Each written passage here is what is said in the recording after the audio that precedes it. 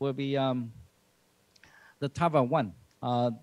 This session will be chaired by Dr. Junpo. He is the academician of the Chinese Academy of Sciences. Is a very well-known cardiologist in China. And also Dr. Ying Wei Xian. He is the vice superintendent of Chengxin General Hospital. And me. There are several commentators, Dr. Li Yongzai, Lin Bingyi, Huang Jianlong, and Lai Weicong. They are the commentators. The first topic will be the Evolut Pro advantage and actual experience. This topic will be presented by Dr. Sanjeevan Pasupati. Let me introduce him a little in a brief. He is the president. He's now the president interventional cardiologist, the director of structural heart disease of the Waikato Hospital in New Zealand. He's the, also responsible for the governance of the cath lab at the Waikato Hospital. His international reputation is founded on testing and developing new devices in structural and coronary disease, and is widely published in this area. He is an invited speaker at interventional meeting worldwide, and is the proctor expertise on TAVI and other procedures. In addition, Dr. Sanjeevan sits on the scientific advisory board and the steering committee for various device companies. So please, Dr. Pasupati, thank you. Thank you very much, Dr. Yan. Thank you very much for inviting me to be part of this auspicious meeting. It looks a very packed program, and hopefully you can see my slides. Are you able to see my slide? Yes. Oh, perfect, perfect. And very nice to see a few known faces. Jenny, hello, how are you? I haven't seen you since I left Vancouver. It's so nice to see you. So many years now. I know, I know. It's a small world, and I can see Ariel down there as well. I know a lot of known faces in here. So, okay, let me, without further ado, I will start off with the Evolut Pro advantage and some actual experience with the Evolut valve. So let's start with a little bit of history on how the Evolut valve has developed as well, and then understand where we are with the Evolut Pro and in fact the Pro Plus that we use now. So the CoValve system, in fact, in 2004 was initially developed as an intra-annular valve, which many people may not realize that in fact it had a bovine pericardial valve and it was used as an intra-annular valve. But being a self-expanding system, it was felt in the intra-annular position, it might have interference with the coaptation. And based on this, the valve was changed to a supraannular valve with a porcine pericardium in 2005, and which was named at the time as a CoValve. And further, a year later, the CoValve was further refined, in fact, to bring the delivery system predominantly from the original 25 French to 21 French to a 18 French system. So we could deliver this valve through a transfemoral system without using a bypass. And that was a major development of the CoValve. And from there on, already the CoValve system had a fairly large annular range that it was serving, but it still had a few issues that needed to be dealt with. And the first development from there, after the Medtronic acquisition of the CoValve technology, was the development of the Evolut valve. So it became the Evolut R at the system. And the Evolut R was the first recapturable self-expanding valve that was developed. And also they brought the valve delivery system down to a 14 French system, which was the smallest delivery system that was available in the market. And then keeping that as the background, so it's a self-expanding system, it's a supraannular valve.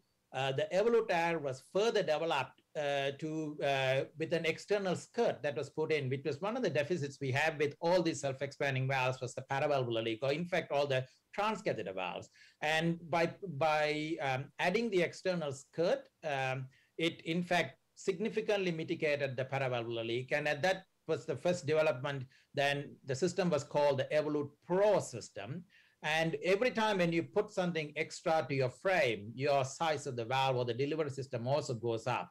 So the Evolut R, which was a 14 French, when it became the Evolut Pro, which is what you are using now, became a 16 French delivery system.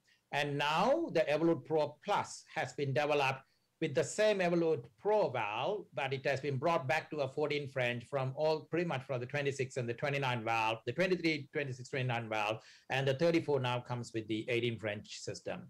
So just to summarize this, so you could see these pictures here. So from the core valve, which was going through an 18 French, Evolut R to a 14 French, and then back to Evolut Pro to a 16, and now back to a 14 French system. So it has pretty much the smallest delivery system currently available in the market.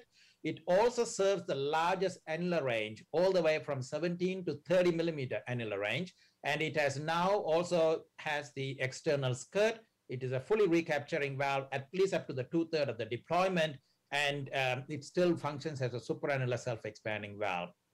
So again, you could see, this is just summarizing it, lowest profile, became slightly low profile, and currently still maintains the lowest profile in the market. It has very advanced sealing mechanism, wide range with recapturable system. So talking about Evolut Pro, which is my topic today, the main difference between the Evolut Pro is the advanced sealing system. So I will show you a case with my experience, how much the advanced sealing has actually changed the way we manage this thing. So TAVI has pretty much become almost a streamlined treatment for most people with aortic stenosis now, especially by the time they're over the age of 65. Some of the concerns that was brought up in the TAVI was the moderate paravalvular leak that you develop from this valve and the accuracy of placing this, and to mitigate the pacing risk as well. So recapturing the advanced sealing has significantly mitigated these issues that has been frequently discussed. So here you can see this is the moderate to severe paravalvular leak with various valve devices through the year period. So this is starting from the Sapien XT to the core valve system. We used to have 15 to 25% moderate to severe paravalvular leak when we started it. Then along the way, you could see with the newer devices, with the better technologies, paravalvular leaks were reduced to about 4, 5%, 6%. And then pretty much the Sapien 3 was the first valve that was developed with an external skirt prior to the Lotus. So the Lotus valve, in fact, was I should say the first TAVI valve that came on with a sealing mechanism that was outside. And it actually blew our mind away. It literally had no paravalvular leak in even the hostile annulus when we used to implant the Lotus valve, except it had other issues with pacemaker, etc., and currently not available in the market. But then came the Sapien 3 with the external skirt, and now you can see the Evolut Pro, which pretty much you can see the CE mark study literally has 0 moderate to severe paravalvular leak in these annuluses that we use them in. So let's go through a case. I have an 83-year-old patient. She's got severe aortic stenosis with a peak gradient 134, mean of 82. AR at that time was recorded as only moderate, mild, and MR was mild.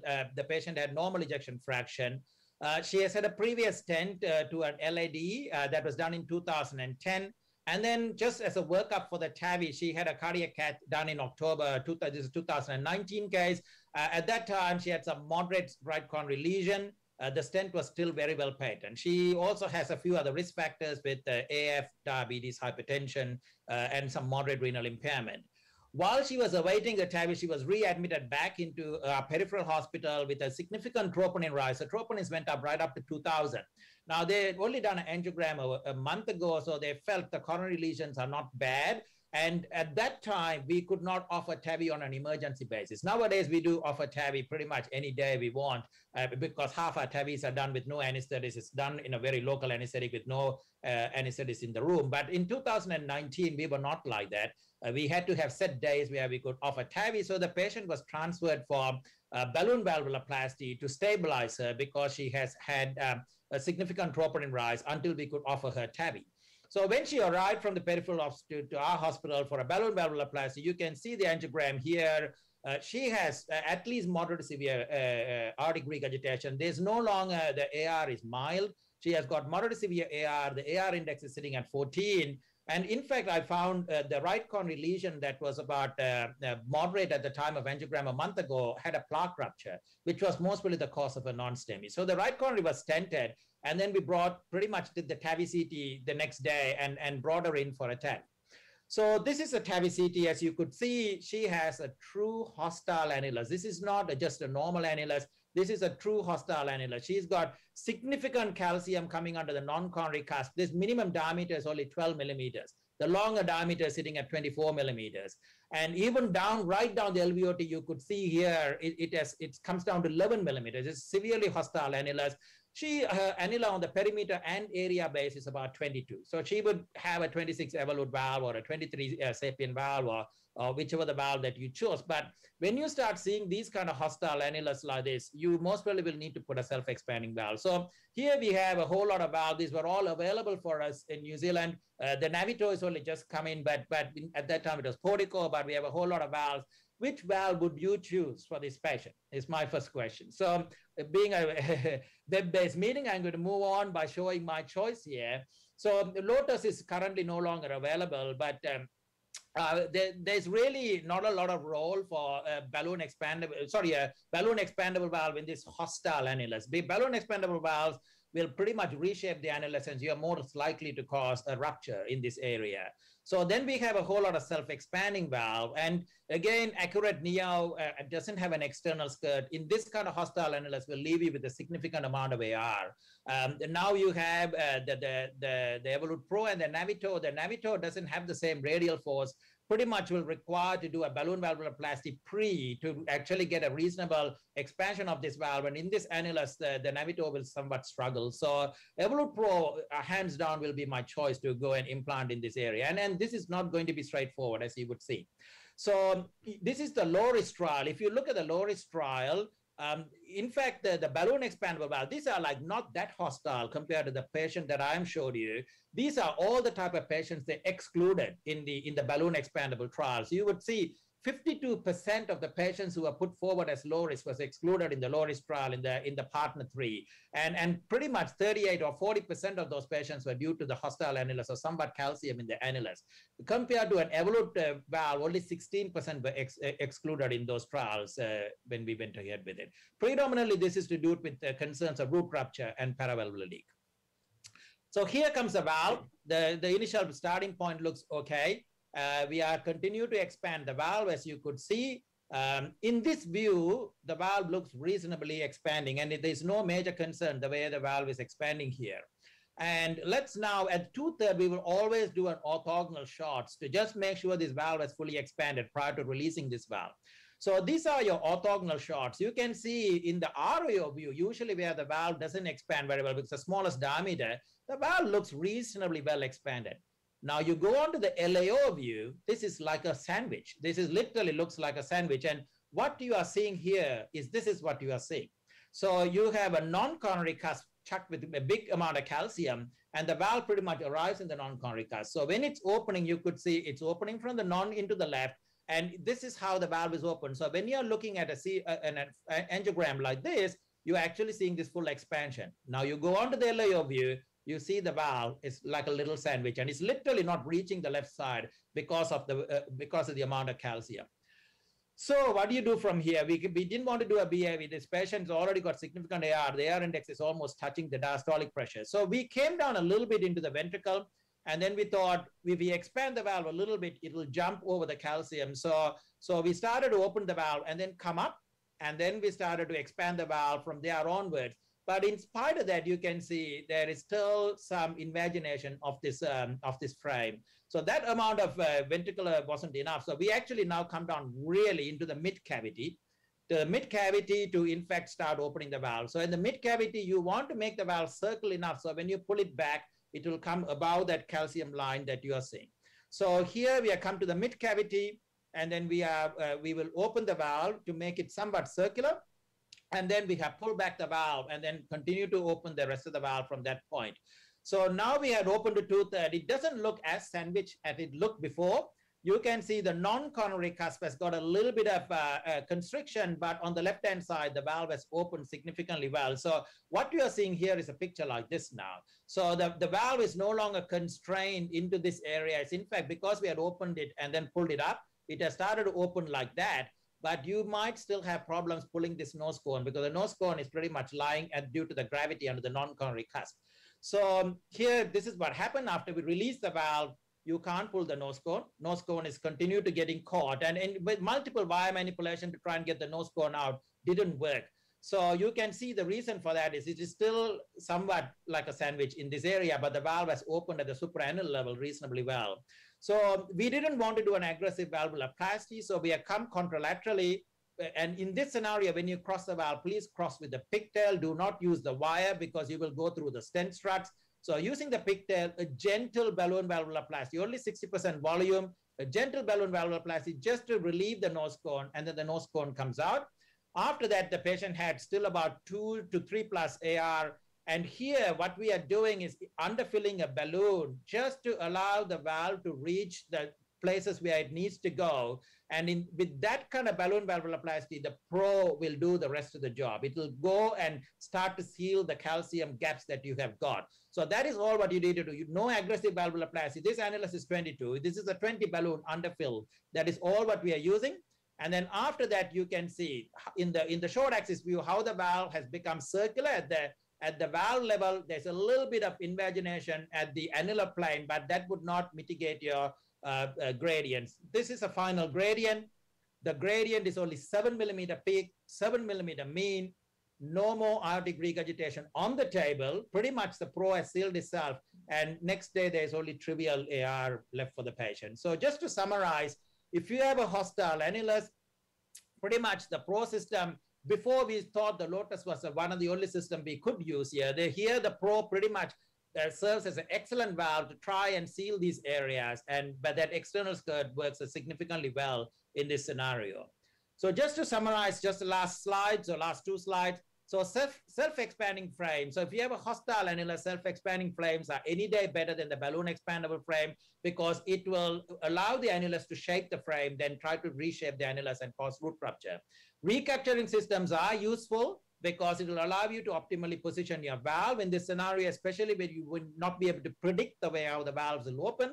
When you have an external skirt, it is very important to try and seal these calcium nodules out. And then a supraannular valve gives you the best hemodynamics in these patients.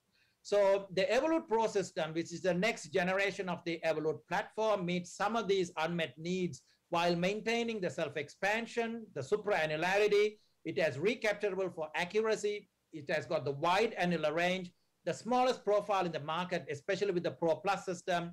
It has got advanced sealing. And this advanced technology helps to mitigate some of the challenges and complications we face in the hostile annulus. Thank you.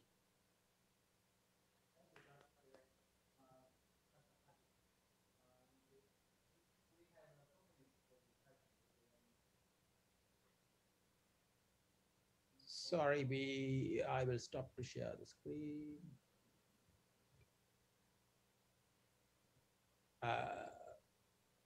I don't think we can hear you very well, Dr. Y. I cannot see also. Sanjeev, before they connect, may I ask a question? Because we have a lot of fellows online to watching your lecture, very nice presentation. My question is, after you deliver your valve, you keep your delivery system in the left ventricle and you pass the pigtail in the left ventricle for the post dilation.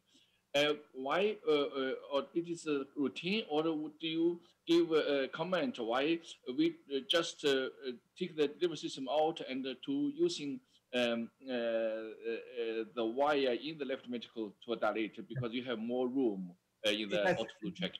Yeah, so Dr. What happened here is this is on my picture. I won't go back to my slides, but the valve still in the non-coronary cusp didn't expand, and the nose cone, because of the gravity, wouldn't come out. We couldn't take the system out. So this is one of the things you need to be very cautious. Sometimes in this system, at least on the left-hand side, the valve has expanded, but on the non-coronary cusp, it has not expanded. Sometimes you will get a valve that looks like a sandwich. And in that scenario, you have to be very cautious because you will never be able to get the system out. So in this scenario, we couldn't get the system out. That is why we had to come down the other side from the contralateral groin and then just use an 8 French system to bring a small 20 mm balloon, but the balloon was underfilled. We didn't want to do anything aggressive so that we don't tear the root. And because if you tear the root and the system still doesn't come out, you are stuck. So we just want to do a gentle valvuloplasty, enough to get the system out. And then once we have got the system out, then we did further valvuloplasty, because then if there's any complications, we can at least put a second valve or do something. So that is why it was done in 2 stages to try and mitigate the scenario. Thank you very much. That's a secret check today. Thank you. I have one question.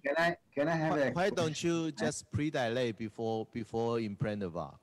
The patient already had significant AR, and the AR index was 14. The diastolic pressure was almost touching the EDP of the patient. So patient was very, very unstable. The systolic pressure also was very low. So we were almost dealing with a patient who was semi-shocked as well. So with all of that on board, I think a balloon and insulting this valve further might have caused problem. And while we do that, if we rupture the root or something like that, we would have been in even more problems. So that is why we decided that we will do the valve implantation first, and then we will expand. And even then, didn't want to aggressively expand, just expand enough so that the frame can get to the right places and then allow the pro to do the rest of the job.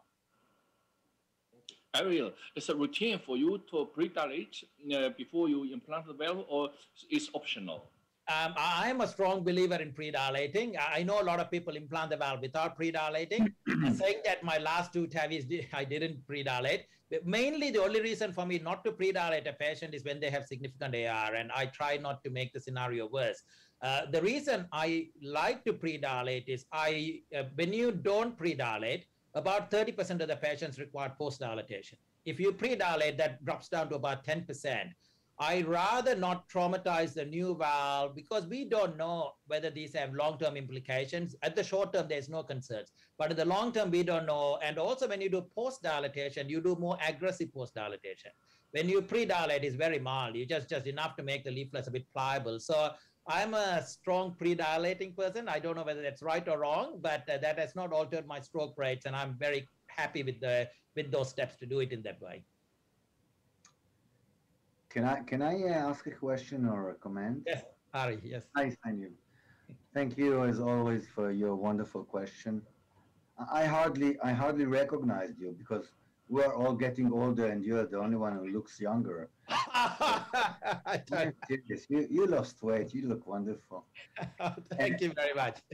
I have 2 comments. First, this is the first time whether I truly understood that you used kind of a trick that pre-dilating with the valve itself while starting to implant deeper to have a stronger radial force and then go upper and implanting it, right? This is, I got to admit, something I've never ever thought of.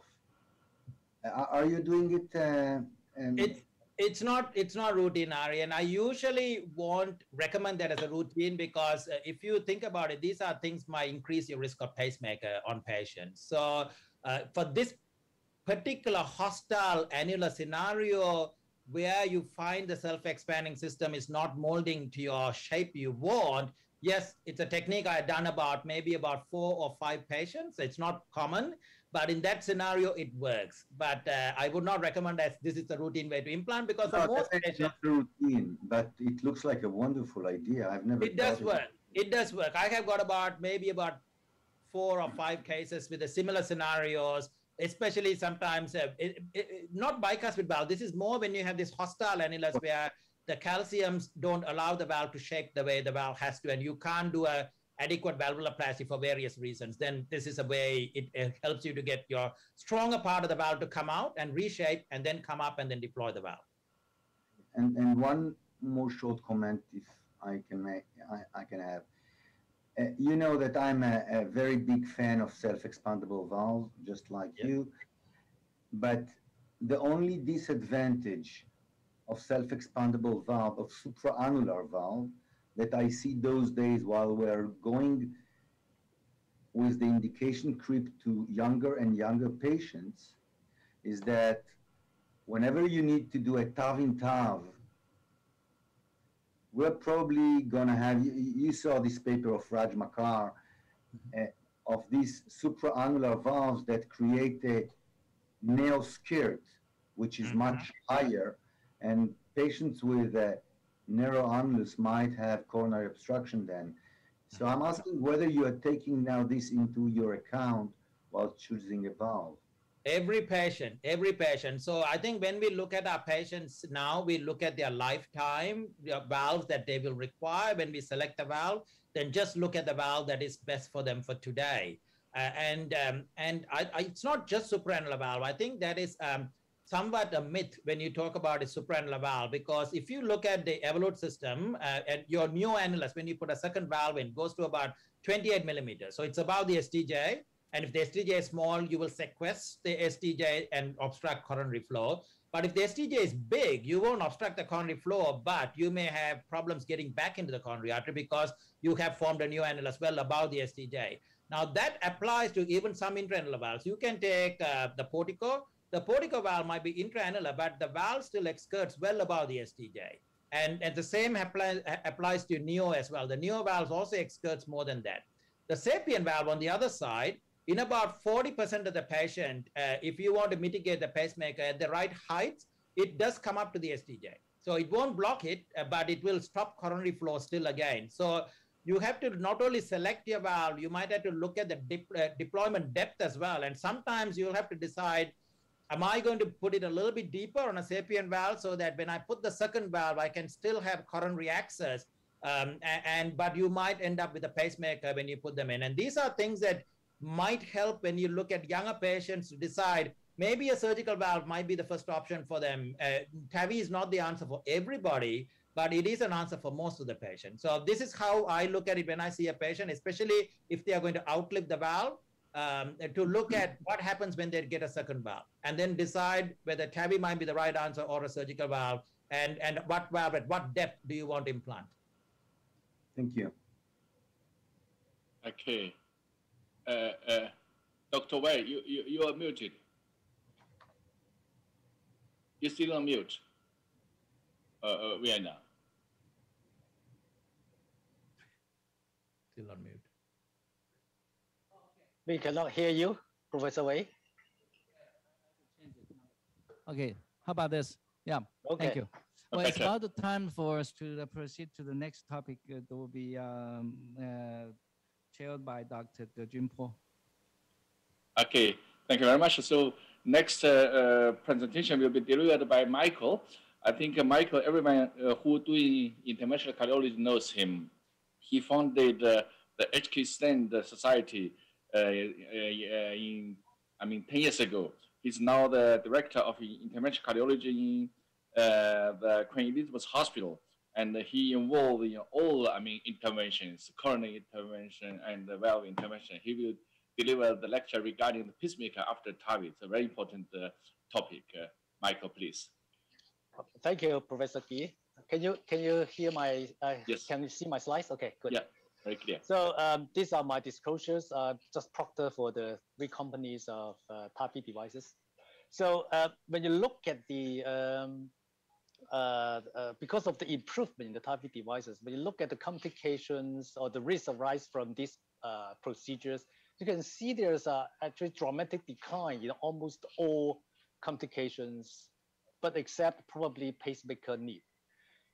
The main reason is the proximity of this conduction bundle right below the annulus and very close to especially the non-coronary cuffs.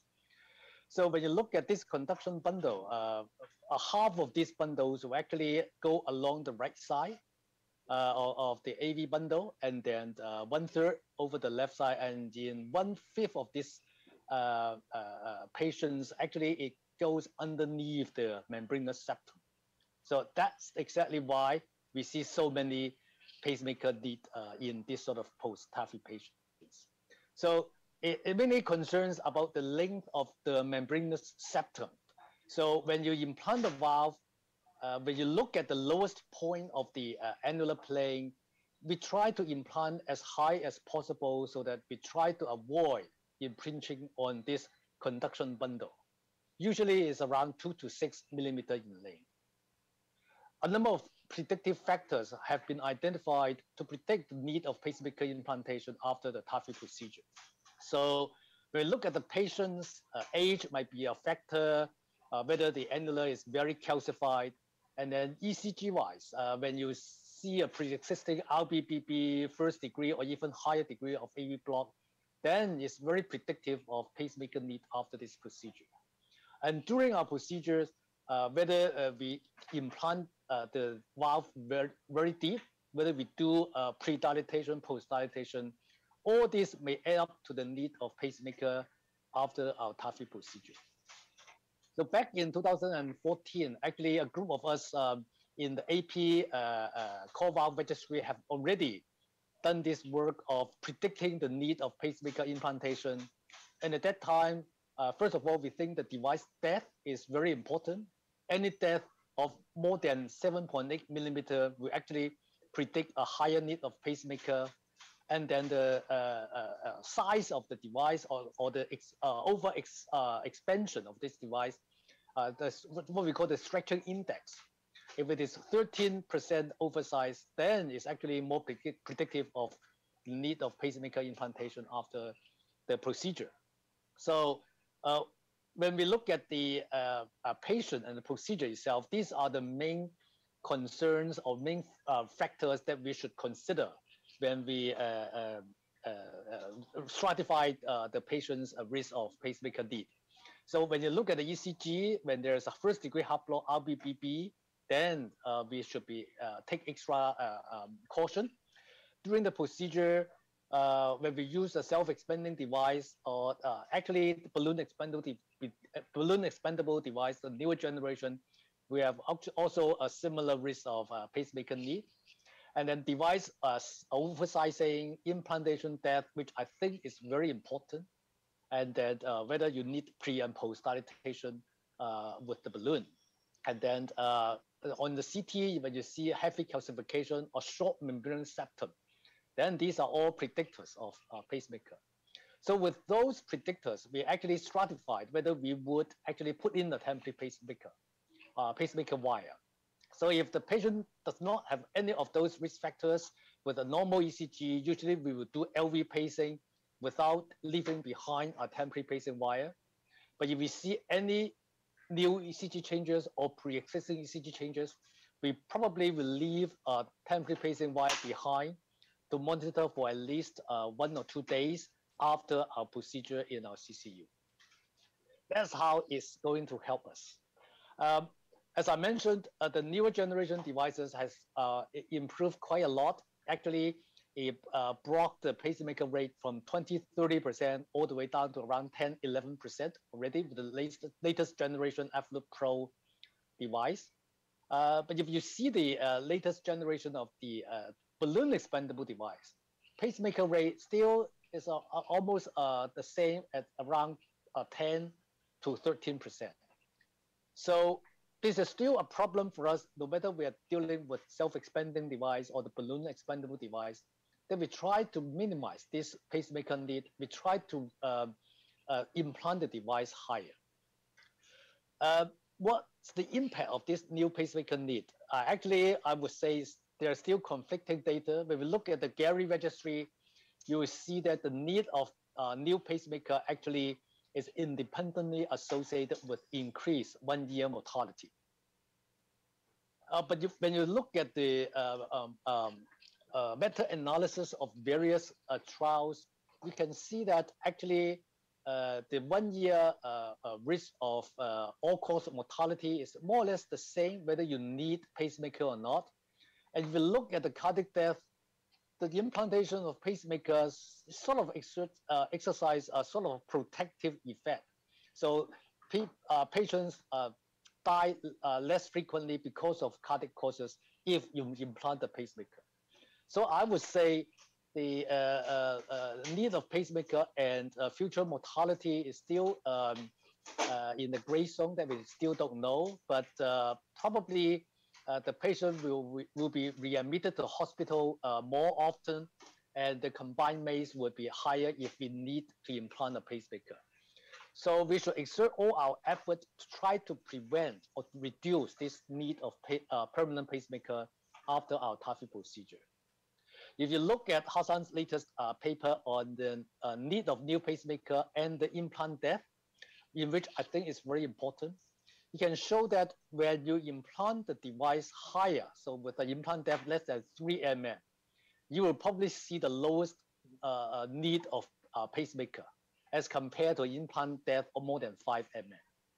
And better still, if you can implant a device high enough so that it would be less than the total length of the membranous septum, then the pacemaker rate is even lower. So this is something we should bear in mind when we do this TAVI procedure in this era.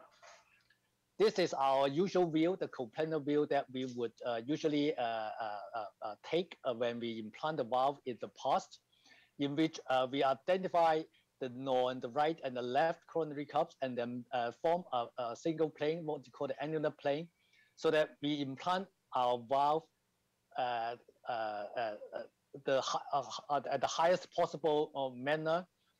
But actually, this is a sort of not the lowest point that we are looking at. What we found that if we use the cups overlap view with the right and left coronary cups overlap together, and then exposing the non-coronary cups on the left side, actually you can very often identify the lowest point of this annular plane. So if we depend on this plane, we implant a valve here, then we can be sure that this is actually at the lowest point of the annular plane, so that we are sure that we can implant high. So Medtronic has actually revolutionized this technique by suggesting that the implant depth should be between 3 and 5 mm. By looking at the markers and by actually, first of all, identify the lowest point, the non-coronary cups with the pigtail, and then we will start the deployment of the Evolut valve at the midpoint of this pigtail catheter, so that when you gradually implant the valve, if gradually release the valve, actually the frame will actually go down to the point of 3 to 5 mm as we expected. But if it is too high, like less than 1 mm, or if it is too low, more than 5 mm, the recommendation is try to recapture the valve. So to deploy the second time, because if it is too high, then we are risking the valve migration after release. If it is too low, then we defeat the purpose of decreased need of pacemaker, and the chance of affecting the conduction system will be much higher. So a lot of centers, particularly in the US, have actually utilized this technique, and different centers have shown a dramatic decline in the need of pacemaker after the use of this technique. So currently the pacemaker rate is, I would say, in the range of 4 to 8% with the use of this cups overlap technique. And in one particular US center, you can see the need of pacemaker drop from more than 20%, actually all the way to 4%. In our center, we actually started to use this technique in the year 2020.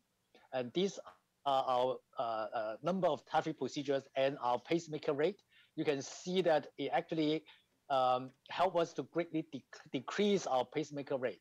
I can tell you over the past 1.5 years since 2020, out of the 70, 80 patients undergoing TAVI, we have only one pacemaker need so far for this 1.5 years by using this cups overlap technique. So let me give you a few examples. This is one of the cases that we done a few months ago. It's an Evolut R 29 mm. You see what we are aiming at is to start in the middle of the pigtail catheter and then gradually release the valve. And then you can see actually the valve will move down a bit, and then and the final position will be around the 3 to 5 mm that we are targeting at. And at the end or the before annular contact, we can actually fast pacing the patient at 120 per minute to make the valve more stable, and then to achieve this result. So this is the result that we can achieve with this overlapping cups overlap view, and this is the usual coplanar view. You can see a very, very satisfactory deployment of the valve, and then or even after deployment, we think the valve is still sort of under-expanded. We post-dilate. It allows us to post-dilate, and even after post-dilatation, you can see both in the cups overlap view and the coplanar view, the depth of the device actually well controlled within 3 to 5 millimeter, without much aortic regurgitation. Even when we're using the big valve, this is the Evolut out 34 mm that we just did last week. You can see that with the use of this cup overlap view, we can identify the lowest part of this annular plane, and then we start deploying the valve in the middle of the pigtail. And then after annular contact, you can see actually very satisfactory depth of the valve. I would say 3 to 4 mm in the cups overlap view, and then actually a very, very good height again in the coplanar view. This is the final position. We need to post-dilate again because of the calcium over the left coronary cups. And even after post-dilatation, you can see the valve is very, very nicely located with a sort of high implant at achieving a depth of between 3 to 5 millimeter. So in summary, I would say the need of pacemaker is very dependent on a number of factors. There are patient-related factors, elderly patients, pre-existing LPPB, first-degree heart block, and especially with a short membranous septum, then actually it is actually more predictive of the need of pacemaker after TAVI procedure. And during the procedure, there's something we can control. We try not to oversize the valve too much, and then try to implant the valve high, aim at high implantation by using the cups overlap technique. This will actually decrease the need of pacemaker implantation after our procedure. So when we move to younger, lower risk patients, I think this is even more important. We try our very best to minimize the need of permanent pacemaker implantation after our TAVI procedure by using this cups overlap technique. Thank you very much for your attention. That's all I want to share with you. So thank you very much, Michael. Any comment? Well, Michael? Yes. I have a question. Yes, please go ahead. When you deal with a patient with low coronary takeoff, how do you trade off between the implantation depth and the coronary obstruction? Right, that's something we need to consider, of course. Sometimes if it is really low, we probably would protect the coronary. If the sinus is too narrow, if it is a big sinus, I don't think we will encounter much problem, even with high implant. But with narrow sinus, short coronary, that's something we need to balance the risk and benefit. Then sometimes we might need to implant a little lower, but sometimes we might need coronary protection with the stent as well. That's something we need to consider as well during our procedure. Put the valve higher. I mean, you still aim at a high implant. As far as possible, I will still aim at high implant.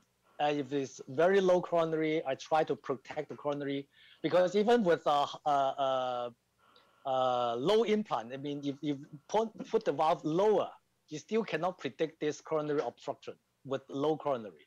So probably I will protect the coronary and then still aim at high implant as far as possible.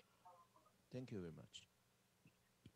Michael, that's a very nice. Thank you. Hi, how are you? Nice to see you. Nice to see you. Nice to see you.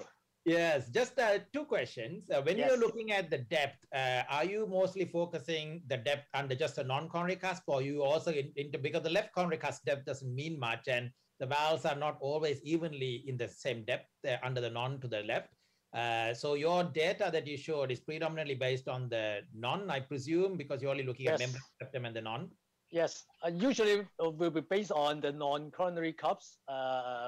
But of course, as you know, it depends very much on how the valve will self-center at the end of the procedure.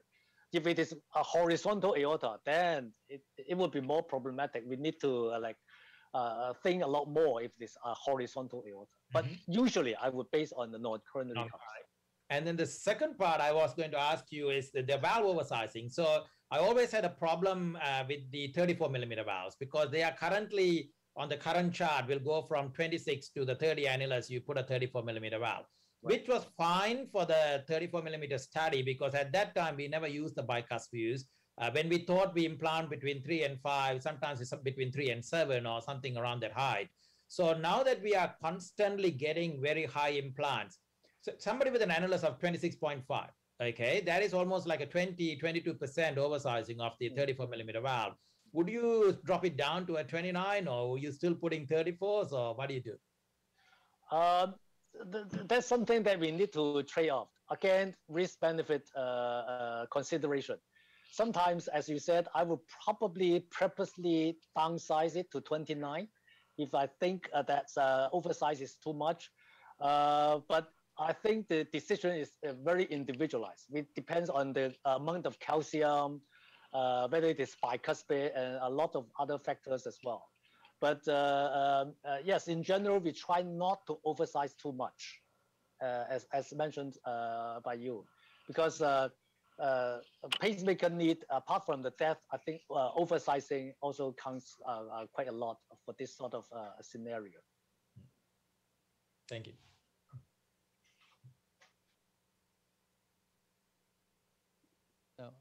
Okay, so the third topic, okay? Okay. So the Thank third you. topic will be presented by Dr. Ariel Finkelstein. Ariel, so glad to see you again. You look still the same, you know, as you mentioned. That you didn't feel that you look still younger, very younger. Yeah. So, Dr. Ariel Finkelstein is the director of cardiac catheterization, Tel Aviv Medical Center. So he's going to present us with the topic of TAVR, the minimalistic approach. Thank you, Dr. Yeah.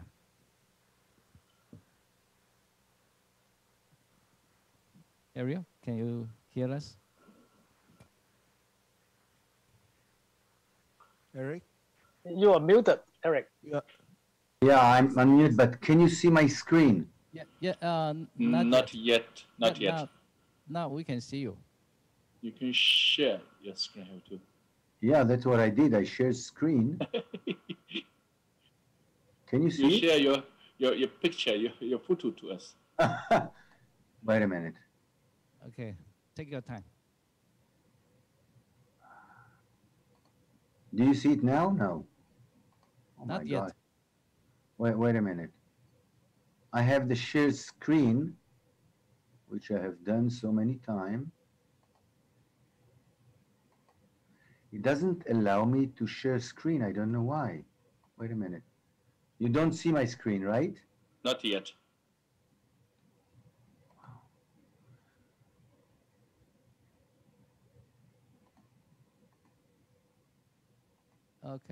Okay. So let's. Not yet. Would you move to the next speaker and I'll arrange it while? Sure. Yeah. Need to take some time, right? Wait a minute. Oh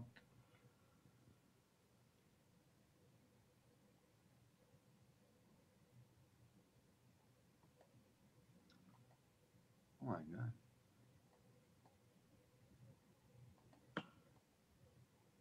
It's not sharing. I'm pressing the share screen, and this is not allowing me. I don't know why. Hi, I can, I'm the next speaker. Do you want me to? Yeah, will you try now? I'll try to. Yeah. All right. I'm sorry. Okay, I'll be Is up. that all right? Yeah. Oh, I'll share my screen then. Is that okay? Not yet.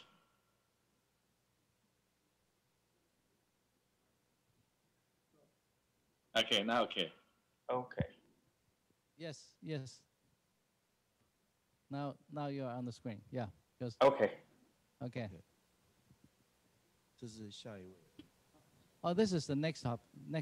Okay. Yeah, this is the next topic. Switch to Dr. Mann for the talk first before you, and you take time to handle your computer. Dr. Mann is from Thailand, the Royal College of Physicians of Thailand. He got his continuing medical education certificate in TAVR, transcatheter intervention in Vancouver St. Paul Hospital. I think he started program very early, and it will be the one of the earliest pioneer in Asia region. So I think he can provide us some deep insight into the how to manage complicated case, TAVR cases. So Dr. Mann, please start your talk. Thank you. Yes, thank you very much. My topic today is on TAVI in shock patients. This is my disclosure.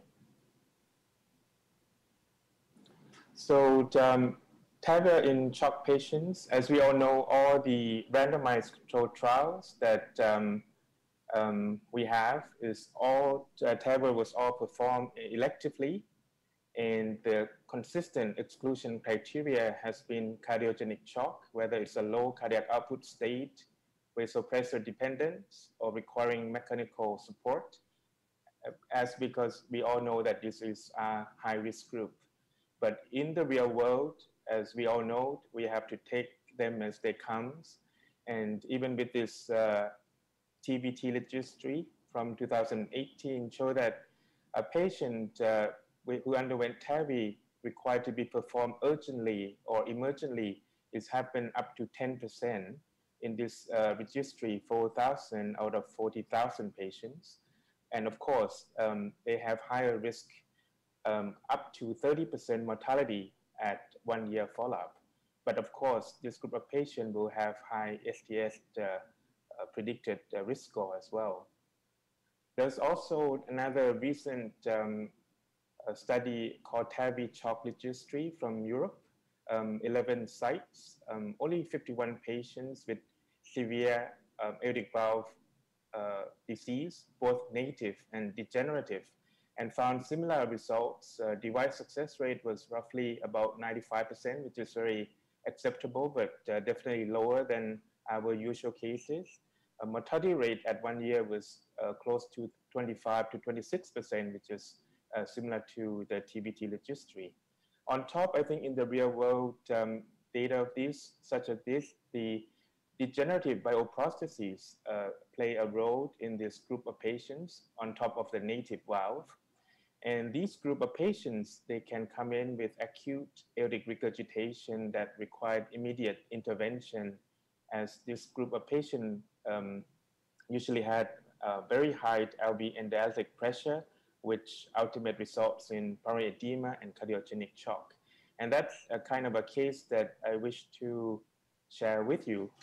This is a case we did in our institution about October of last year. It's a 74-year-old man with a BSA of about 1.8. He presented with dyspnea at rest with typical orthopnea and PDND symptoms.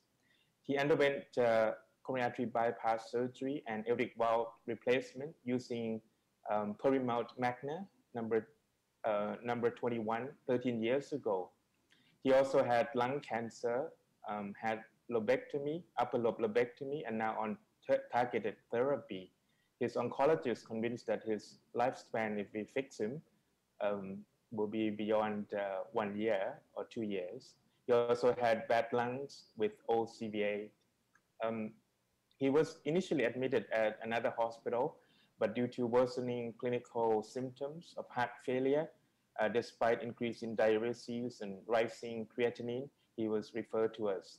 When he came, he doesn't look well. He had these bounding pulses, to and fro murmur at aortic valve area, crackles of both lungs, and a pitting edema. This is the transthoracic echocardiogram show the degenerative bioprosthetic valve with a severe aortic regurgitation in a valvular origin between left and right commissures. There was no vegetation seen and no PVL. There was also moderate mitral regurgitation, and the ejection fraction has much declined. It was normal earlier, but now dropped to roughly 30 to 40%.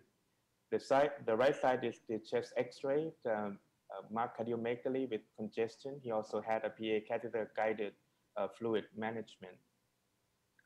He underwent urgent coronary angiogram. We found that his all graft, including lemur graft, were occluded. And as you can see here, he has a very tight left main ostium stenosis with a long proximal mid-LAD stenosis, as well as circ and a distal RCA.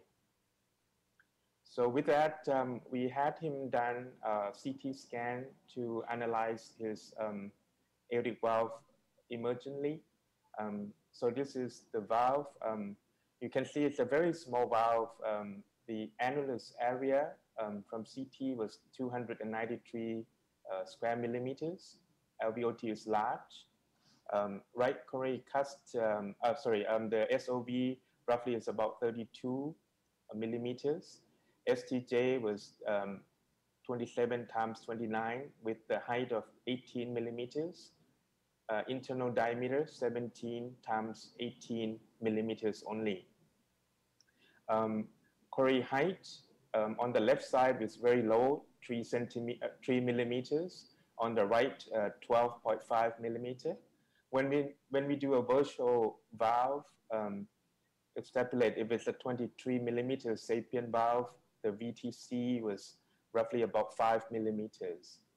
Luckily, this patient had no issues on access. We can do both legs. As we use this aortic valve app, the valve used for this case was Perimount Magna, number 21. The true internal diameter was 19. So with this valve, we can either use Sapien 3, 21 or 23, or the Evolut RR23.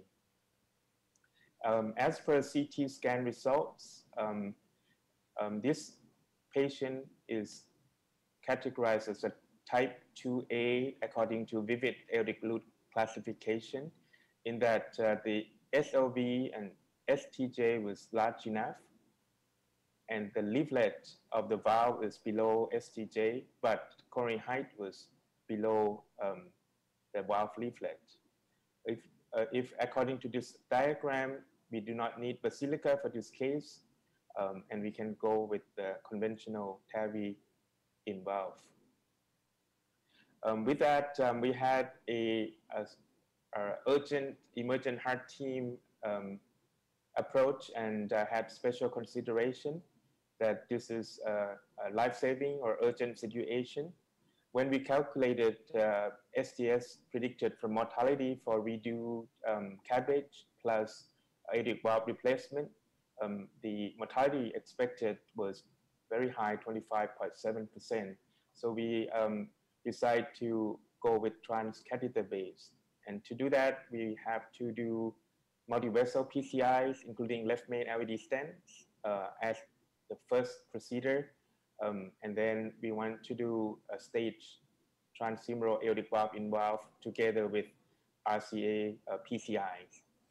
Nonetheless, special consideration for this particular case is that it's a very small bioprosthesis to begin with a high risk of permanent pacemaker after valve in valve.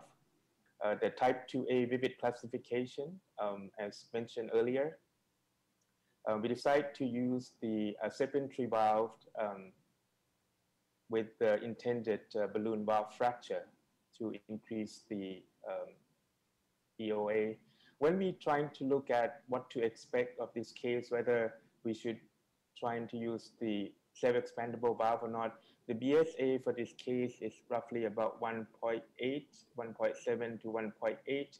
So if we use a Sapien, I think it's acceptable.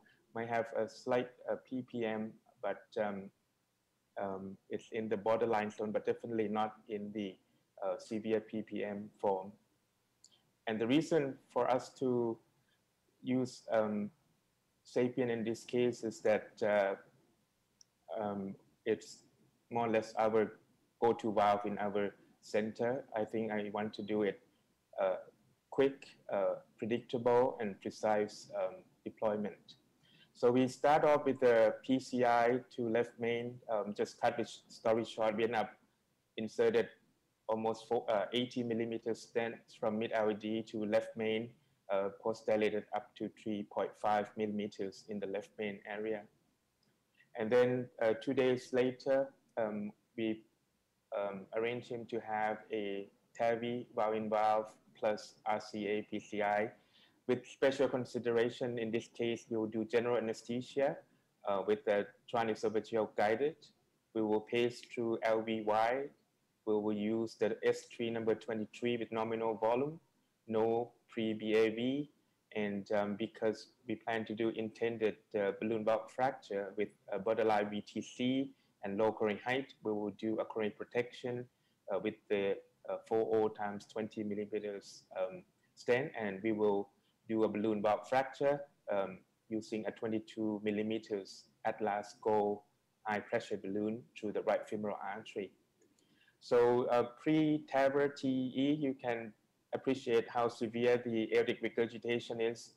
The aortic valve pressure half time is 159 milliseconds, and confirm that the regurgitation is within the valve. There was no paravalvular leak.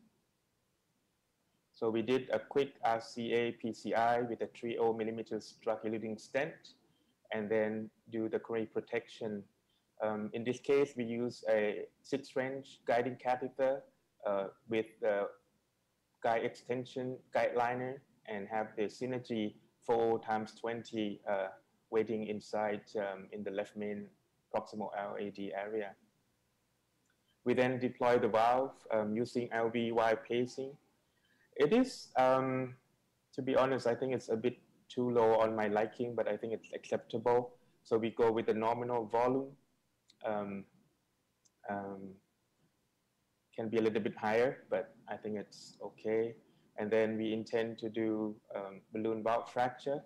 And we had measured the gradient across the aortic valve prior BVF. It was 13 millimeters mercury, which is not so bad. And then this is a BVF using an Atlas Go, and at about 22, 23 millimeters, there was a sudden drop in the blood pressure. And then we decide that it's okay. It doesn't have the full fracture as I hoped for, but given the circumstance, we were quite happy. After that, we did repeat the hemodynamic gradient after the balloon valve fracture. It drops from 13 to 10 millimeters mercury. And so we were okay. After that, we have checked the coronary artery. There was a slight low flow in the left main. At that moment, we decided to deploy the Synergy 4O times 20 from left main, chimney out to ascending aorta. There was a slight pinch during inflation, but on the high side, I think the slow flow could be that sometimes when you leave the 4 millimeter stent in the left main LAD, sometimes that can compromise the flow a little bit. But anyway, we thought that to be on the safe side, we had deployed the chimney stent. And then we did post-dilated with high pressure balloon. We look at the configuration of the stent, and we decide that we don't need to put a second layer of stenting in the chimney stents. This is the echo imaging during the procedure. You can see there's no paravalvular leak. The valve functioned very well. and the mean gradient with even with echo was 11 millimeters mercury. So we decided to stop. And this is the last picture. You can see that the coronary flow was okay. The valve is stable, and the hemodynamic gradient reviewed 9.7 mean gradient, LVAO gradient. So we were quite happy with the results. So the patient also did very well. He was very stable, hemodynamic afterwards, no need for inotropic support, no free of heart failure and shock. He, however, went into acute kidney injury and temporarily on hemodialysis for about 2 to 3 weeks. Eventually, he was able to wean off hemodialysis and go home without it. The hospital stay of total of 40 days, and the medications at discharge in terms of antithrombotic was DAPT, aspirin, and clopidogrel. And as you can see, an EKG was fine. He also had a follow-up. The mean gradient of the valve went up to about 22 millimeters mercury, but when calculated, adjusted for EOAI, it was 0.84, so it's borderline low ppm. Importantly, the ejection fraction, which could contribute to an increase in flow and gradient, is that the ejection fraction after fixing has returned back to normal 60%, and the mitral regurgitation also improved. You can look at the X-ray on the right side here that the heart size has markedly smaller as compared to the original X-ray I showed you. So he recently followed up at 8 months, and he's been doing reasonably well. I would say NYHA class 2 and no heart failure hospitalization since. So I just want to conclude in terms of TAVI in shock patients that I think with our knowledge, our skill with TAVI, I think TAVI can be used as a rescue to a patient with cardiogenic shock, as long as aortic valve is the culprit pathology, and it has to be performed properly at a timely fashion. Aortic valve involved in aortic valve prosthetic valve failure with shock is also a viable option, like in this case I show you. I think urgent or emergent heart team decision is the key of success, so it's important to adapt accordingly. And I think for this particular case, and I think in our region, small surgical bioprocess failure will be our challenge, because this patient will be at risk of high residual gradient and patient prosthetic mismatch, despite our effort of optimization of TAVI sizing and deployment, and even with intended balloon valve fracture. Thank you. Thank you, Dr. Mann, for your excellent case. I think this is a really educational case with dysfunctional surgical bioprocesses and the low coronary takeoff, needing coronary protection and the stenting. And how about any comments from the panelists? Man, how are you? Yes. I'm good. A long time. Very nice to be on the very nice case, and nice rescue of getting the patient on a shock patient. Hey, I just want to ask you about assessing for coronary obstruction. I know you had a VTC of 5, so which is not very high risk for coronary obstruction. But with the stents being in there, like you said, you can always be fooled that you have a true coronary obstruction or not. So in your experience, how do you decide that when to put that chimney stand? So you have a concern, you always put it on your way out. Is that your usual practice, or? No, I mean, that's a tough question, because I have another case that doesn't look like it's obstructed, but and wait and trying to do FFR or even IVUS, and it's very difficult to gauge sometimes, Sanjeevan. I think in this case, on the high side, as I mentioned, I have to admit, when in this case, we put a very long stents in, and we parked that stents in the left main IVD for a while, and once we checked, the flow looked compromised, so we end up putting in a chimney stents. But on the high side, I think for this particular case may not completely required. But if we're gonna put it in, I think we want to make sure that the stent is well expanded, and make sure that we post-dilated or even put in a second stent to improve the radial strength. Yeah. Yeah. Any other? Dr. Mann?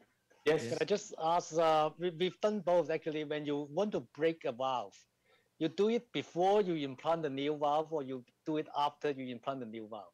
I don't know the exact answer. We've done it both ways, but what's the usual practice now? For me, I do other valve as well. If it's pulmonic, I break it before, because I think it's very well controlled. But I think for aortic, I do it afterwards. I think it's, as the patient as sick as it is for this case, I just want to stabilize my TAVI valve and then BVF afterwards. Yeah. Well, sorry, what's the chance of breaking the new valve then? So far we have been fine with it. I mean, in terms of long-term durability, no one can tell. Yes. But I think for the SAPIEN, you know, we can dilate them a lot. Another day I just did 29s, and I increased another 5 cc, and you know, I think the valve is well made. Let's put it that way. But I cannot tell the long-term results.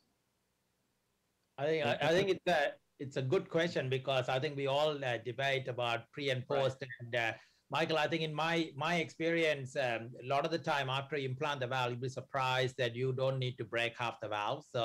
So why put the patient through the risk of pre-fracturing these valves when you may not need to? Especially when you sometimes put a supraannular valve, your gradients looks much nicer at the end when you finish. The second part is when you fracture these valves, the balloon that you are using to fracture is still not that big compared to the size of the valve that you put in. So here the ID man has taken a 22 balloon. Yeah, we use a 22. And it's a 23 SAPIEN that he put in. So he's never going to get this valve balloon that big enough to even the deployment balloon size. So it doesn't affect it. And personally, in this particular scenario, even though the app will say 23 Evolut, my experience for all the 21 Carpenter-Edwards valve or Magna valve, I always put a 26. And the valve is constrained around 24. And I have 90% of the time I never had to fracture, but when I had to fracture, again, a 22 balloon, it's usually well within the size of that valve. So for me, that is why it's been my approach. But again, we do not know the long term of using low compliance balloon in this scenario. But short term, I find that it is a much nicer way to do it. Okay, we have last question from an audience. He asked that what was the cause of AKI in this patient? Oh, poor. I mean, he was in poor hemodynamics or coronary procedure? Oh, no. I think he had quite compromised kidney function in the first place. And when he was in shock, tissue perfusion was not the greatest. At one point before he was referred, he was required a very large dose diuretics, but with poor forward cardiac output. I think that's the reason. And on top with the contrast media with our procedures and investigations. But I think in our experience, if we fix the heart, the kidney will come back in most cases. Okay, thank you very much. Yeah, thank you. Let's move to next talk. Eric, is your computer okay? You are mute. Okay, we see it. Okay, please start your talk. Yeah. Can you see it and can you hear me? I think Eric is our old friend. He already been with us for 5 years. Okay, can you hear me? We can, Ariel. All right. Thank you so much for inviting me, and I'm so happy to be in Taipei, always. Next year we'll be meeting each other, hopefully. My name is Ariel Finkelstein. I'm from Tel Aviv Medical Center. And I'm going to talk in the next few minutes about the minimalistic approach for TAVI, and which is quite a debate even for me. Well, this is my conflict of interest. Now, the goal of TAVI minimalism is just trying to make TAVI a simple PCI-like procedure that will, in the very near future, be performed in essentially all anatomically suitable patients and will be performed by interventional cardiologists in a low cost and in the cath lab. Now, the basic components of a minimalistic TAVI is, of course, no general anesthesia, no TEE, a percutaneous transfemoral, and in the cath lab, but close enough to the OR. Well, this kind of minimalism is here, as a matter of fact, almost 12 years. So we went one step further, and we're talking about extreme minimalism, and this is with no attendance of anesthesiologist in the room, no surgeon in the room. The cath lab is in the cath lab with no access to the OR because our OR is 4 stores down of the cath lab. No routine ICU, and our vast majority of patients are going to the ward after the procedure, and rapid ambulation and early discharge. So I'm going to talk a few words about the local anesthesia, the early discharge, why should we do it, and how should we do it. So just regarding anesthesia, I don't know if you know, but the first time of anesthesia in the world is in the Bible by the creation of Eve from Adam's rib.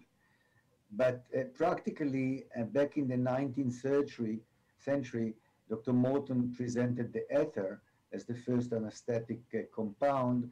Later on, the chloroform, the cocaine, and then in the early 30s of the previous century, the pentothal was introduced.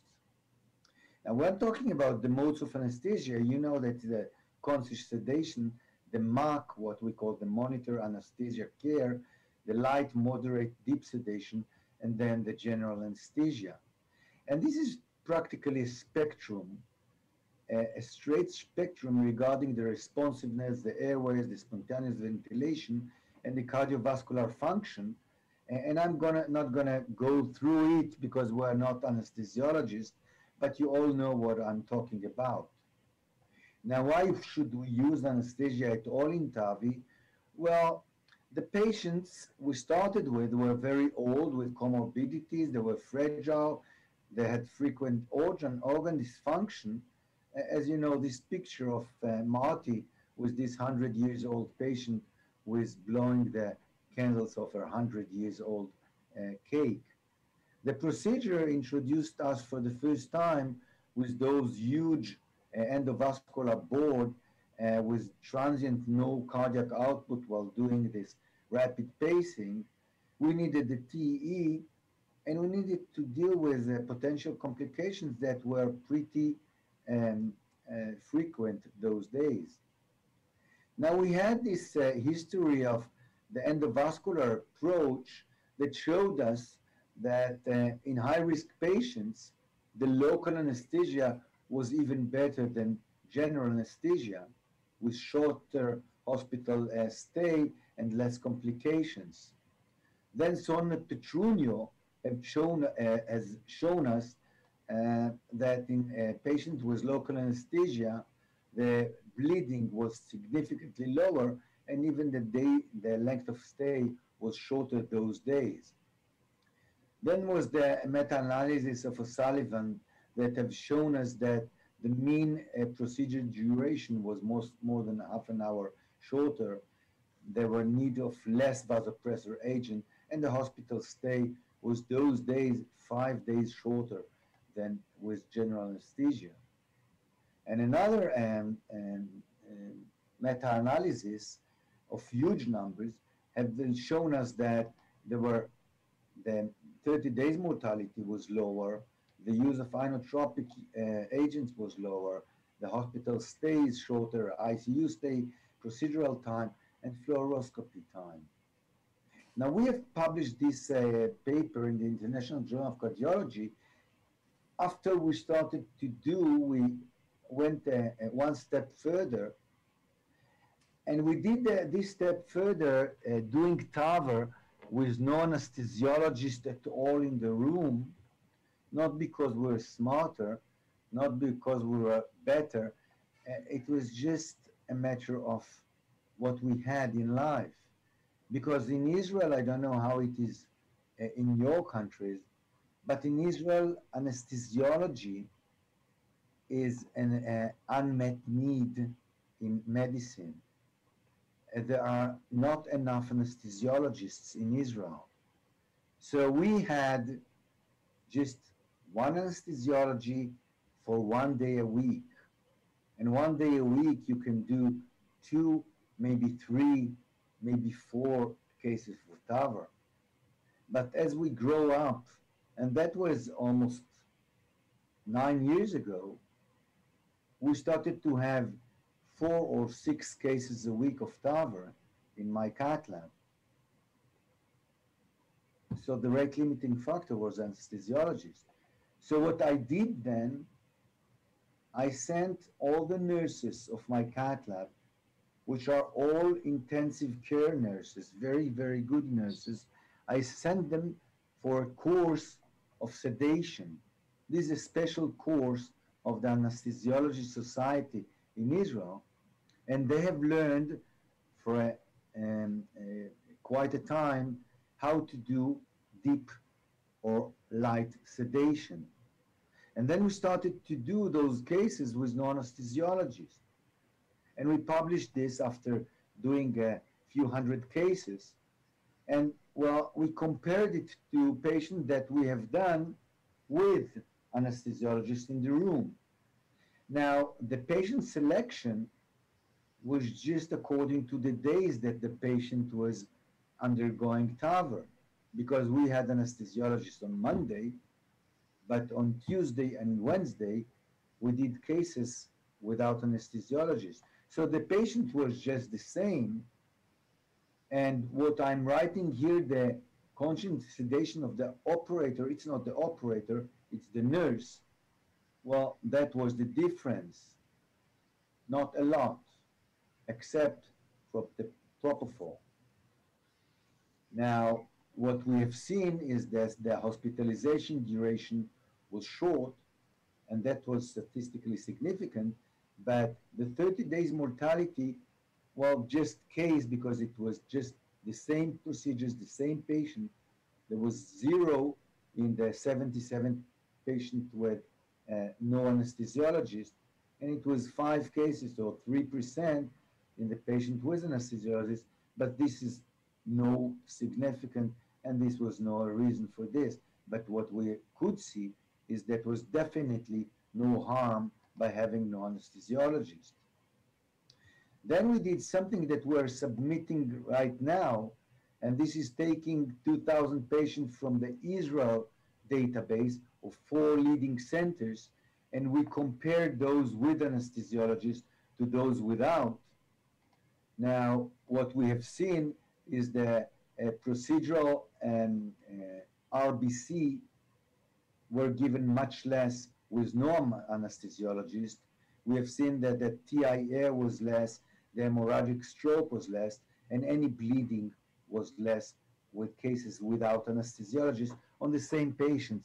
So it's definitely not because we have or not have anesthesiologists, but definitely no harm. Now, regarding early discharge, well, we know those papers that shows that the early discharge went on and on in the history of TAVR. And even a few years ago in Vancouver, the mean length of stay was somewhere between 1 to 4 days in the vast majority of patients. We all know this paper of Philippe Généraux that have shown us this patient discharged at the same day. Now, back 6 years ago, 64% of patients were discharged within 3 days. And the main reason not to be discharged within 3 days was either conductive disorder or vascular complications. Now, regarding this, we know that new pacemaker and transfusions were the main factors not to discharge, and this is true for today as well. So we have seen that a long time, and this is a very beautiful paper of Isi Barbas from Sheba Medical Center in Israel, that have shown us that the vascular complication when we were introduced to the ProGlide went down with the major vascular complication to less than 2% as opposed to what has been before that. In the Tel Aviv Medical Center, regarding the pacemaker implantation, we went down to very, very low numbers, around 5–6%. And this went as well translated into a very, very long length of stay to about 2.5 days in the last 2 years. Now, why should we do it? Well, we should do it first of all because the target of TAVR presented by Alain Cribier and by Jean-Claude Le Baudet was to do this procedure percutaneous easily like PCI. And we have seen that a long time with the second and third generation valves, all outcome went better and better. A very good reason to do it is the cost, because the main driver of cost is the complication and what we call everything else. Now, everything else makes it an awful lot of money when you're doing it with the standard approach as opposed to the minimalistic approach. And money matters because we know that the aging of the population is going up and up, and the numbers of TAVR procedure is going up and up according to this slide of Martin Leon a few years ago. And this is going to be an awful lot of money. So how should we do it? Well, we're hospitalizing the patient the night before. He is getting pre-medication. He's getting pre-medication 1 hour before the procedure. And on the procedure, he's getting local anesthesia plus mild sedation, but definitely not deep. We are using peripheral venous line, oxygen mask, saturation, no Foley catheter, and here the 6 French for sheath, and the other side, the 14 French. And this is what the room setup, with only the operator, the second operator, yes or no fellow, the nurse, and the technician. Here standby is an echo machine, but no anesthesiologist in the room, and no surgeon in the room. And this is what my cath lab looks like. Yeah, this is me, the nurse, and the technician, and that's all.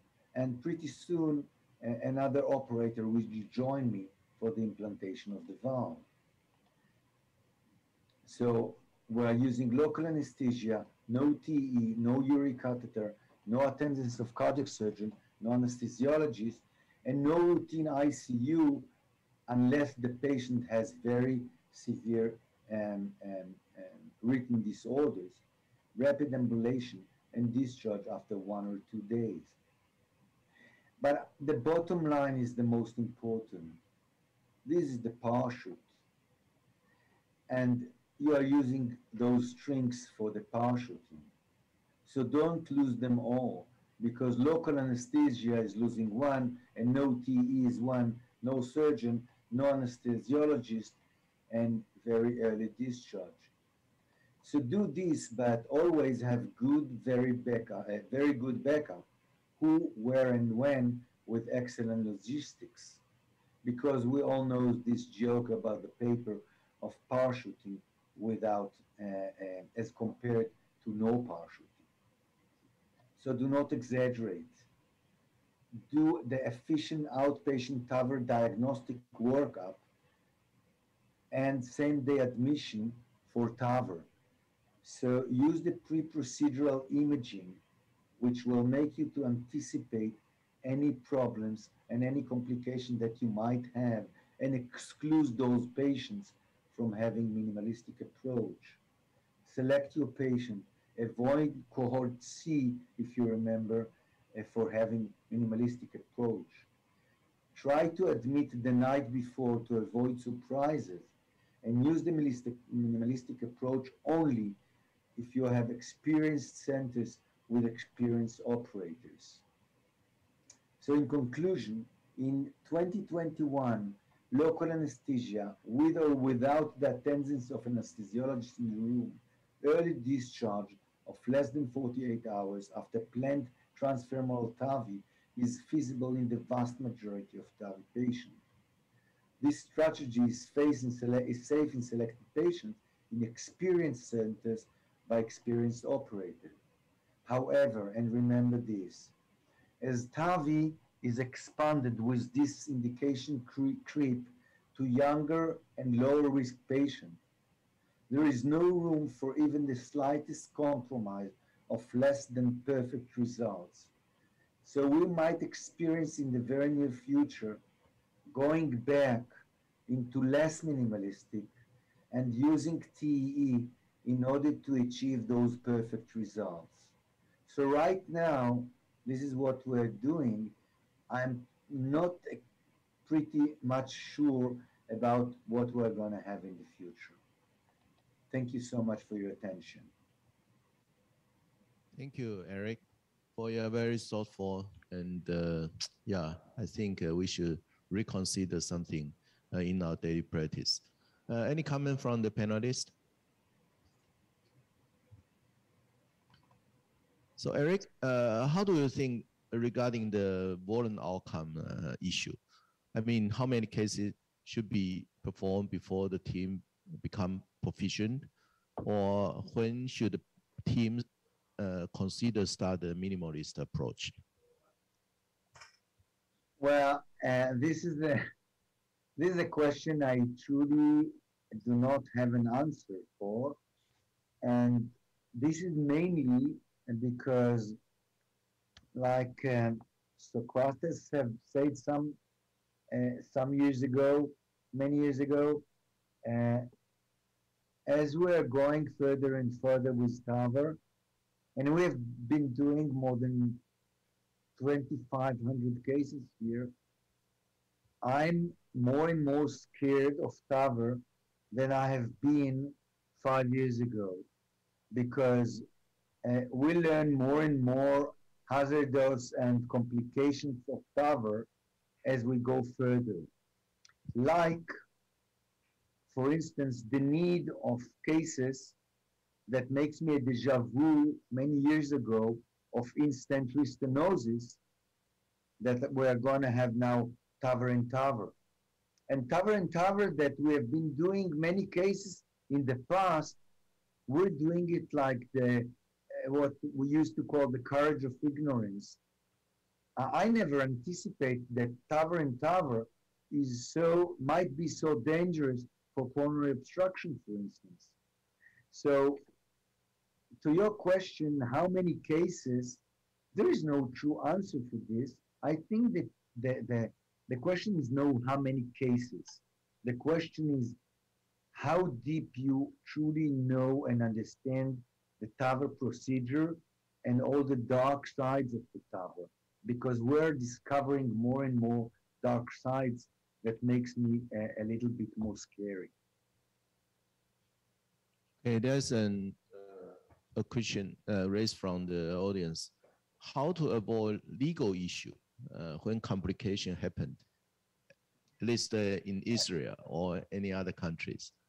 Well, you know, we have checked this very, very thoroughly, and we created informed consent that writes exactly what we're doing. and we are letting the patient read it and explain it to him. But in the bottom line, there is no single piece of sentence that dictates TAVR to be with the attendance of anesthesiology. Go to the guidelines, to the European guidelines, to the American guidelines, and I'm not sure whether Israel is the only country in the world that is sticking to both guidelines.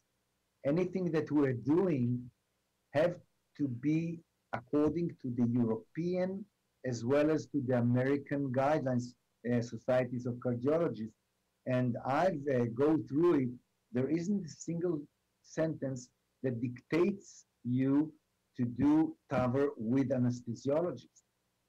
There are many other things that you need to do, but anesthesiologist in the room is not something that is written there. So legally, it's not a problem. The problem is whether you feel safe enough. And look, let's be honest. If you need anesthesiologist, you need it for two things. One is for intensive care, and the second is for anesthesia. Now, we all know that anesthesia we do not need. We need sedation. And I can tell you that our nurses, after having this course, knows exactly how to give this mild sedation, which is, by the way, much better than the deep sedation. And regarding intensive care, well, no offense, but all the people around me here in the cath lab are people who are working in intensive care. I have very good fellows who are doing resuscitation and intubation as good as any anesthesiologist. We're dealing with hemodynamic changes, shock, etc., as good as any anesthesiologist. And don't tell anybody, but whenever you have a true catastrophe, like tearing the aorta, I haven't met a good anesthesiology that will save me or the patient. Okay, Eric. we won't talk to anybody about that. Okay, Eric, let's Eric, move to the last talk. Last question, Eric. Michael, so nice to see you. You look Yeah. great. So what's your view on same-day discharge TAVR procedure? I don't know how many are doing this, but... No. This is definitely something that I resist. Okay. My routine is to discharge the patient 2 days after the procedure. If the patient has a pacemaker, and no whatsoever vascular complication and good outcome, I discharge him the day after. But the same day, I'll tell you what, I do not discharge the same day PCI. I hold the patient, maybe I'm wrong, and there is a long time that we do not see stent thrombosis anymore. I'm sorry, I'm moving into stents, but you know, we're still discharging patients after PCI the day after. So I don't find a good reason to discharge a patient after TAVI the same day. No way. Right. We are doing next day discharge, but not the same day discharge TAVR patients. Thank you. Thank you. Thank you for your comment. But okay, guys, I think that really the bottom line is to stay humble with TAVR. Okay, I wanted to show the minimalistic approach, but stay humble and you know, patient-tailored approach. Yeah, I think that's the best strategy. Okay, the last talk of this session will be delivered by Dr. Micheal Reardon. Dr. Micheal Reardon is the distinguished chair of cardiovascular research and the Department of Cardiovascular Surgery, and professor of cardiovascular surgery at the Houston Methodist Weill Cornell Medical College. Today, he will deliver a talk entitled "Hemodynamics Matters." Please, Dr. Reardon. Well, thank you very much, and thank you for inviting me to be part of this conference. And Eric, it's good to see you. I'm sorry I haven't been to Israel in a long time. There's just been no travel. I hope we do meet in Taipei next year. And these are my TAVR conflict of interest. I'm pretty much conflicted across the board, so I think they all somewhat even out. And I do think if we're thinking about lifetime management, how to pick, it is good to just very quickly review the randomized trials that have gotten us where we are. There was, of course, the PARTNER 1B randomized trial against medical therapy that include balloon valvuloplasty, 20% survival advantage at every year out to 5 years. When Jeff Popman and I did the core valve extreme risk, we could no longer randomize, but we used a performance goal. And that performance goal, if you look at the 5-year survival for TAVR, it's exactly the same as it was in the PARTNER extreme risk trial. So in the US, that got approved for use. We go on to the high-risk trials. It's important to remember what the primary endpoints were in all these trials. In high risk, the primary endpoint was all-cause mortality. For PARTNER 1A, there was no difference from 1 year to 5 years, so non-inferiority. And for the core valve high risk, it was same endpoint, all-cause mortality. Statistically superior for TAVR in years 1 and 2, but by year 5, there was absolutely no difference. And of course, it then got approved. Then we go to intermediate risk. We went to the PARTNER 2A trial and the TAVI trial. We changed our endpoint because of the strokes that we saw in PARTNER 1A. The FDA asked us to add strokes. So both these are the primary endpoint of all-cause mortality, disabling stroke. It was non-inferior in the PARTNER 2A trial at 1 year, and it was non-inferior at 2 years using Bayesian analysis and full 2-year analysis in the TAVI. Now, one thing that is a little worrisome is that the 5-year data was presented by Vinod Thirani, and you see that the primary endpoint curves cross at about midway. And so this trial and TAVR will be followed up for 10 years. And of course, we hope these curves don't continue to diverge in the wrong direction for TAVR. Then we ran to the 2 low-risk trials, less events. So you either had to add patients, add time, or add events. Mike Mack and Marty Leon chose to add events and chose a primary endpoint of all-cause mortality, all stroke, or hospitalization. Jeff Popman and I chose a little more conservative, all-cause mortality, disabling stroke, like we used in the intermediate risk trial. The other thing to remember is that when the PARTNER 3 trial came out, SAPIEN 3 was already commercially available, so all the operators already had experience with this, and you were required to have transfemoral access. In the core valve low-risk trial, we used all 3 generations of valves, some core valve 31, about 3/4 the second generation Evolut R, and about 23% Pro. We did not require femoral access, but 99% were a transfemoral access. And as I said, we used a 2-year endpoint with a Bayesian analysis that allowed us an early look when 850 patients had passed 1 year. And the baseline characteristics were amazingly similar. The mean age was about 73.5 in PARTNER, about 74 in Evolut low risk, about 1/3 female and 2/3 male, a little bit different than the other trials that were 50-50, mainly because females tend to have a higher STS risk, and a lot of them got bumped into intermediate risk. And the STS score 1.9 across the board.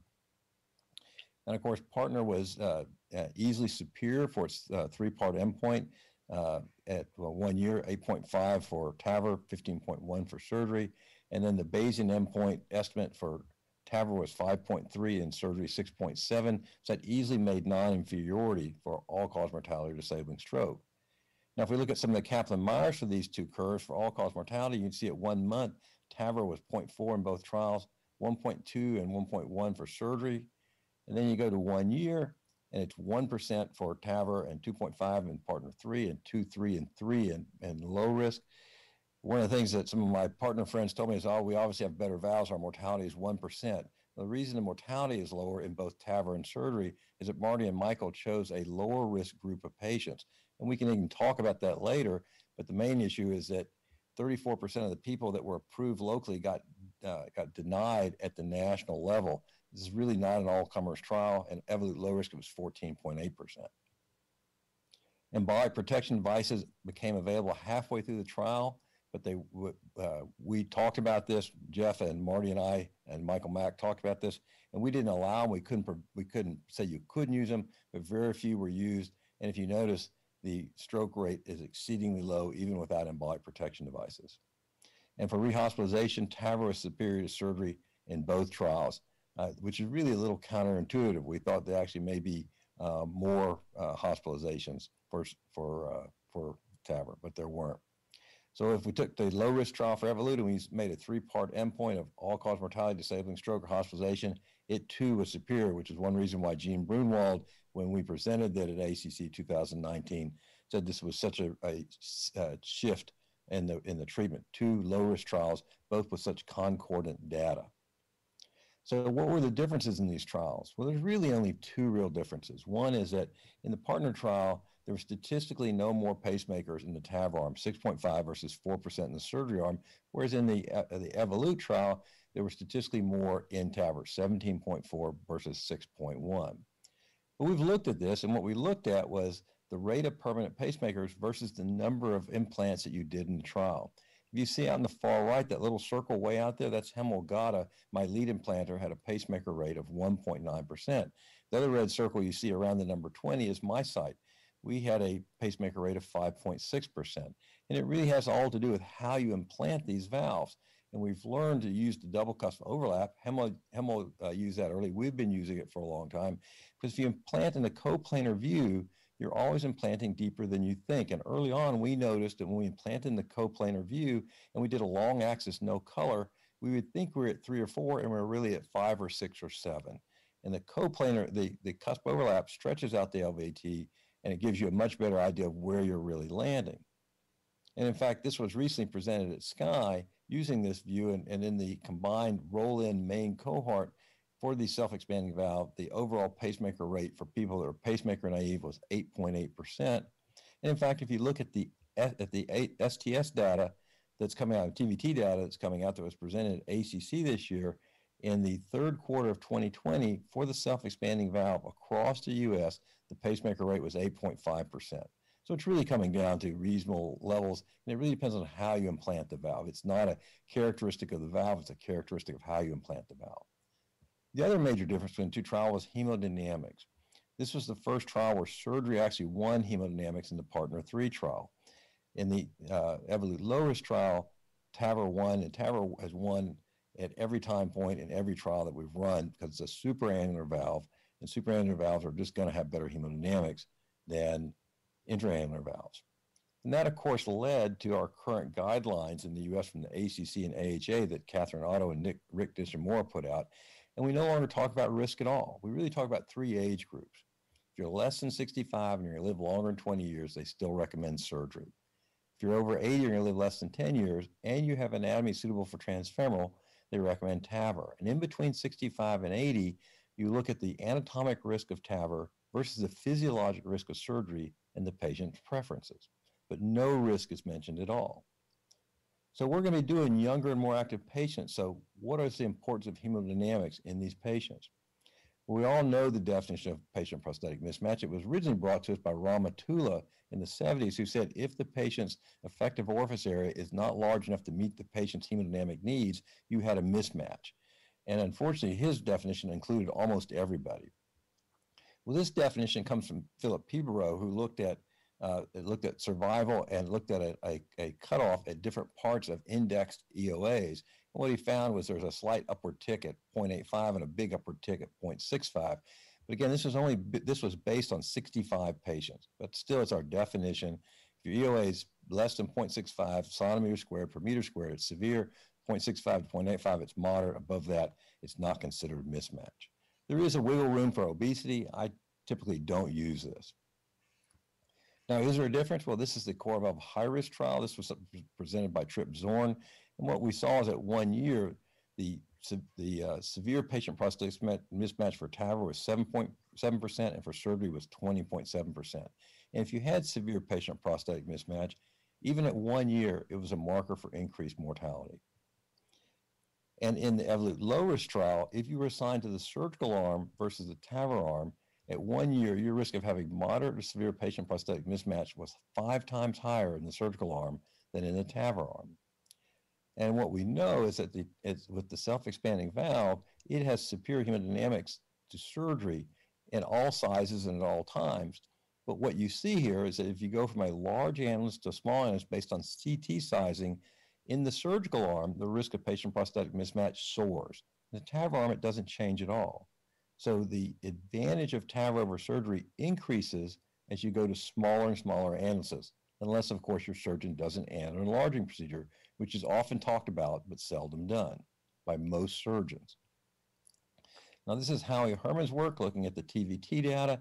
And what Howie showed was that if you had severe patient prosthetic mismatch with a TAVR, even at 12 months, it was a marker for increased mortality. This is Philip Peebro's work again. He looked at all the randomized trials and found that in both arms in all randomized trials, there was patient prosthetic mismatch. And the more mismatch you had, the higher hazard ratio was for mortality. Now, this is Fallon's work looking at the STS data. And what he looked at was almost 60,000 patients having an isolated aortic valve who are 65 years or older for a 10-year period, much like what we're doing in TAVR. And what he showed with surgical valves, and there's no reason to think that TAVR valves won't behave similarly, is that any degree of patient prosthetic mismatch significantly decreased your long-term survival and increased your readmission rates for both heart failure and reoperation. And this is Fleming's work showing that if you had patient prosthetic mismatch, it was a marker for early structural valve deterioration. In fact, what he showed was there was a number of markers for structural valve deterioration, but there was only one thing that showed a decreased late survival and increased structural valve deterioration, and that was patient prosthetic mismatch. This is from Doug Johnson, the Cleveland Clinic, and what he showed was for surgical valves, if you came out of the OR with a mean gradient 20 or above, your risk of patient prosthetic mismatch soared, which is one reason why we use 20 as a marker of you're starting to get into trouble.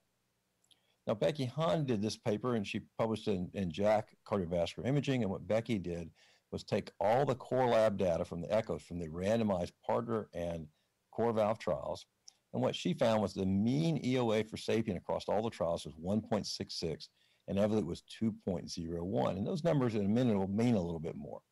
She also created these charts. We don't use SAPIEN or SAPIEN XT anymore. We use SAPIEN 3. And you notice that a SAPIEN 20 has an EOA of 1.22. That's pretty moderate AS just to start with. And it goes up as you go to bigger valves, of course, and the mean gradient goes down from 16 down to single digits. But what I really want you to focus on is the DVI. DVI is what you really should look at prosthetic valves, because measuring your LVOT in a prosthetic valve is always difficult to do. And so the DVI here is 0.42, meaning the mean aortic valve opening compared to the mean LVOT opening is about 42%. For self-expanding, we don't use core valve, we use Evolut. Again, you notice that the EOAs go up, the mean gradients, all single digits, but go down, but the DVI is 0.61, meaning the aortic valve opening is 60% of the LVOT opening. DVI is great because it's indexed to flow. It's a ratio above and below, and it's indexed to that patient's LVOT size, which indexes it to that patient size. So this is really a better monitor of what kind of valve you're getting into somebody. And this is, of course, what it is. And just remember, DVI really just represents aortic valve area to LVOT area. If you look at the low-risk trial and you looked at moderate and severe patient prosthetic mismatch and compare the Evolut low-risk versus partner, it's much, much higher in partner because it's an intra-annular valve, not a supraannular valve.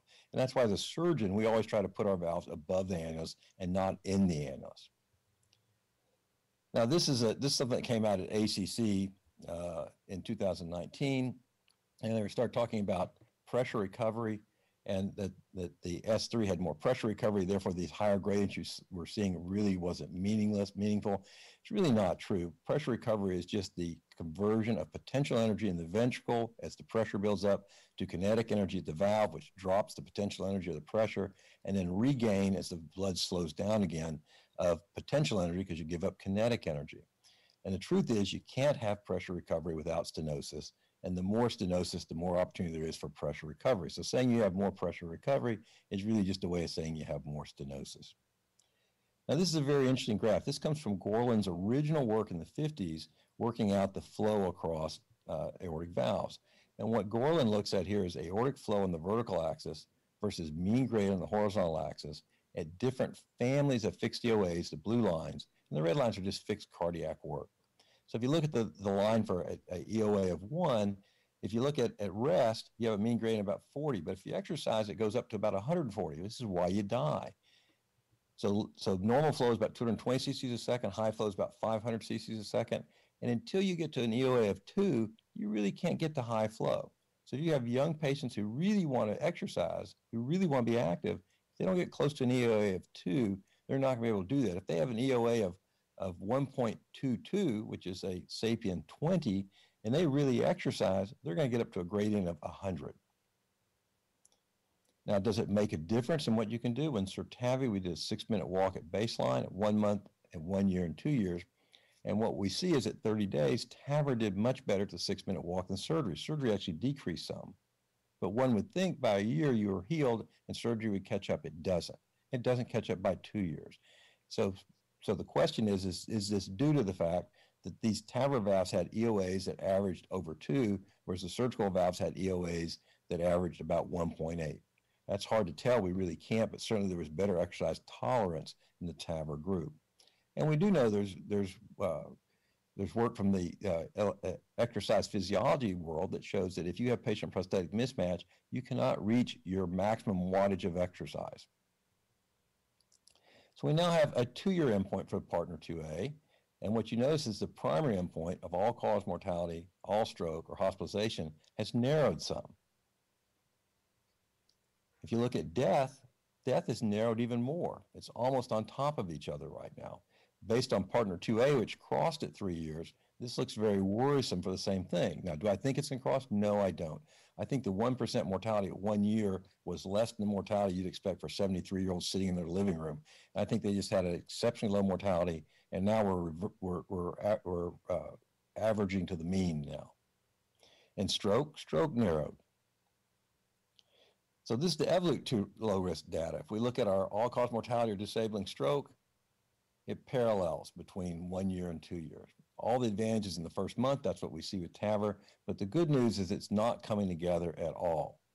And if we look at all-cause mortality or disabling stroke, for 2-year data, it's the same thing. It's not coming together. Now, is this due to better hemodynamics? I think that's certainly one part of it. And we do have some individual data that shows that improved hemodynamics improves your durability. And if you look at just moderate structural valve deterioration, defined as a mean gradient over 20 and increase over 10, then there's about twice as much in surgery as there is in TAVR. Now, a little bit about durability. You know, what we're really interested in is structural valve deterioration, not non-structural thrombosis or endocarditis. As surgeons, we've been looking at this for years. This is just an example of 10-year freedom from explant. That's really not a great definition, but it's what we've been using. But look at some of these trials. There's one that has at 10 years, 1 patient left, and they're claiming 10-year durability. You should know that any trial, once you get to less than 20% of your starting numbers, you should cut your trial off, and it's no longer a valid statistical trial. And in fact, if you look at the mean times, they're really nowhere close to 10 years. There's one with a mean time of 2.5 and claiming 10-year durability. You really can't do that. And we're seeing more and more reports of early valve deterioration in certain surgical valves. We have a whole run of trifecta valves. They're failing within the first 3 to 7 years now. In fact, in my site, we really won't use that valve anymore. And we have some pretty good longer-term data. This is Lars Sondergaard's NOTION study, the Nordic study, which is a very forward study. It was built for superiority and a 3-part endpoint for anybody 70 or above, randomized against surgery. And what you see is there's really no change in the red TAVR lines for mean gradient or EOAs. You see surgery starting to creep up, which is what we see with most surgical valves around 7 to 8 years as they start to stiffen. We see no difference in the all-cause mortality at 8 years between TAVR and SAVR, and we have a lot of 5-year data that's out there. We also did CT studies on both low-risk trials mandated by the FDA, 200 in each arm, and the core lab for both trials was Philip Blanque and Jonathan Leipzig up in Vancouver, and they defined HALT as having no leaflet involvement, 25%, 25 to 50, 50 to 75 or greater than 75% of the leaflet. And if we really look at it, and we look at it as severe HALT of 50% or more, which is what we think would be important, if you look at what Jeff Palma presented at ACC 220, what we see is there's more severe HALT in surgery at 30 days than TAVR and at 1 year. But in PARTNER, there was actually more severe HALT in Sapien than in surgery. So these valves are different. I think it's the different material. Bovine pericardium is thicker. It's more likely to develop HALT, I think, and that's played out pretty much in most of our literature. So really my conclusions are hemodynamics matter. they matter for improved survival, they matter for quality of life, they matter for valve durability, and these matter more and more as your patients become younger, lower risk, and more active. Well, thank you very much for your attention. I'm happy to answer questions. Thank you very much. Because of the time, we can only allow maybe one short question. Any comment? Or comment? Can I have one? Yes, Eric. Michael, thank you for, as usual, outstanding talk. And this is a question not just for you, but for anyone in the panel. And I'm asking this in spite of the fact that I'm using about 50% balloon expandable and self-expandable. But I would like to have one good reason to use a balloon expandable in a case of valve-in-valve. I see it again and again, and I think that if there is a single subset of patients that there is no doubt that the huge advantage of a self-expandable supraannular and retrievable valve is valve-in-valve. So maybe I'm missing something, but is there any reason to use a balloon expandable valve in those cases? There could be. So if you have a 27 or 29 pericardial valve, then it probably doesn't matter because you're going to use a big balloon expandable valve. If you're worried about your coronaries, there could be some reasons, but I just operated on a lady who had a 19 trifecta, which was too small for her to begin with. And when that failed, instead of sending her to surgery, they put in a 20 S3, which made her no better at all. And we operated on her, did an annular enlargement, and put in a 25 pericardial valve. I've done several 19 trifectas with self-expanding valves and come out with mean gradients of 12.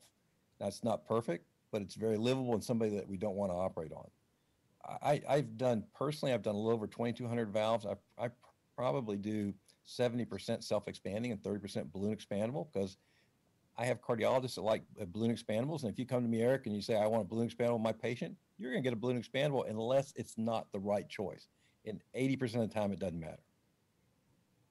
But for valve-in-valve, almost always, you should use a self-expanding.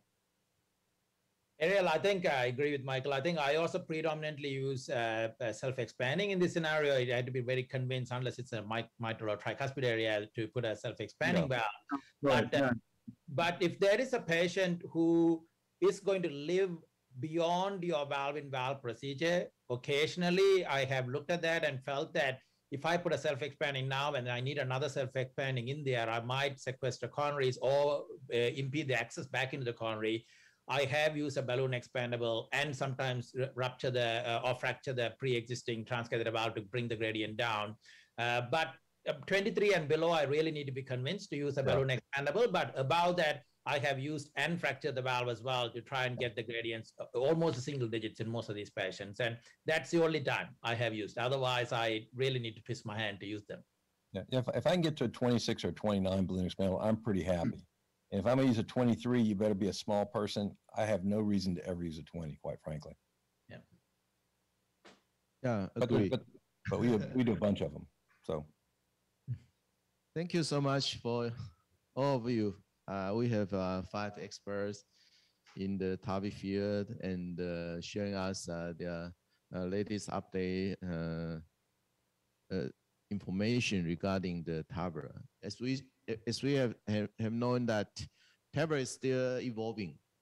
Actually, with the refinement of the device and the techniques, we can provide services to a more broad spectrum patients. On one end, we need to achieve an excellent result, long-term durability and durable result for the younger and maybe bicuspid or this kind of patient. And on the other hand, we can provide a life-saving procedure for those no option patients in doing like a cheap TAVR.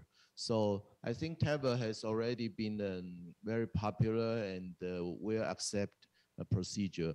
hoping that in the future we can refine our practice and provide more services to more patients needed. I thank you very much for your attention. Thank you. Thank you. Thank you. Bye-bye. Thank you. Thank Dear you all. friends, Bye-bye. dear friends. Thank you. 谢谢.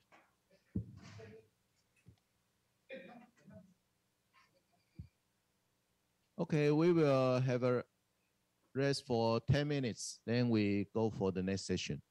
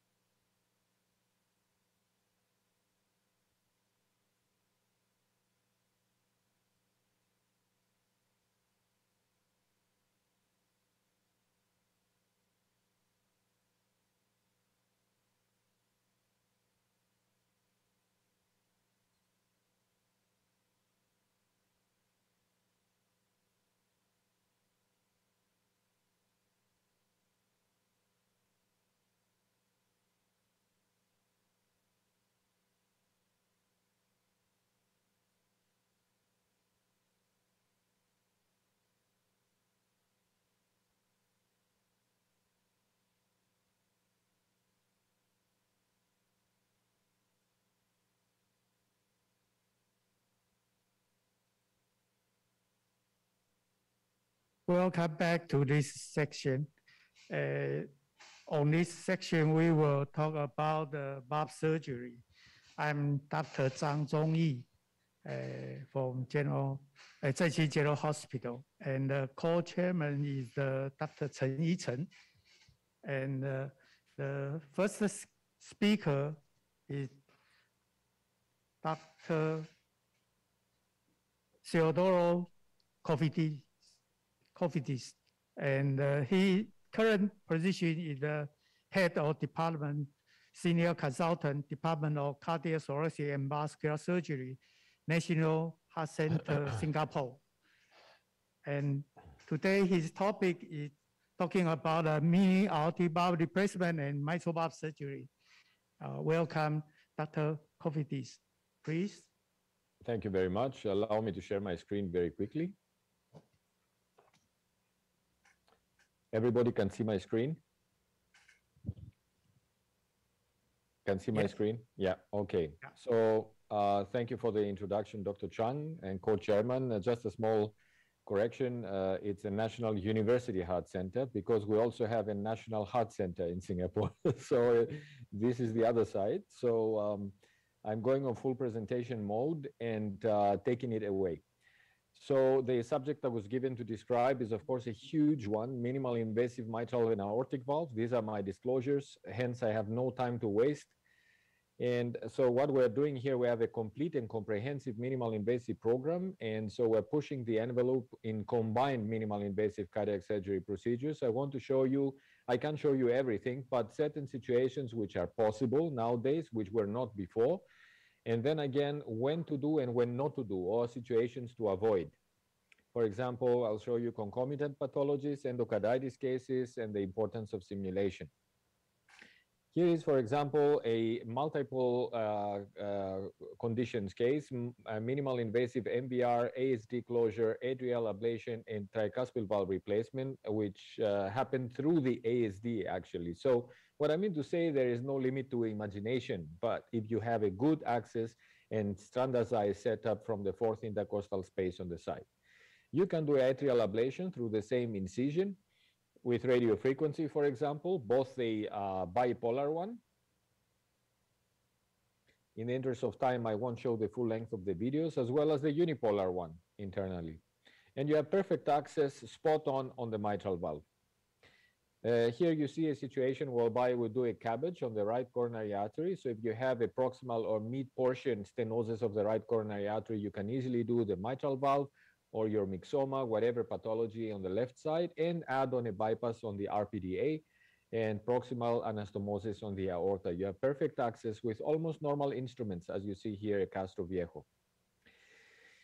Now, let's take it incrementally. The next step, of course, is the totally endoscopic minimal invasive mitral valve surgery. And I started with the mitral valve because it's the mother of all minimal invasive procedures. Mother because it was the one of the earliest and the one that spread out most widely as the minimal invasive procedure. So in the transareolar endoscopic mitral valve repair, let me, can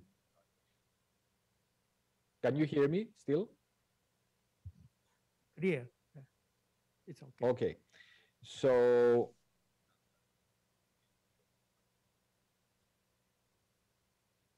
it's a 70-year-old Chinese man, non-smoker, diagnosed with severe mitral valve regurgitation.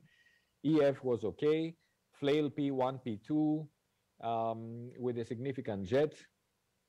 I'm just forwarding a bit more faster here. This is the pre-op echocardiography findings. You do a 50 to 60% circumferential incision around the nipple, entering the fourth intercostal space, opening the pericardium, as we usually do. I put 3 retraction stitches, then cardioplegia line goes in, the extended Medtronic cardioplegia line. I use 2 U stitches, one vertical, one horizontal, therefore creating a small square. Then cross clamping with the Chitcote clamp, entering through the interatrial groove, as you will appreciate here. I like to use the HV retractor introduced by Hugo van Hermen, which gives me a spot-on view on the mitral valve. And here I would like to show you the setup, which involves the left atrial vent. Next is the pericardial retraction stitches. Down here, we're seeing the CO2 insufflation. Next comes the camera in clockwise fashion, the cardioplegia cannula, and then, of course, the left atrial retractor through the anterior surface of the chest. This is the sizing, insertion of the sutures. I prefer to expose the entire mitral valve first and have an even plane of the mitral valve before I do my repair. And I use CV4 or CV5 neocords for the repair. So this is a so-called straightforward case. My subject today is not to teach mitral valve repair, but rather the setup for the minimal invasive procedures and facilitate understanding that you can address all pathologies, even combined pathologies on the mitral valve. Here, neocords, and in the interest of time, I'll progress it a bit more. This is the post-operative result with a pretty good outcome. Okay. Let's see some borderline cases. This was the ideal case, and again, an incremental approach. First is the fourth intercostal space, then totally transareolar endoscopic. But then let's look at some borderline cases. For example, in infective endocarditis. Many times surgeons will avoid infective endocarditis or high pulmonary hypertension. There are quite a few publications from various teams, the German team, the Lamellas team, which are dedicated minimal invasive programs that say that it's safe in selected mitral valve endocarditis cases. Now, I'm taking the example of our colleague Mario Castillo-San here, who shows a Barlow's disease superimposed by endocarditis. And let me go back on that. And so here, if the mitral valve is retained, as you can appreciate here, then basically all you do is you address the original pathology. And I don't want to extend it too much. Do your neocord implantation, the testing, the ink test, and then bring down the sutures with Cornots. Most of us nowadays are using Cornot. Cornot has facilitated minimal invasive heart surgery a lot. Final testing. So if you have a case like that, of course, you address the initial pathology and that's it. But a case I did a few months ago, 81-year-old Malay male with a past medical history of hypertension, hyperlipidemia, diabetes, atrial fibrillation, and bileaflet mitral valve prolapse with severe mitral valve regurgitation, presented with symptoms endocarditis, completed a course of 6 weeks of antibiotics, and yet represented again with persisting fever. So let's see how it looks like intraoperatively, and where I would suggest to say to step back and not push the envelope. Now, I'm not very aggressive in terms of repairing a valve which is calcified. You see the leaflet is calcified on top of the endocarditis-induced lesion. So I decide to explant it basically and reconstruct the posterior annulus. Here you see a significant involvement of the posterior annulus, which has to be decalcified, and all endocarditis foci must be removed. You see a pledgeted stitch down here at 5 o'clock, which is for better retraction of the left atrium. So we will look at the valve specimen as well. And these are things you can do. For example, reinforce the posterior annulus. So this valve, for me, it cannot, or it could be repaired, but I choose not to repair it. It was, again, the posterior leaflet, the anterior leaflet was calcified, portion of the posterior was calcified as well. Denudation of the annulus to remove all infectious material. In the interest of time, I will play forward. And here you see a matched in length pericardial patch stitched in 2 layers. I was lucky in this case that the myocardial tissue in the left ventricle was good enough to pledge it and hold on.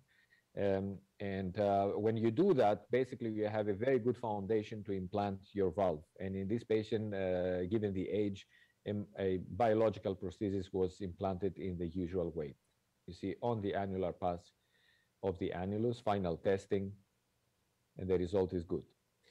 So in the second case, however, is a case where I would think fingers off, hands off of it. 51-year-old Malay male who resisted surgery for many years presents with pulmonary hypertension and mitral valve endocarditis, cahectic. The patient, when he presented to me, was 38 kilograms only. Now look at the picture.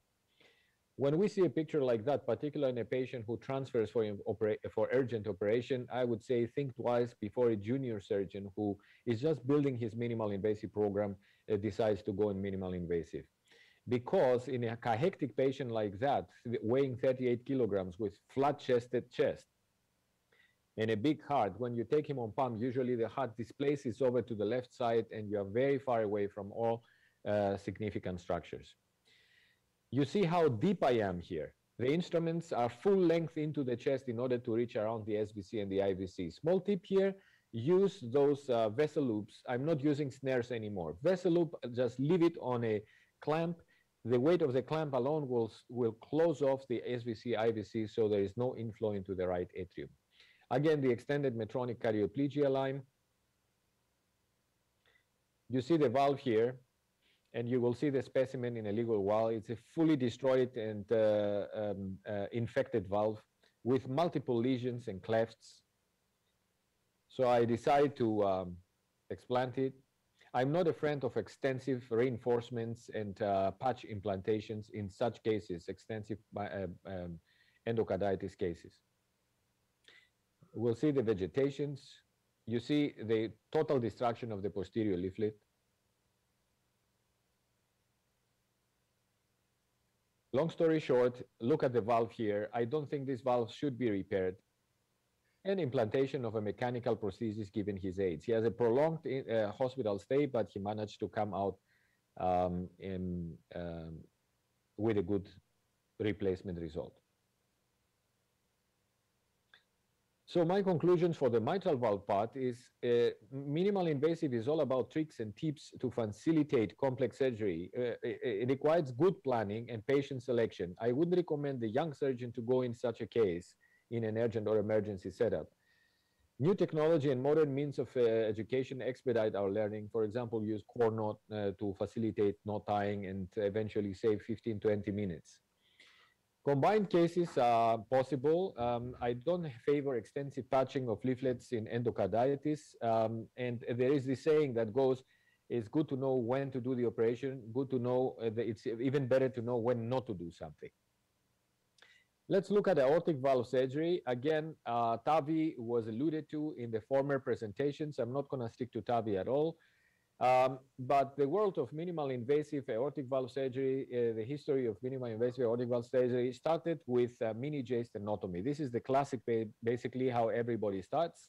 And it provides you with a very good visualization of the structures of the heart in the aorta. We're doing Davids through there. We can do simple dissection. Also, we have ample approaching. We cannulate centrally.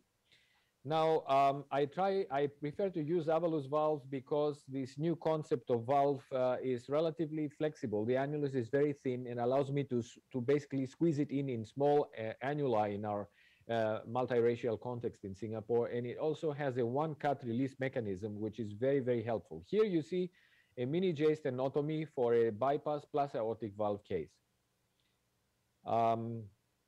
You see how beautiful is the access in a mini-J. I'm not going to play all the videos here. Passing of the valve, parachuting the valve down.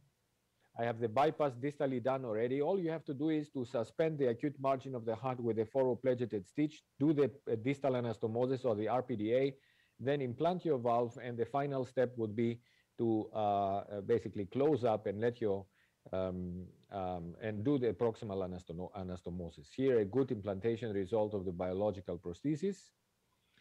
And we have a Medistim quality control of the bypass, which is satisfactory under the pressure of 85 systole. So we did Davids through this approach. I don't find it a problem. Now, the next incremental level is the right mini anterior thoracotomy, which we know as RAT. This is the criteria published by Mattia Glauber, good friend and colleague from Italy, which says that at least in the beginning of our experience, we should stick to an aorta, not like this here on the right side of my slide, but rather than this, which is more to the right side, so we have easier access from the intercostal space, and the distance to the chest wall should not be more than 10 centimeters. For this, we do we do clip the mammary artery, the right mammary artery, because we know that less than 2% of these patients will come back for bypass procedure later, and you don't only have the RIMA as an option. So, but with progressive, with insertion of the soft tissue retractor and progressive traction, exposure with retraction stitches, you can have a perfect positioning of the aorta right in front of you, as you see here, and make your life easier. This is the traditional and very simple cannulation of the groin we're using for this kind of procedure. Cross clamping with a malleable clamp, as shown in this video here.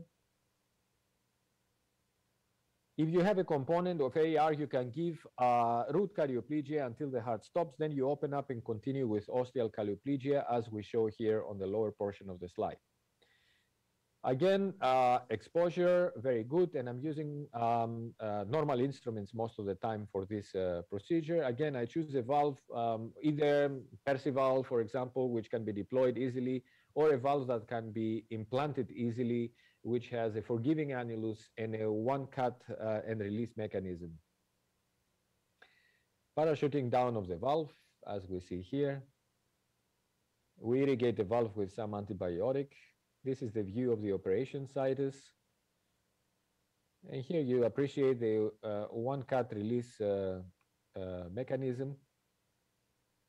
And of course, again, core knot is a very important tool here because it makes your life easier. Imagine you have to tie down a narrow annulus with a lot of calcifications.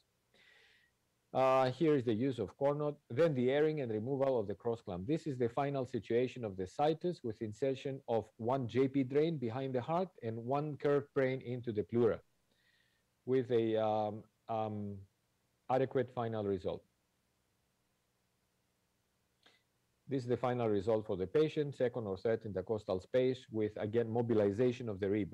I'm of the lamella school, not so much the Central European school. That's the way I learned it. And you can operate old patients, young patients, very obese patients like this 150 kilo weighing patient. Last is, of course, the incremental crescendo in the presentation must include the totally endoscopic aortic valve replacement. Here it's a novelty which we're about to publish with the AtriClip implantation, the AtriClip Pro. 73-year-old female patient with atrial fibrillation, hypertension, hyperlipidemia, the usual. Severe aortic stenosis with a systolic gradient of almost 100. This is the pre-op CT scan. I recommend a CT scan in all those minimal invasive cases to understand the topography. Now, the beauty of using endoscopic method is that the aorta doesn't have to be very far to the right. You can do it even when the aorta is in the middle. Here is the setup, the layout of the instruments, the camera, intercostal space lower, the Chitwood clamp, and the snares that go around the left atrial vent. So here we implanted the AtriClip under the aorta through suspension of the aorta with a suction, basically. The AtriClip Pro is very conducive for this kind of procedure. Insertion of the vent line, vent suture. I speed up a bit.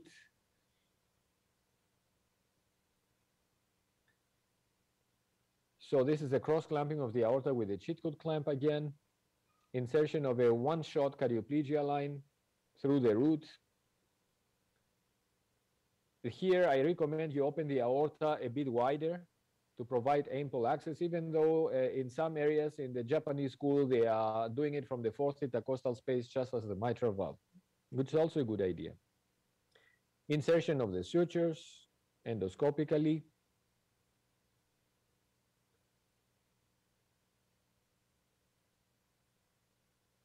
That was a small annulus of 19, I believe. Parachuting down of the valve and use of core knot again for saving time and space and avoiding further injuries to the aorta. is another conode, and the implantation is done. Of course, again, you will appreciate here the one cut release mechanism. I find it very facilitative for this kind of procedure. Okay, testing of the ostia, testing of the perimeter of the biological prosthesis, closure in usual fashion. In the interest of time, the airing of the heart, removal of the aortic cross clamp, and we're done. This is the post-operative result, which shows a good outcome. And with that, I came to the end of my presentation. Again, I can only pack so many cases in 20 minutes to give a bit of an impression of what's possible and what eventually we should be a bit more careful with, and we'll thank the audience and the chairman for their attention. Very nice presentation. Any question from the audience? Dr. Kofidis, I have a small question. What kind of patient you will not perform a minimal invasive on mitral valve? Very good. Very good question, very valid. So in the beginning of my experience, 12 years ago, I was excluding quite a few patients. Very obese patient, for example, very short, very obese lady with very big breasts, I try to avoid. But of course, this is not prohibitive as you go along. Then there was this notion you avoid very high pulmonary hypertension. Indeed, pulmonary hypertension over 75, according to literature recently published in JDCVS, should not be done minimally invasive. But I take on patients with 90. But you have to avoid deflating the lung too long to avoid a reperfusion injury of the lung later. Of course, we have some situations whereby 85-year-old patient comes, for example, with a history of tuberculosis or a history of right-sided lung surgery. Then I know I'm going to run into very heavy adhesions. And then you spend 2 hours dissecting the adhesions, and it becomes very, very bleedy. So these are some of the situations where I would avoid it. Also, very thin and tall patients, Marfan patients with very thin heart. I had 2 situations whereby the heart, after putting on the heart-lung machine, dropped over the spine to the left, and it was a struggle to bring the heart back up again and operate on the mitral valve. So I would say more anatomical, physiological situations like this. But other than that, maybe very calcified aorta. So I'm worried to put in the cross clamp is another situation where I would avoid minimal invasive mitral valve. So for all the minimal invasive patients, you will do a pre-op CT to evaluate the patient for all of the minimal invasive? Very interesting question. We just started doing that. Until about 2 years ago, I was never doing a pre-operative CT scan. Okay, so, but because now I'm doing more complex procedure, combined procedure, I want to know what's going on in the chest. My recommendation in the year 2021 is yes, better do a CT scan and know the anatomy and what to anticipate. Yeah, size of the atria and all this. Okay, thank you. Okay, thank you, Dr. Kofidis. It's a very challenging topic for the beginner and all the surgeon. Thank you very much.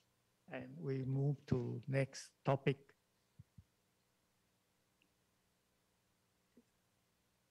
Okay, the next topic will be by Dr. Jimmy Hon. He's also from the National University Heart Center, Singapore. And his topic will be prospect and the caveat of TAVI. Please, Jimmy Hon, Doctor.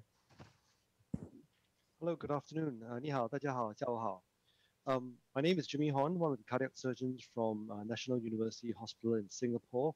I'd like to thank the organizer, Taipei Valve Zhenxing Hospital, for inviting me to this very important Asian heart valve meeting. This has become a very, very significant meeting over the years in Asia, so I'm very grateful to be part of this meeting. So my topic today is prospects and caveats of transcatheter aortic valve implantation.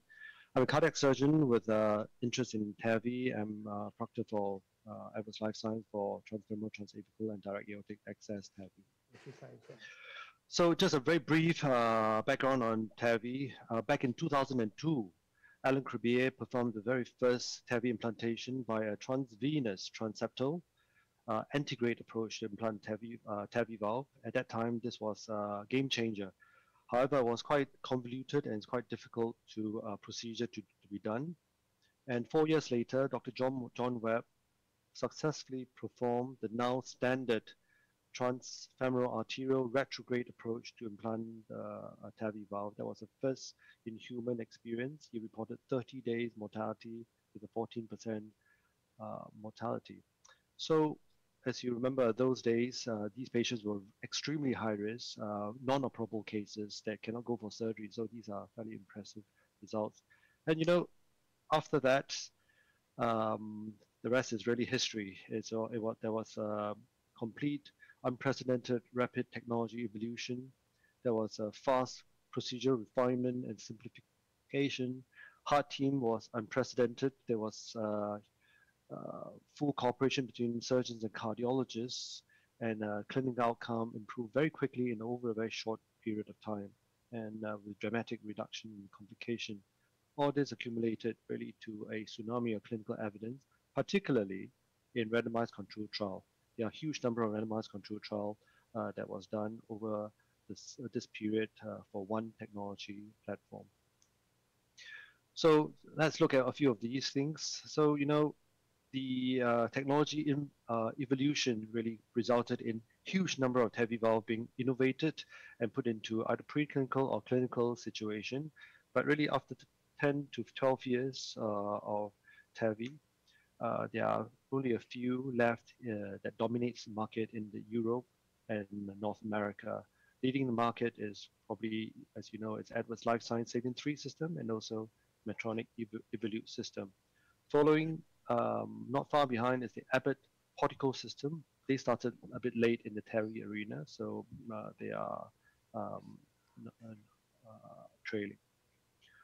And today, there are lots of, as part of the technology innovation, today there are lots of TAVI accessories that help us to simplify the process and make TAVI a much safer procedure. These are some examples here. The Sentinel device providing cerebral embolic protection to reduce stroke rate.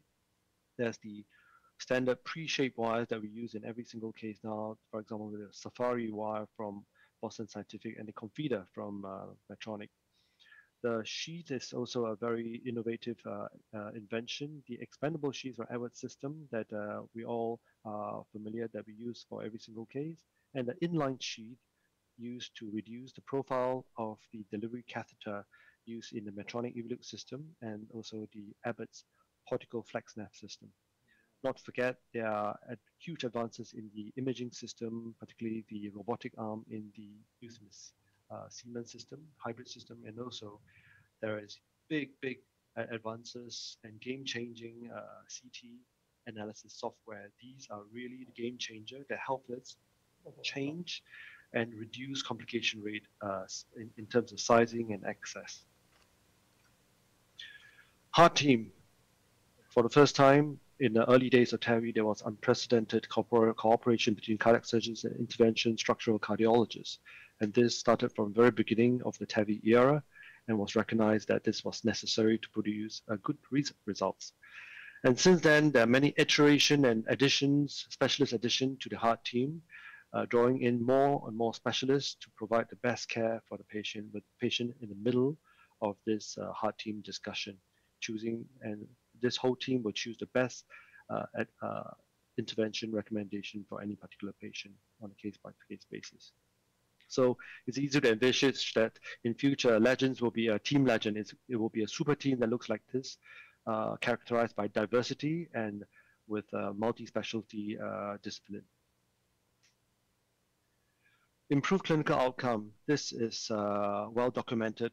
If you see in the early days of TAVI technology, particularly the Partner 1 trial where we looked at high-risk cases and inoperable cases. In Partner 1B, which are the inoperable cases, TAVI technology showed a 30-day mortality of 6.3%.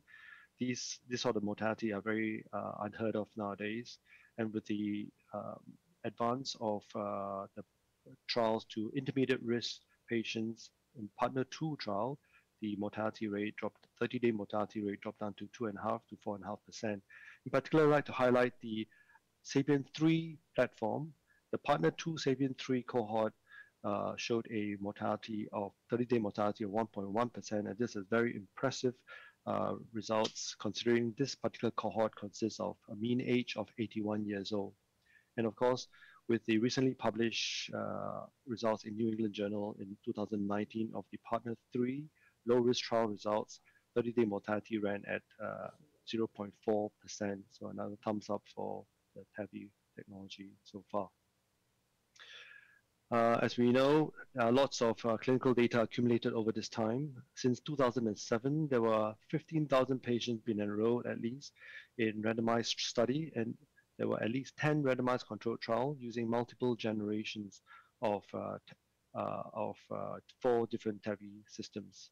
And if we just look at the SAPIEN system, the partner trial itself comprised of 5 RCTs and recruited over 9,000 patients, generating 200 over manuscripts and abstracts. So this is really a tsunami of clinical data for just one medical technology. It's unprecedented.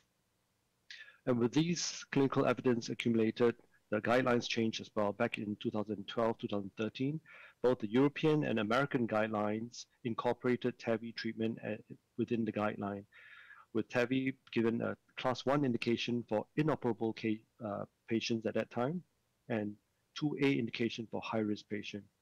And with the subsequent publication of intermediate risk data, TAVI obtained a class 1 indication for both extreme risk, inoperable patient, and also high-risk patient. And now intermediate risk entered a 2A indication for treatment. However, from big database, particularly from STS database, consisting of over 140,000 patients, we know that 80% of the patients who receive open heart surgery for aortic valve replacements are low-risk patients. So that's really the holy grail, and that's really the crux of the volume. We need to know whether these patients will benefit from TAVI or not. And the answer to that question came from the partner 3 low-risk trial and the Evolut low-risk trial. So these are 2 famous trials. Their 1-year results were published in New England Journal about 2 years ago in 2019. And this is a summary slide. For a composite endpoint of death, stroke, and rehospitalization, partner 3 showed that at 1 year, TAVI was superior to surgery for this composite endpoint. And for the low-risk Medtronic Evolut low-risk trial, composite endpoint of death and disabling stroke showed that TAVI, there was no difference between TAVI and surgery, so they are non-inferior. There are 2 other notable low-risk clinical trials, randomized controlled trials, the NOTION trial and the UK TAVI trial, and both of these trials also showed no significance between TAVI and surgery. And in the last couple of months came the publication of the 2-year results of the partner 3 low-risk trial. The 2-year results again confirmed that at 2 years, TAVI was superior to surgery for the composite endpoint. But however, if you look at this top right-hand corner, the composite endpoint of death and disabling stroke only, it shows that at 1 year they were significantly different, but at 2 years became non-significant, although it's non-inferior. But that tells us that between 1 and 2 years, there was probably an increased event rate in the TAVI group. In terms of symptom relief, TAVI is very good at giving patient early symptom relief at 1 month, but surgery does catch up at 12 months and 24 months. So with that publication in 2019 of the 1-year results, there was an overhaul last year of the ACC and AHA guidelines for management of patients with aortic stenosis. If you look at this slide, risk category has been completely taken off the latest valve treatment guidelines for aortic stenosis. So the guidelines no longer classify patient into low, medium, or high risk anymore. Age is the determining factor. You can see at the bottom here that any patient from 65 years or older will get a class 1 indication for TAVI treatment, particularly the older patient, where the treatment algorithm favored TAVI treatment. For the 65 to 80-year-old patient, it's a discussion between the heart team and the patient. The concept is such that if the surgery is high risk, then possibly treatment algorithm will favor TAVI, and if the TAVI is a high-risk TAVI, then possibly patient will do better with open heart surgery. So there's a negotiation there. So all thumbs up for TAVI so far. Are there any caveats? Are there any knowledge gaps? The answer to that is a big yes. There are lots of things that we still need to know and still need to learn. For example, TAVI trials included a very selected group of patients. So we need to know these to be effective heart team members to be able to help patients decide which treatment algorithm they should go. So we need to know which patients were included in the randomized control trial and which are not. The randomized control trial for low-risk patient included only the high-flow severe AS patient. They were very low-risk patient with SES score of about 2. They were only transfemoral cases. So only transfemoral cases were included in the low-risk trial. The mean age for these patients were 73 to 74 years old. In fact, less than a quarter of these patients were young patients. So less than a quarter were below 70 years, so predominantly male. So what tells me that is that these patients, although they are low risk, they are not young. They are still fairly elderly patients. And who are left out of these low risk trial? The low flow, low gradient were not included in the low risk trial. The bicuspid were not included. The extreme sizes of annular size were not included. The patients with multi-valve disease, patient with coronary artery disease, patient with kidney disease, and low EF patients were all not included in the low risk trial. In particular, patients with high TAVI anatomy, high-risk TAVI anatomy were not included. So meaning patients with very severe calcification with root rupture risk or patients with very low coronary heights with coronary obstruction risk. These are not included in the RCTs, low-risk RCT so far. So it's important for us to know that.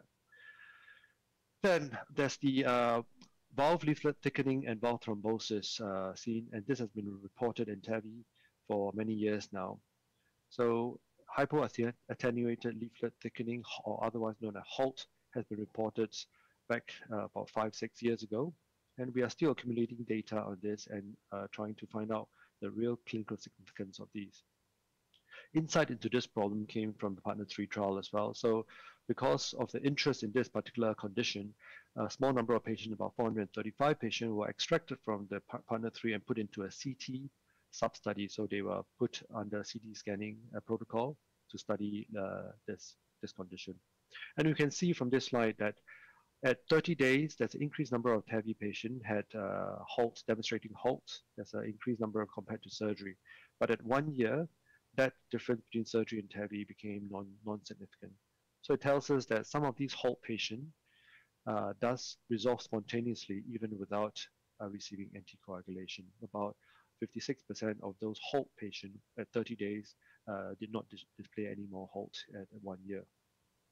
We also know that those patients who displayed HALT does have a slightly trending higher transvalvular gradient, although that did not achieve statistical significance, that there is a slight trending upwards of transvalvular gradient. But the lucky thing is that so far, these HALT patients did not translate into any adverse clinical events. So we are still accumulating, so I think the jury is still out, we're still accumulating clinical evidence for this. So now if we turn our attention to the 2-year data. So from the 2-year data, we show that there's slightly increased number of valve thrombosis seen in the TAVI arm. And if you see that the stroke rate between the surgery and TAVI, in this graph on the left-hand side, there seems to be an increased stroke rate, increased stroke incidence between 1 to 2 years. So whether they're related or not, I think that remains to be seen. Again, the good thing is that despite the occurrence of HALT, the gradient, the transvalvular gradient did not change between between 1 year and 2 years, and the paravalvular leak rate remained stable during this follow-up period. So watch this space. Valve durability. So what do we know about valve durability? Remember that many of our lower risk patients potentially are younger patients. So durability is a very important issue. So if you look at severe structural valve degeneration and biprosthetic valve failure rate as from the VARC classification, the rate at follow-up period from 6 to 8 years running at about 1.3% to run at 1.3%, and 3.7% respectively. So these are fairly respectable rate for this period of follow-up, and also they are very close to surgical valve follow-up data. So no real alarm bells from valve durability at this length of follow-up. However, we still need the longer term follow-up, the 10 to 15 years to 18 years follow-up. So only time will tell. Future coronary access, this is a very important issue, particularly if you are looking at doing TAVI in a younger subset of patients. About 50% of patients with aortic stenosis can be associated with coronary artery disease. And these patients may potentially in future may need angiogram or need PCI. They may even need primary angioplasty salvage. So it's well known that once you implant a TAVI valve, future coronary access can be very challenging and in small number of cases impossible. And also well known that if you implant a self-expanding, supraannular self-expanding valve, then coronary access is even more challenging compared to a balloon expanded valve with a shorter valve profile. So I think with this knowledge, we will have to be very careful when we're choosing valve for younger patients that potentially in future may need a coronary intervention or coronary angiogram, and also those patients who may in future need a TAVI within a TAVI if that may be the case. Then bicuspid valve, as I mentioned earlier, bicuspid valve were completely left out of the low-risk trial. Some knowledge of bicuspid valve TAVI use comes from the Evolut low-risk bicuspid registry and also the Partner 3 low-risk bicuspid registry. So you can see from this slide that the Evolut low-risk bicuspid registry showed very good results. All-cause mortality is at 0.7%, and for stroke rate, for disabling stroke and non-disabling stroke combines about 4%. So they are fairly satisfactory. The hemodynamics in this group of patients is still good with good EOA and low gradient. And the paravalvular aortic regurgitation, this has always been a worry of using TAVI in the bicuspid population, putting a round valve into a otherwise oval-shaped orifice. And luckily, the paravalvular leak rate are very good. Most of the patients got none, trace, or mild. Hardly any patients got anything moderate or more. So this is good. So now if we look at, similarly, if we look at Partner 3 bicuspid registry, again, all-cause mortality at 30 days was 0, stroke rate at 2.8% for this bicuspid population, and paravalvular leak rate is very good. Again, most patients got none or trace with a small number in mild, and hardly any patients got any moderate or more paravalvular leak rate at 30 days and 1 year. And finally, the asymptomatic aortic stenosis patient or the symptomatic moderate aortic stenosis patient. What do we know about this group of patients, whether TAVI will work on in this patient or not? So this is the trial that we will be awaiting results for, the early TAVI trial. This trial will look at asymptomatic severe aortic stenosis patient, and this trial will finish in recruiting at the end of this year, and the follow-up period for primary endpoint is 2 years, so I think results will be out in a couple of years' time. And the moderate aortic stenosis patient who are symptomatic and reduced EF, the answer to this will come from TAVI Unload trial. This is a very important group of patients because these patients got symptomatic heart failure with reduced EF and moderate AS. And the reason why it's important is because the prognosis is very poor otherwise. If you look at their Kaplan-Meier survival curve for this group of patients, the curve is very near to the symptomatic severe AS patient. So their prognosis is extremely poor. So, and recent insight into this group of patients came from this study that came out a couple months ago in JACC that showed that patient with reduced EF heart failure who has moderate AS does a lot worse than patient without moderate AS. So you can see the Kaplan-Meier survival curve is very, very different. And if these moderate AS patients got followed up and when they turn severe, the AS turns severe and you operate on them, you either do TAVI or you do open heart surgery for aortic valve replacement, their prognosis improves to the red line in the middle, but the prognosis is still poorer than those patients without moderate AS. So we eagerly await the results from the TAVI Unload trial. This article really came today in TCT-MD. Is a heart team concept still valid, and is there a waning in using heart team in TAVI? I think this is important and pertinent thing for us to think about as we are doing lower risk patients and potentially younger patients. All the more, I think we need to have a heart team to really assess and give the patient the best advice and recommendation. As you know, there are many caveats in TAVI, and the results so far, the low-risk trial results so far, should not be just applied to all comers. So knowing the caveats and having a robust discussion within the heart team is very important. So I hope that this heart team will carry on strongly in the TAVI arena. So ladies and gentlemen, surgical risk is no longer in the primary basis to guide treatment choice between TAVI and surgery. Age is. And remember that there are many caveats. About 30% were excluded in the low-risk trial. So to be effective discussing in a TAVI heart team, we need to know what these caveats are. And the heart team will be the main adjudicator to weigh clinical and anatomical risk characteristics to identify the best treatment for any individual patient. So ladies and gentlemen, with that, thank you very much for your attention.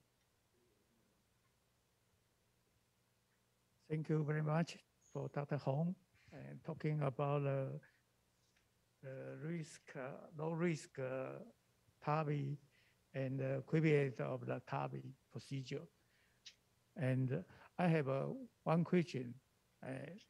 If you have a case at 65 years old with those surgical risk critical AS, will you choose minimally invasive with the sutureless surgical valve, or you will use the TAVI procedure? Right. I must say I am not a sutureless valve user. So, but I can tell you that if a 65-year-old come in to see me with aortic stenosis and the surgical risk is low, I will advise open heart surgery to address the aortic stenosis.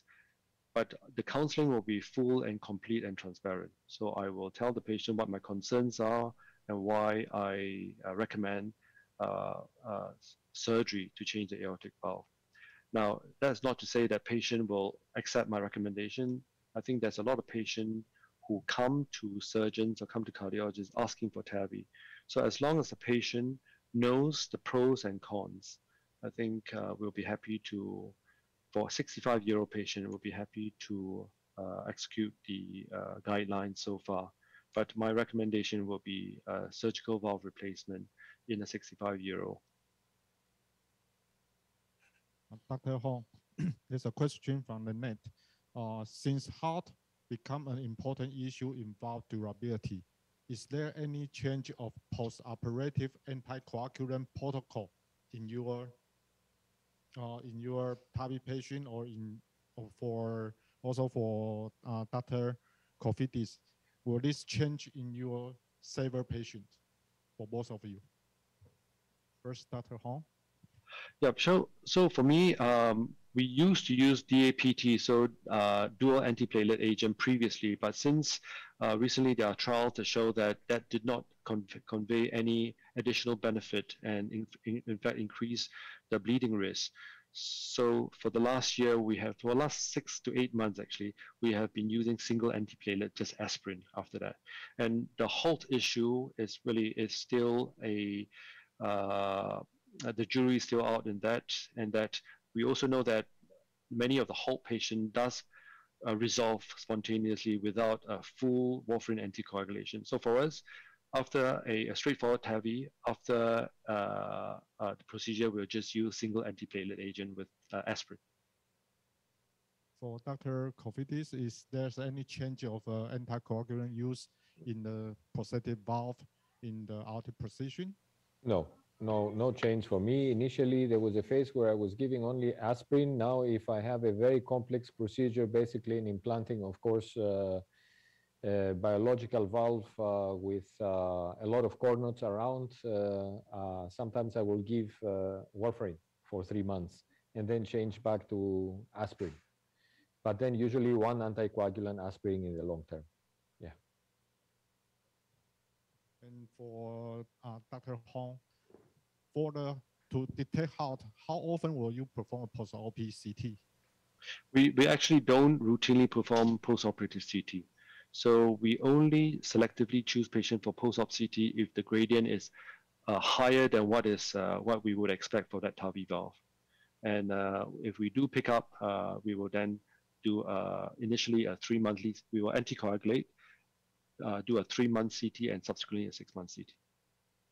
So how often will you put a post-op echo to detect the increase of a pressure gradient? How often?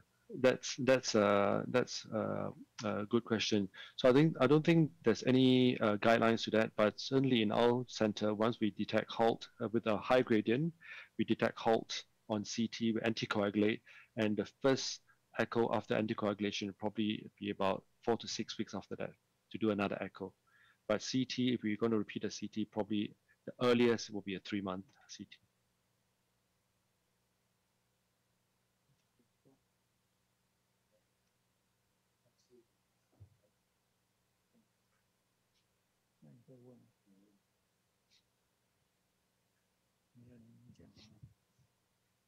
Okay, I think there's another question for Dr. Kofidis from the net. Do you do the CT before or minimal AVR for deciding the incision? Yes, absolutely.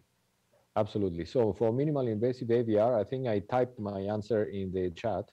I always do CT scan.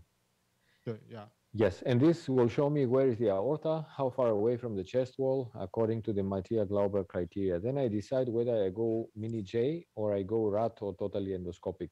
Now, as I said before, totally endoscopic allows you to operate on aortas that are behind the sternum as well, no problem. Then it's not so important where is the aorta. Okay.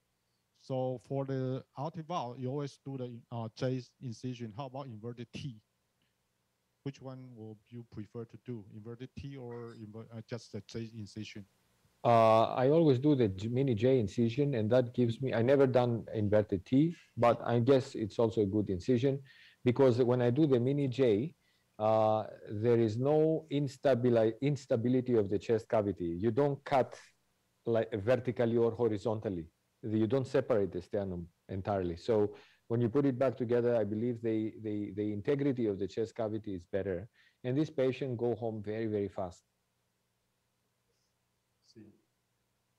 If I have a extensive procedure like David procedure or acute dissection whereby the dissection doesn't involve much of the arch, I also do mini J. Okay. Bentals and so on. Okay.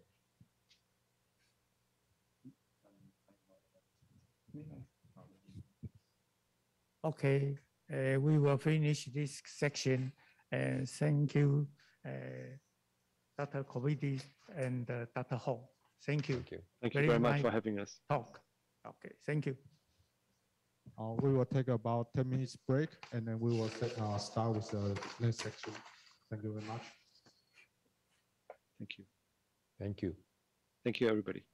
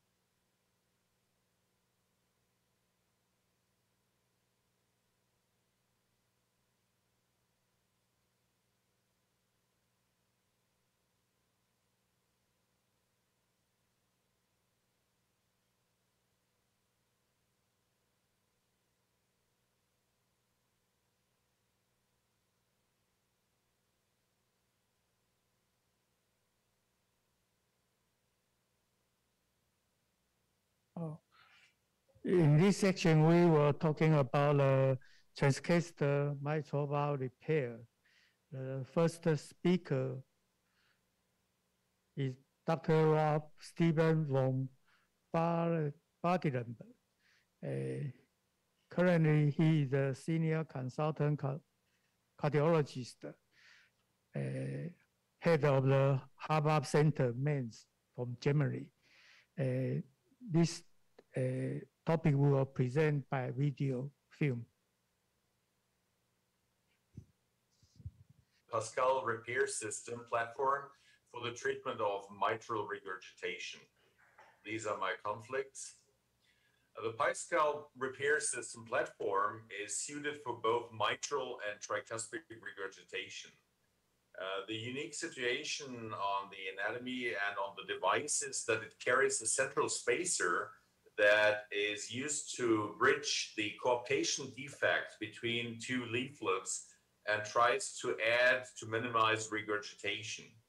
The device can also be elongated to feature a rather slim profile and to also put away the frictional element with a retraction or a correction of the device in the right or left ventricle, depending on what valve you're treating. Another unique feature is that it is a nitinol design, as you know it from the TAVR in the self-expanding space. So this allows for a passive movement, an opening and closing movement, even after the device is being deployed. And the last point that is also available now in the G4 system that the previous speaker has announced for the mitral valve space allows for independent grasping on both sides of the device. So you can engage one leaflet, you can pull over and do a so-called toss-in maneuver in order to bridge slightly larger gaps. This, of course, has certain limitations with the pulling force and not to disengage the leaflets. The PASCAL platform so far is available in two different widths, and I will concentrate my talk today because of the availability in China to the original PASCAL implant, which has a width of 10 millimeters.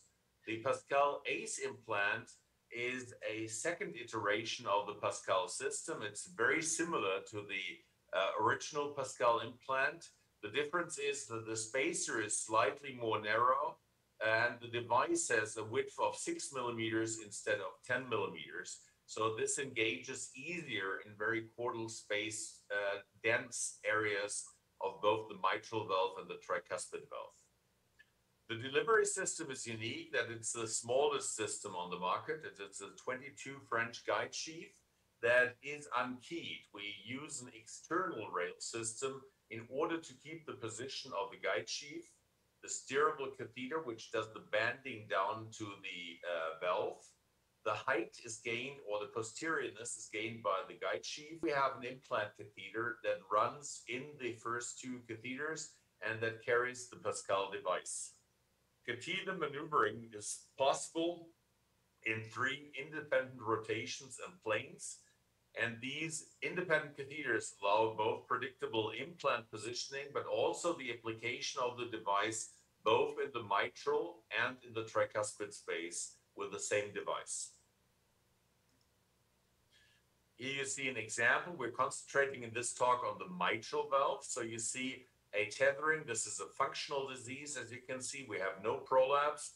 Here is a deep indentation between segment 2 and a large segment 3. So it's almost in the medial part of segment 2, as you can see here. This shows the situation in post-implant, and recognize that we see here in the central part the spacer. So this spacer allows that the tethered valve here doesn't have to be finally approximated to each other, but it's a leaflet spacer leaflet technology. So not actually an edge to edge directly, but an edge spacer edge. And you can nicely see this in the cartoon on the right-hand side as already positioned. The leaflet is in here. Here's the central spacer. This design also makes it necessary to implant the leaflets deep down to the spacer, because if I stop this, you can see that the best sealing is achieved when the leaflet sides are both at the same level and in this funnel shape at a deep position, because then the leaflet is pressed against the spacer and we get optimal results with this technology. So the PASCAL spacer, and this is shown in this slide, without a spacer, we have to pull and tear the anterior leaflet and the posterior leaflet together. If we use a spacer, actually, this pressure with a higher stress concentration can be relieved from these tethered leaflets. And you see this as we have less green here on the right-hand side. And this allows also for a larger opening, as you can see here, in the residual orifice area. Even though the device is slightly wider than competitors, spacer allows that in the opening phase of the mitral valve, we carry a larger orifice area and lower gradients than we would estimate by the width of the system, and also less systems are of course needed if you bridge a lot of width in the intercommissural area. They are broad and contoured pedals. That means the central part of the device is not so wide, but in chordal-free areas especially, these additional parts here made of nitinol engage more leaflet to the side, but also allow for opening. And this reduces the pressure that is on a square millimeter on the leaflet, especially in tethered leaflets. And this has been shown in these publications given below. The PASCAL repair system also has some optimized retain elements. So it is not a continuous system, but you see in one line, we have 4 separate little teeths that engage into the fibrous tissue of the leaflets. By doing this, you try to minimize actually the engagement and also the damage by opening and closing the device to the leaflet, which is shown on the right-hand side. And also the repair system retention element is quite into the leaflet. So we engage different parts of the leaflet. So the rough zone of the device is not engaged, and we target more the mid portion of the leaflet to engage these leaflet retention elements. By doing this, we actually also distribute the force more equally around the leaflet tissue, which should also prevent certain SLDA, but also certain damage to the leaflet. The independent leaflet actuation or grasping or clasping, there are 3 different words, optimizes leaflet capture. And again, as you see, we're not totally engaged with the right leaflet here. I show this again. This one is deep in, and because of the retention, sometimes one side of the leaflet is higher. And it's important to engage the leaflet fully to the center of the PASCAL device in order to get the best results. And this will also be shown in the live case. The second possibility is the staged leaflet capture. This is on the left-hand side optimization. The right one is the Tarzan maneuver. One leaflet engaged. You move over to the other side. You take the more stable leaflet first, and then you or the products first. You go over to the second leaflet, centralize again, and close the clip.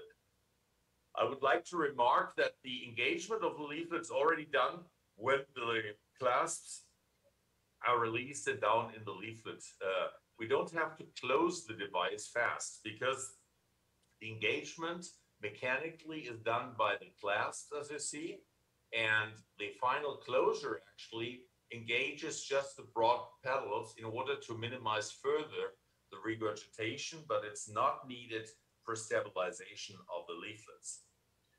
The elongation of the device, as you can see here, is used to engage between chordal situations. You see the device seems to be broader, so you may have a rolling leaflet, and what you want to do is you want to re-steer, and what you can do is you elongate the device. Note that in elongation and realignment, there are no frictional elements involved, and the frictional element, if you don't dive in too deep, stay on the atrial side, not on the ventricular side of the device, and this allows to do a lot of steering. I want to come to the live case of this presentation, and I present to you a 72-year-old male with an FMR, his New York Heart Association class 3. He had a surgical aortic valve replacement with an Hancock 2, 23 millimeter for aortic stenosis. He's already pre-operated with single CABG via Lima to LAD in 2013.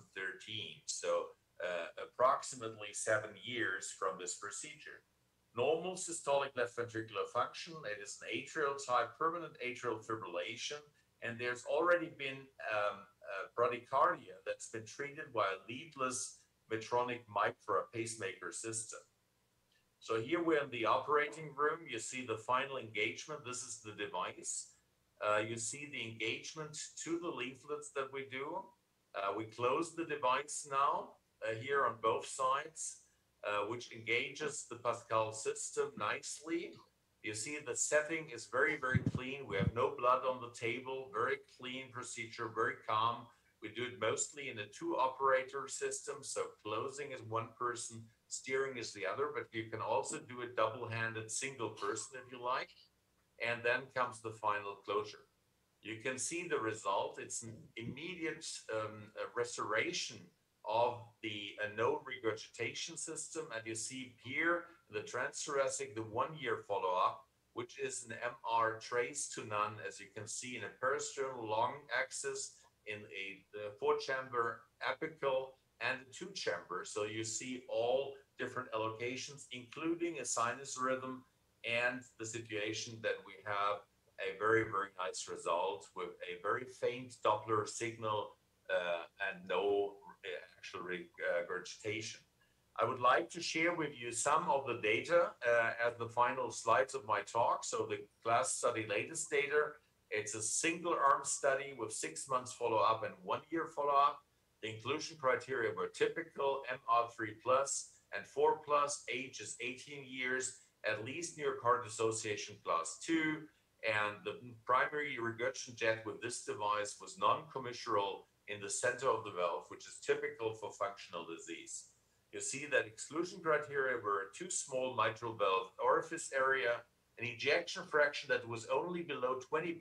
So recognize this in comparison to most replacement studies. We can go with the repair devices, very low, with low ejection fraction, and extreme dilatations. This is more than coapt. It's 8 centimeters end-diastolic diameter, and right heart congestion was excluded. You see it's a typical age group in the overall group, 76 years of age. That's very typical. Most studies carry 75 to 77 years.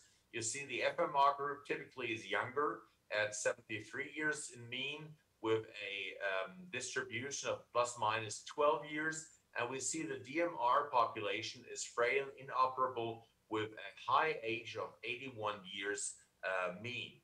The distribution is functional in this group, degenerative in this group. All had an MR severity grade 3+.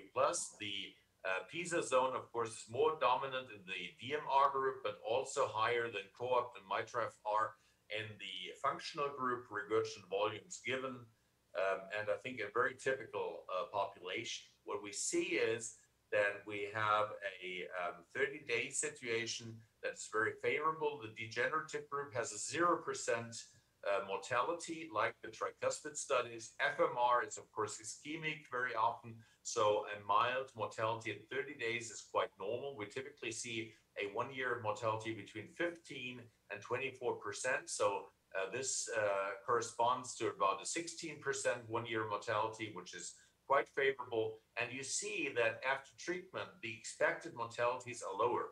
Remember, we had ejection fractions down to 20% and diameters of the left ventricle up to 8 centimeters. And you see the FMR group is slightly worse, but 10% is very good. And the DMR group overall is also in the overall situation better. Severe bleeding was a rare occasion, and the composite is highly appreciated. MR reduction was very stable, and this is something we see on these 3rd, 4th generations of TEER, transcatheter edge-to-edge or edge-spacer-edge technologies. We see that we can reach a favorable outcome in a group of 1+ or 0 MR in 80% of the cases now. This is up from initially 65% with earlier generations. We can also see that this very good result is maintained at 1 year, and that also a still acceptable result is reached at 96, 98% with MR2+ or less in a 4-grade scheme. So the exclusion of, moderate to severe regurgitation is achieved in 98% in 6 months, and also at a high level here at the 1-year follow-up here in 62 patients. Here we have 109. So you see a very stable paired comparison of these patients. The sustained situation goes along in both groups. So both DMR and FMR achieve these goals. And you can see also with a slight mortality of 10%, we see that in 1 year, we have no cases of severe MR. And this is possible that we have an over mortality in the group of residual MR3 plus. MR4 plus is diminished, and you see that the results at 6 months and also 1 year become better and better. And this has also been seen in the co-op trial, and I think is a very important message. Functional and quality of life improvement is also very sustained. You see New York Heart Association class, and the upcoming in class 2 and 3, or class 1 and 2 actually is 88%, 91 and 88%. And we also have a significant increase in the Kansas score for quality of life by 16 points. 8 points is significant. We reached 16 points in this early experience. We also have a new comparative study. It's a class 2D to F trial, where at the moment, I can tell you almost 50% are already included and enrolled in the class 2D trial. Here I'm missing the European principal investigators. Only the US investigators are given: Scott Lim, Robert Smith, Linda Gillum, and Jörg Hausleiter in the 2D group. In the 2F, it's Vinod Turani, Paul Grayburn from Texas, Brian Wisnett, and me in the 2F trial. You see it's a 2-to-1 randomization in degenerative disease and a 1-to-1 randomization after optimal medical alignment and therapy in the class 2F study. And we experience and expect the finalization of enrollment at the end of this year, early next year, at least for the class 2D cohort, and thereafter in the 2F cohort. So we will get information of a comparison of 2 devices, and the primary endpoint is non-inferiority for both devices in these 2 groups. So giving you the European situation on the commercially treated patients, we're now reaching 2,100 commercially treated patients. You see the majority in Europe is 53%. Degenerative disease is approximately 30%. And there is a high number of elderly patient or secondary rupture, also in functional disease, which gives you a mixed group with chordal prolapse, also in functional disease, which is mixed, or differentiation of partial calcification. You can see that the freedom from interprocedural death or shift to surgery is in the last 200 patients 100%. So no conversion to surgery. Acute efficacy, very nice. And you can see that the learning curve by 5 to 15 implants is increasing the results, efficacy in both FMR and DMR, and the timing for the procedure goes down to less than 1 hour in all centers if you have done more than 25 procedures. So my conclusions for this talk, and thank you for the invitation to China. The PASCAL repair system is a novel and differentiated therapy for patients. In the CLASP study, we could show in the first single-arm study at 1-year follow-up that we have a high survival with more than 89% survival rate in FMR and approximately 93% survival in DMR, very low complication rates, low rates of heart failure hospitalizations, very robust nowadays, a sustained MR reduction that you've already discussed with 82% MR1 plus, so degenerative is a little bit higher here, and 100% less than or equal MR2 plus at half a year. Improvements in functional status, exercise capacity, and quality of life with an increase in the Kansas score by 16 points. Analysis by etiology shows similar favorable results in both patients groups, FMR or secondary MR and primary MR.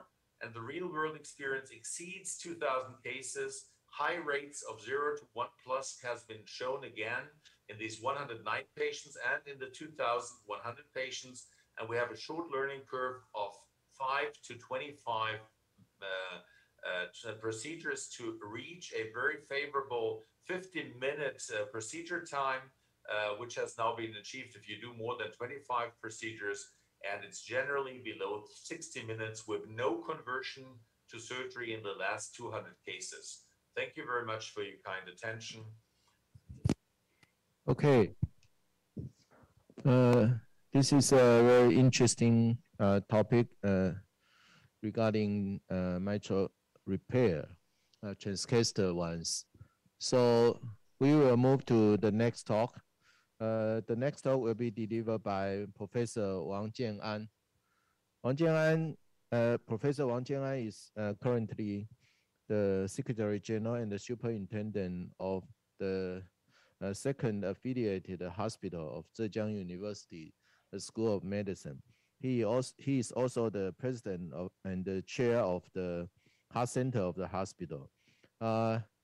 Professor Wang involved in many R&D, including the TAVI venous valve, and now he also get involved in the development of Dragonfly, which is a transcatheter mitral repair device. So welcome, Professor Wang, please. Hi, dear Professor Yin, and can you hear me? Yeah, very clear. Okay, dear Professor Yin and all of organizers, speakers, and moderators, I feel so honored to have the opportunity to present, to deliver my presentation titled Introduction to a New Devices in Mitral Valve Repair. The new device is a Dragonfly. Also, congratulations, successful Taipei valve meeting. I didn't have any potential conflicts of interest to report. So I'm going to cover these contents. As you know, until now there are two transvenous edge-to-edge mitral valve repair system on commercial. The one is mitral clip. Now mitral clip already progressed to the last generation, is called the G4. PASCAL, just now the Professor Bardeleben already introduced you the PASCAL. So the Dragonfly is here. I show you. Actually, it combined the both clip, mitral clip, and the PASCAL. Combine both the characteristics. There are four characteristics of the Dragonfly, which has the first one is independent leaflet capture. Second one is the central. It's different. This one is different from the spacer in the PASCAL. Actually, it is called a filler because the closing angle is adjustable. So it means it can be compressible, depending on how many angle do you want, you can achieve. So it's an adjustable closing angle for the filler.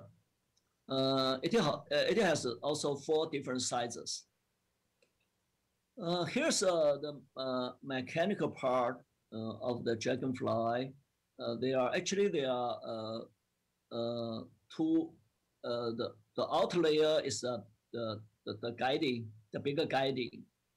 Also inside is the middle guiding system. Then the clip delivery system. So the mechanical part has 3 parts. We can see here there are 2 handles. So one for the outside the big sheath can change the direction. 4 directions, like the anterior and posterior and the medial and the lateral, similar to this handle. This handle is adjustable for the middle sheet, for the middle guiding. Then this one is a clip delivery system. So the Dragonfly has 2 sizes of clips. from we can see here, the wide, there are two types of wide grippers, 4 millimeter and 6 millimeter. The two types of the length of grip, 9 or 12. One of the characteristic of the dragonfly is can independently leaflet grasping. So I just show you on my left is simultaneous leaflet grasping, but also if you want to do an independent grasping, it's okay. Like the case, initially just grasp the posterior leaflets, but regularly, usually we grasp the anterior leaflets first, then move to the more frequently we grasp the anterior first, then move the device to the posterior leaflets, because usually the posterior leaflets are shorter. So then we move to the posterior leaflet to grasp the posterior leaflet. So also the dragonfly has a function of we call the adjustable angle of the arms. We can so like the patient on our left, initially we just closing the angle of the arm to the 45 degree. We still can see a much residuals regurgitant. So then we close more the arms and to the 30 degree. So we can see here only a mild regurgitation. So it is quite acceptable. Because of the patient, the mitral valve area is not so big. So we are worried about if we tighten too much, so may cause the stenosis, mitral valve stenosis. So this is a very good function.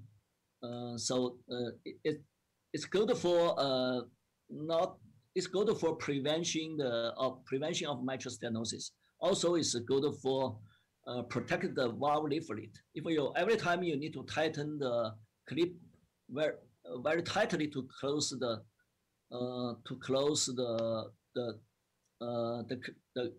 clip may damage the leaflet. Back to the last year, July 23rd, we did one case. We did a global first in man implantation. Actually, the day after the procedure, the patient was discharged. She's doing very well until now. After the first case, we finished we call the early feasibility study. So here's the main inclusion criteria for the early feasibility study. All of patients, their age is larger or equal to 18 years. All of them who have 3+ or more mitral valve regurgitation, and both almost 50% are the FMR, the other less than 50% is DMR. So here's the main exclusion criteria for the early feasibility study. So study endpoint is the incidence of major adverse event at 30 days. So including death, myocardial infarction, stroke, renal failure requiring dialysis, and cardiac surgery for device failure. So efficacy is defined as successful in dragonfly implantations and a residual MR of 2+ or less at the discharge. Okay, so totally we have 23 patients enrolled for the early feasibility study. So we can see here the average age for this patient is 76, more than 75 years old. Almost 50, less than 50%, 10 patients are FFMR patients. So among the FFMR cases, there are 4 patients. It's because of the atrial, it's an atrial enlargement. So we call the atrial FMR. These 4 cases are very challenging cases.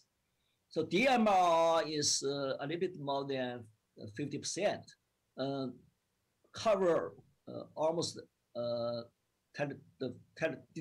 almost the whole territory. So including the territory 1, territory 2, and territory 3. Okay, so we can say here. So here is I can show you the etiology, the whole picture of etiology for dragonfly patients. 10 patients with FMR, the other 13 patients, other 12 patients for the DMR, but the one patient is mixed, is a functional, is a mixture of functional with the prolapse. So we can see the different area, cover almost all of the area, like the A2, the A2 is 2 cases, A3 is 1, and P2 is P2, and almost every area. So the average clip we use is 1.48, almost 1.5. So 1 clip for 13 patients, 2 clip for 9 patients, 3 clip for 1 patient.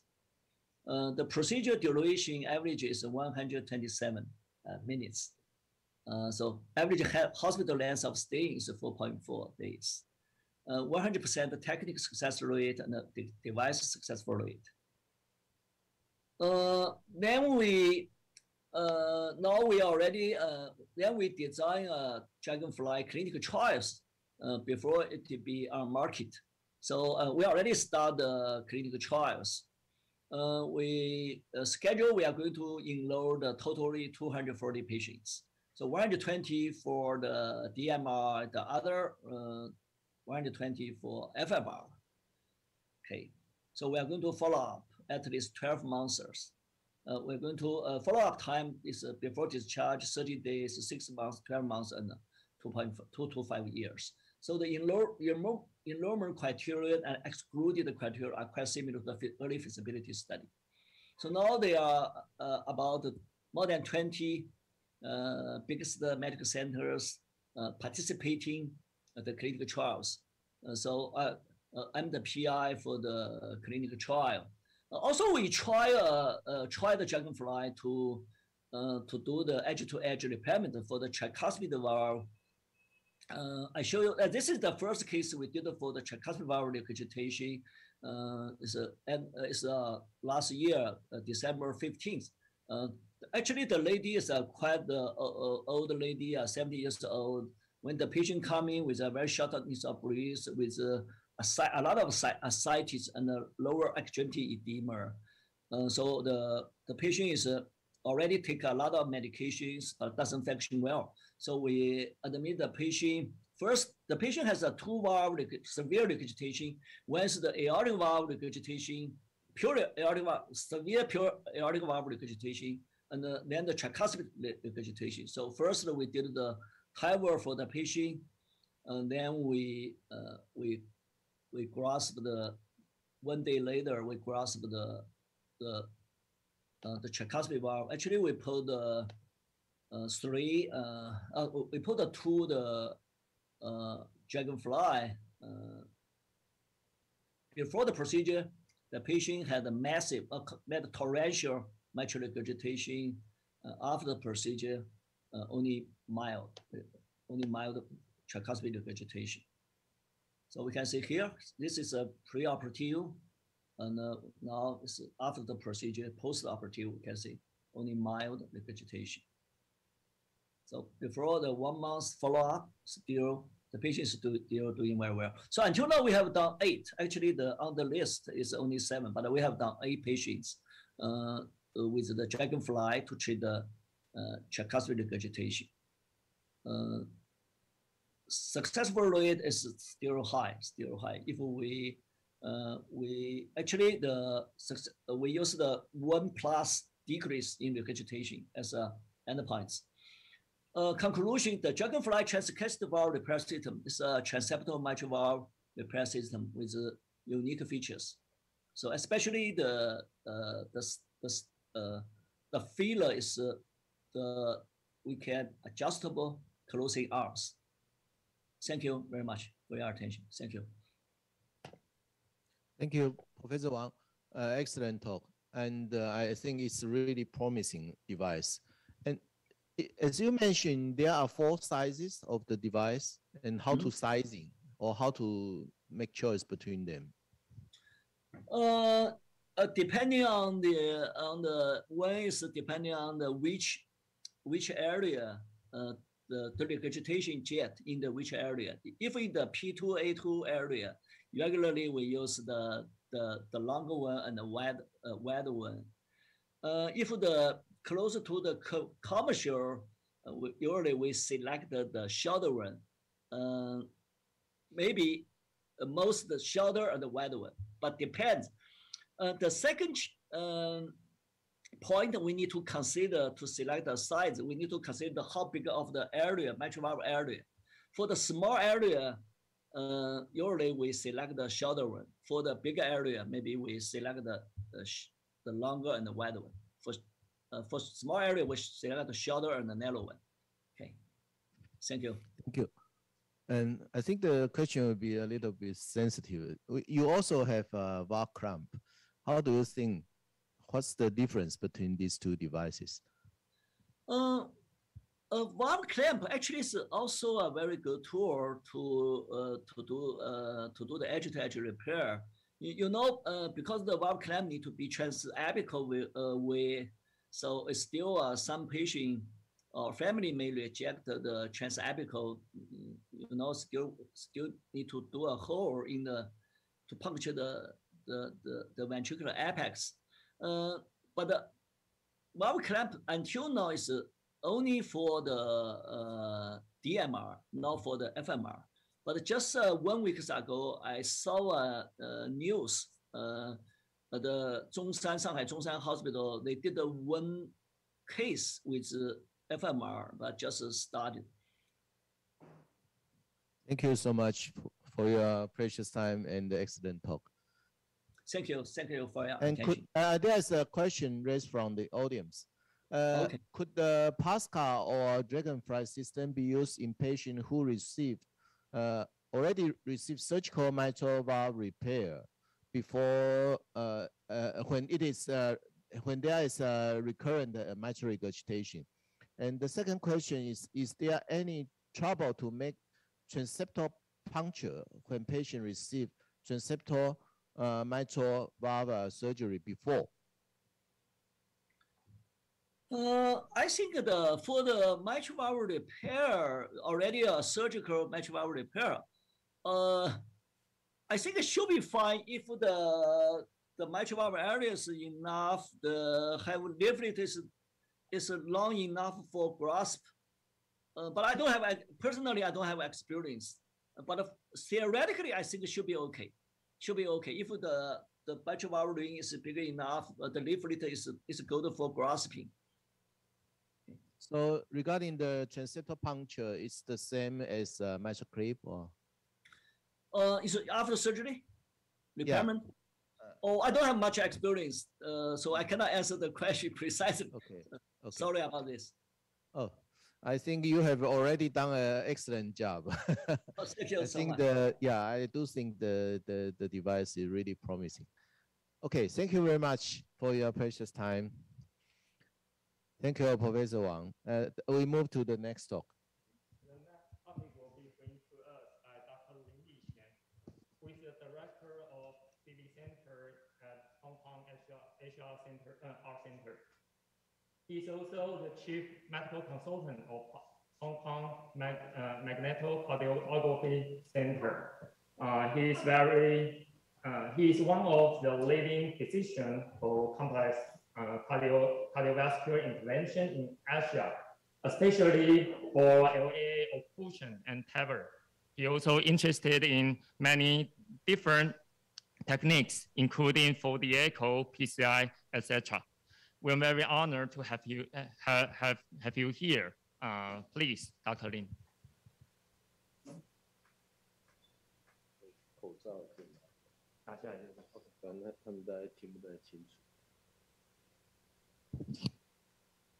Hi, YY, would you start your talk? Can you hear me? Sorry. Yeah, very clear. All right. Before I start, I just try to answer the previous questions. For patient having mitral valve repair, usually they have a ring.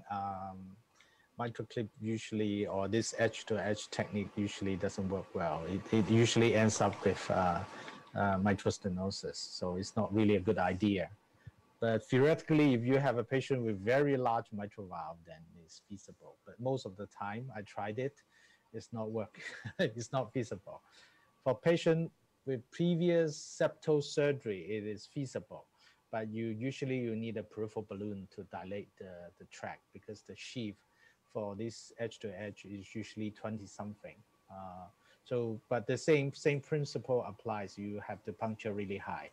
And so at least 4 centimeters to the mitral valve. So I think it should be fine. But you need pre-dilatation, and you need very good stiff wire. Sometimes I use the curved wire I use for the PTMC. They have this very curved, very stiff wire that can actually help me better with just putting a wire in the pulmonary vein. Sometimes the support is not good enough to track the big sheath through. Okay, thank you. So I was asked to give this talk. I think I'm not possible to give all the details. Maybe I just highlight some of the important points regarding the current status and future of transcatheter mitral and tricuspid valve intervention. So for mitral valve, we know now very clearly, everybody knows there are 2 disease entities. One is the valve is sick. So it causing, usually it's referring to prolapse patient. And the second group of patient, the valve is normal, but either the atrial or the ventricle is sick. So if the ventricle is sick, then it pulls down the valve through the chordae, and then the valve cannot coap. But if, let's say, the left atrial is sick, then the annulus get dilated and the valve cannot coap as well. So this second group of patients are what we call the functional MR patients. So now we use many transcatheter techniques. These are the techniques basically adopted from all the surgical techniques before. So why we need so many techniques? Because mitral valve is not a single disease entity. It's involving a lot of complex changes in the mitral valve apparatus. That's why we need to copy our surgical colleagues according to different mitral valve anatomies. So now there are 4 main areas of TMV devices, including the leaflet repair, the annular repair, caudal repair, as well as the last resort, the valve replacement. So let's talk about leaflet repair. It is feasible to use this technique both in degenerative MR and functional MR. And this is the most representative device with most clinical data. Mitral clip, I think, is also available in Taiwan as well. For clinical data regarding the mitral clip, basically the study has been conducted in patients with DMR. This is the pivotal FRS2 trial comparing surgery versus mitral clip in patients having severe MR. But in this study, 74% of patients are having DMR rather than FMR. And the second group of patients, of course, are the patient having ventricular functional MR. So the ventricle is sick. The trial has been conducted in FRS2, 26%, and also most famous COAP and mitral FR study. And unfortunately, now we still don't have the data on randomized controlled trial in patients having atrial functional MR, the MR due to atrial sickness. Usually in Asia, it would be due to long-standing chronic atrial fibrillation. So this is a diagram trying to show you 2 different types of functional MR. For patient having secondary ventricular functional MR, the mechanism is due to the tethering of the leaflet through ventricular dilatation. For atrial functional MR, the mechanism is because of atrial dilatation. This is the group of patients we have a lot of clinical data, be it from the COAP or mitral FR study. And this is the group of patients we still need to study, because I think in Asia, in our database, around 20 to 25% of patients having functional MR belongs to atrial functional MR. And this is the group of patients I think in the future needs to be better studied. So let's talk about the MitraClip data. So everyone is familiar with that. So I just highlight some of the key points. For the first very important head-to-head comparison between surgery and MitraClip, when the patient was followed up for 5 years, you see both group patient survival is the same. But having said that, we know that at 5 years, there are more patients in surgical arm, they remained MR free. But in the patient receiving device, they are having more patients having recurrence of MR. So basically the data is very clear. MitraClip reduces MR versus surgery eliminates MR. But this does not change the mortality or quality of life of patients. So if you have a patient who's really sick, high surgical risk, it is really reasonable to go for MitraClip. If the patient failed MitraClip, surgery is still an option. So that's why the FDA initially approved MitraClip used in patients having prohibitive surgical risk DMR patients. And this is a very typical MitraClip patient, and we have to understand MitraClip is just one device. It is good at certain anatomy. So it's just one approach adopted from surgery. So these are the patients, if they have the pathology at the center of the valve, especially posterior leaflet, and the leaflet prolapse is not really wide, then this is, the patient also had a very long leaflet for grasping, and the mitral valve area is adequate. These are the perfect candidate for mitral valve. So let's talk about functional MR in COAPT study. So nobody didn't know this trial. So everyone knows about this trial. It has a big success. It shows that in patients having poor LV, ventricular functional MR, MitraClip plus GDMT is better than GDMT alone. So this is really a proof of concept study, and it is, I think, is one of the major important landmark device-related heart failure trial in recent decades. So I think this practice has been well adopted worldwide, and even now is being written in the guidelines as one of the options for patients having heart failure. So this is one of my patients with very bad LV, recurrent admission after treating with MitraClip, just one clip, reduction of MR, then patient just improved after surgery. So because of the availability of competitors, as mentioned before by previous speaker, like PASCAL device, Dragonfly device, MitraClip is undergoing also evolution. So now Taiwan is using G3, the generation 3. You have two versions, big clip and small clip. Basically, the idea is allows you to treat patient having bigger flail, bigger prolapse. So this idea, these are the patients also had some prolapse, very complex diseases. So this idea of using a bigger clip has been substantiated by the clinical trial data reported last year in ACC, telling you that in patient having complex anatomy versus patient having non-complex anatomy, the successful rate of using a combination of big clip and small clip is actually similar, and it allows us to expand the adoption of MitraClip towards more complex anatomy. But why we still need generation 4? Generation 4 is more for easier to shorten the procedural time in my perspective, because apart from having a big clip and small clip, it also having a big and wide and short and wide version. In order to do, and it also has this independent grasping function. It means that you can grasp one leaflet, stabilize it, and then you go to catch the another leaflets, because in current third generation, you have to catch both leaflets together. So in these two regards, how we can simplify the procedure, I'm going to illustrate you with an example reported by Cybercar. This is probably the first patient using the big and wide clip G4. This is a patient having posterior leaflet prolapse, and the anterior leaflet is very long.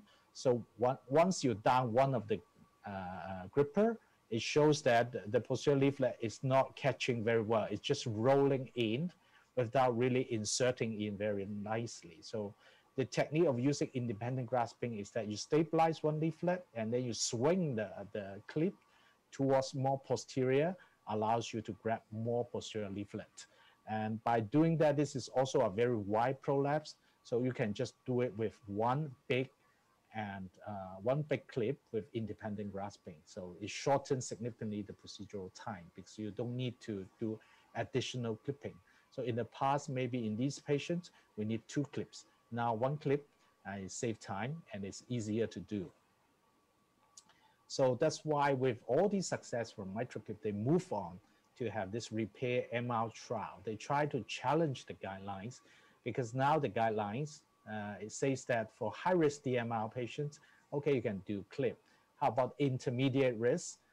We know that with more experiences, with more improved devices, maybe we can even get better and sustainable results. The key is that sustainable results in younger patients having intermediate risk, like the TAVR partner trial series. So we are moving to intermediate risk, the repair MR trial. So we are still, this trial is still ongoing. We still anticipate the result.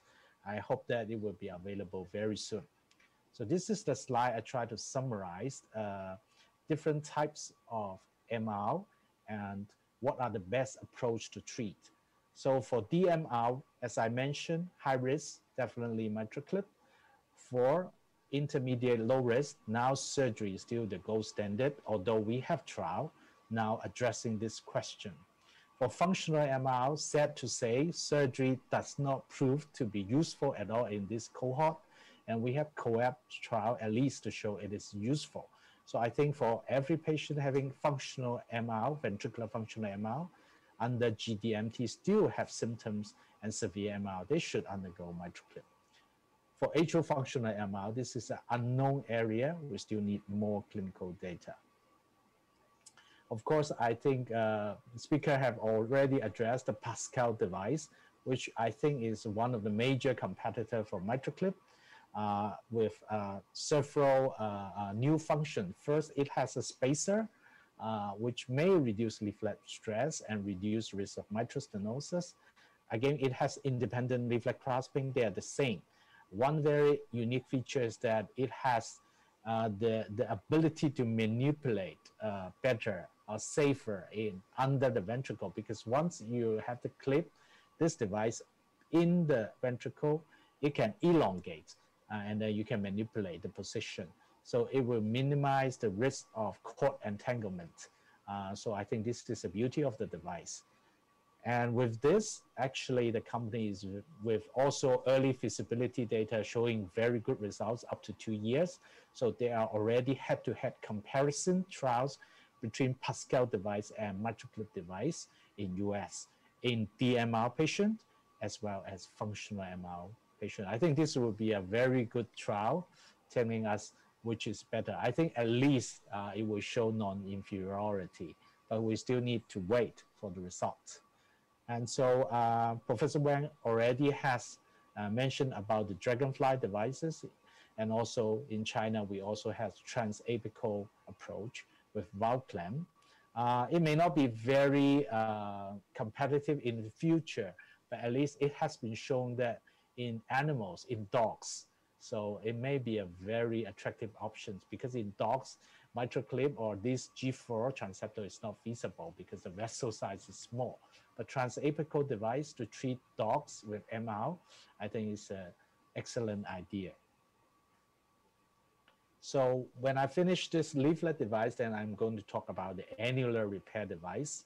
The annular repair, the concept is basically more useful for patient having annular dilatation. So these are more useful in patient having functional MR. Maybe it would be very appealing for atrial functional MR where the main mechanism is annular dilatation.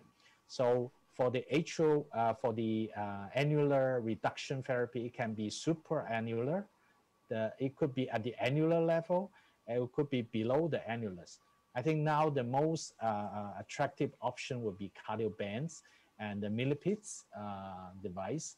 But because of the operative techniques now is relatively complex, I think the company are trying to modify the devices and modify the techniques, and hopefully they would come up with more easier versions so every physician can adopt the technique. Of course, if we copied it from the surgeons, there are certain patients with very isolated prolapse. Caudal transfer surgery is very attractive. So that's why we have transapical technique, neocord, and harpoon that is commercially available to perform this caudal repair through the apical approach. And of course, in US and Europe, there are already studied reported success cases where they doing this technique, either using a pipeline where this anchor is in the apex, or even cordar, where anchoring is exactly at the papillary muscles. So we are looking forward to how these devices performed in the future. Of course, in China, we still have this caudal repair technique called mitral stitch transapical approach. After all this, if we failed with all the repair options, we still have this transcatheter valvular replacement options. Now the two mainstream in United States and in Europe, especially when Tandem CE marked last year, is TMVR. For TMVR, there are basically two approaches. Now the mainstream is transapical access. For Tandem, you need an apical pad to stabilize the valve. For Medtronic Intrepid, it represents another concept. It has two valve frames. One is used for anchoring, and another one is used for leaflet suturing. Basically, from all the early feasibility studies, we know that TMVR basically like surgical MVR. They eliminate MR. But as I said, although it eliminates MR, the safety data is not as impressive as MitraClip, because you're bound to have some apical related bleeding. And in the long run, whether the valve will have leaflet thrombosis, paravalvular leak, these are the issues that remains to be addressed. That's why TMVR can never be the first line if the patient is an excellent MitraClip candidate. This is the 2-year data from Tandem, the Abbott valve. It shows very nicely. It eliminates MR with sustainable result at 2 years, and with some safety data is also excellent.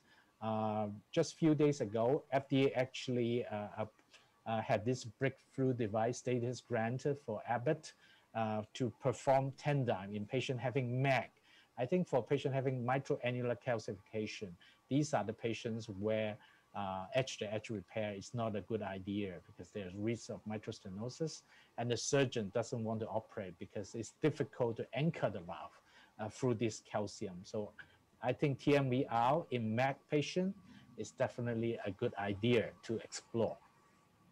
So there are two key TMVR RCT trials currently undergoing in US, namely the Summit trial involving the Tandem valve, because both companies own the MitraClip and the Tandem, so they can do a trial really comparing Tandem versus MitraClip.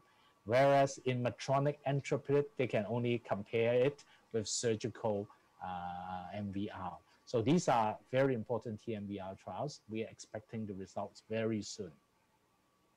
And of course, physicians keep working during COVID era. There are numerous successful transapical devices being reported over the last 1 year, including the High Life devices and also the Evoke device from the Boston, from the Everett's. So these are very potentially very interesting devices. I think it would definitely has promising future. So repair or replacement is always the question physicians will ask. It would be easy, like our surgical colleague, if you're able to do a good repair with edge-to-edge or caudal repair, they should always be the first choice.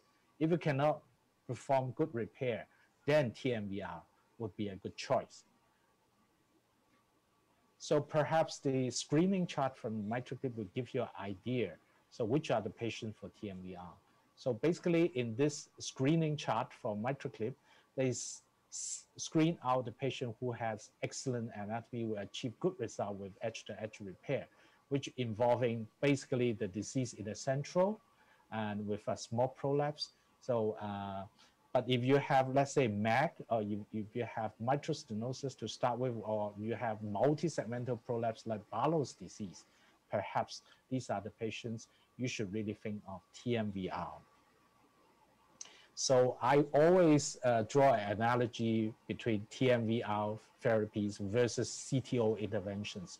So we have to select the patients according to anatomy, because I think for the leaflet approach, edge-to-edge is like an antegrade approach. It works in most of our patients, okay, with good clinical data. So everyone should start learning leaflet device to start with. For annular approach or caudal approach, these are the cases with selected anatomy, maybe in patients having a good distal collaterals like ADR techniques. So if you have good candidates, you can achieve excellent result only in selected patients.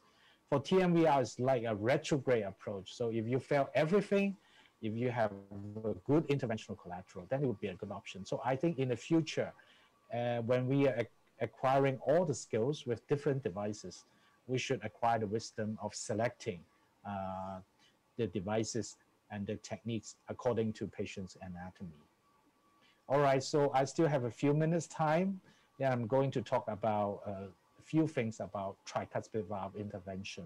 It's really an area that's been neglected for a very long time, and now lucky we have issues, transcatheter options to address these questions. Why it's been neglected? Because surgeries has been associated with really bad reputation. So the surgeons doesn't want to operate. So that's why they ignore the disease, pretend that they don't see the disease at all. And why the surgeons are not doing bad, I don't think it's because the poor surgical technique, is that we're seeing patients too late. We operate too late. For tricuspid regurgitation, most of the etiology is not degenerative MR, it's functional MR, either due to the atrial enlargement or ventricular enlargement. So functional etiology accommodate around 85 to 90% of patients having tricuspid valve regurgitation. Now for transcatheter intervention, we basically adopt the techniques coming from our mitral intervention. So for tricuspid valve intervention now, the most commonly used device is still the edge-to-edge device. At the beginning, we tried to use MitraClip off-label to treat tricuspid regurgitation, and later the company developed a dedicated device called TriClip to treat this condition. And of course, nowadays the valve replacement devices are really developing very quickly in this field. I want to highlight three major challenges for tricuspid valve intervention. First, we are probably dealing with the sickest patient in structural intervention. They have RV failure, they have multiple comorbidities, so we need a good heart team to address this. And secondly, we've been neglecting the valve so long, even the imaging, people also don't know how to assess it properly. Now we need to standardize the way how to assess tricuspid regurgitation, because it makes sense if we want to assess the treatment effect. And of course, for tricuspid valve intervention, I think the most important challenges remain the intra-procedural imaging, because tricuspid valve is anterior structure, TE is not going to do well. So this is the proposed criteria from Rebecca Hunt. Basically, try to divide tricuspid regurgitation into 5 grades instead of just mild, moderate, severe.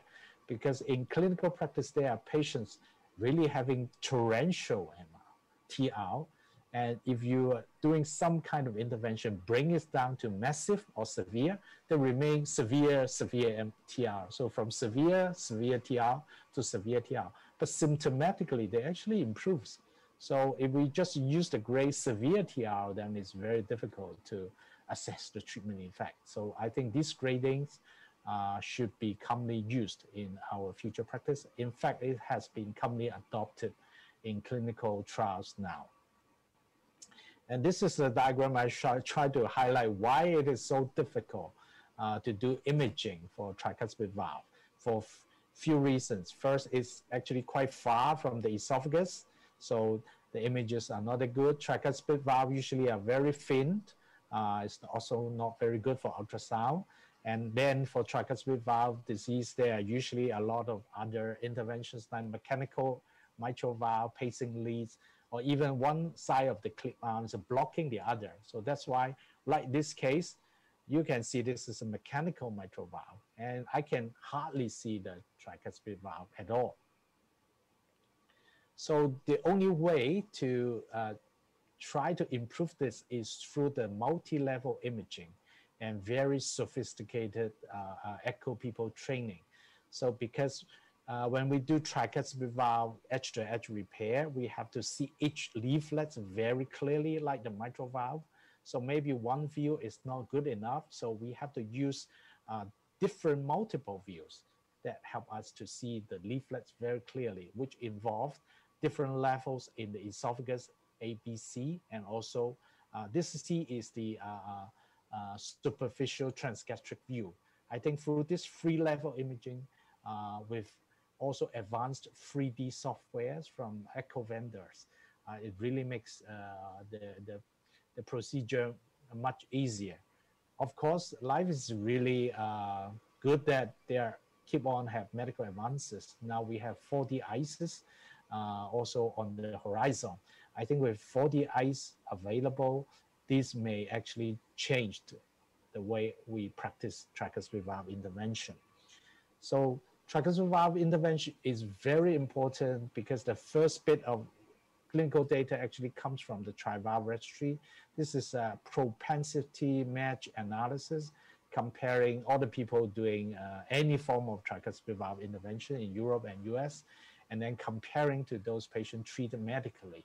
Although this is not a randomized controlled trial, but it shows very important clinical signal telling you that for patient undergoing any tricuspid valve intervention, you see is survival from heart failure and also its mortality all improves. So the difference is a lot. It's more than 10, 15%. So I think if the TriLuminate study currently is a trial comparing TriClip versus medical therapy, if they are able to achieve something like that, it would be same impact as COAPT study.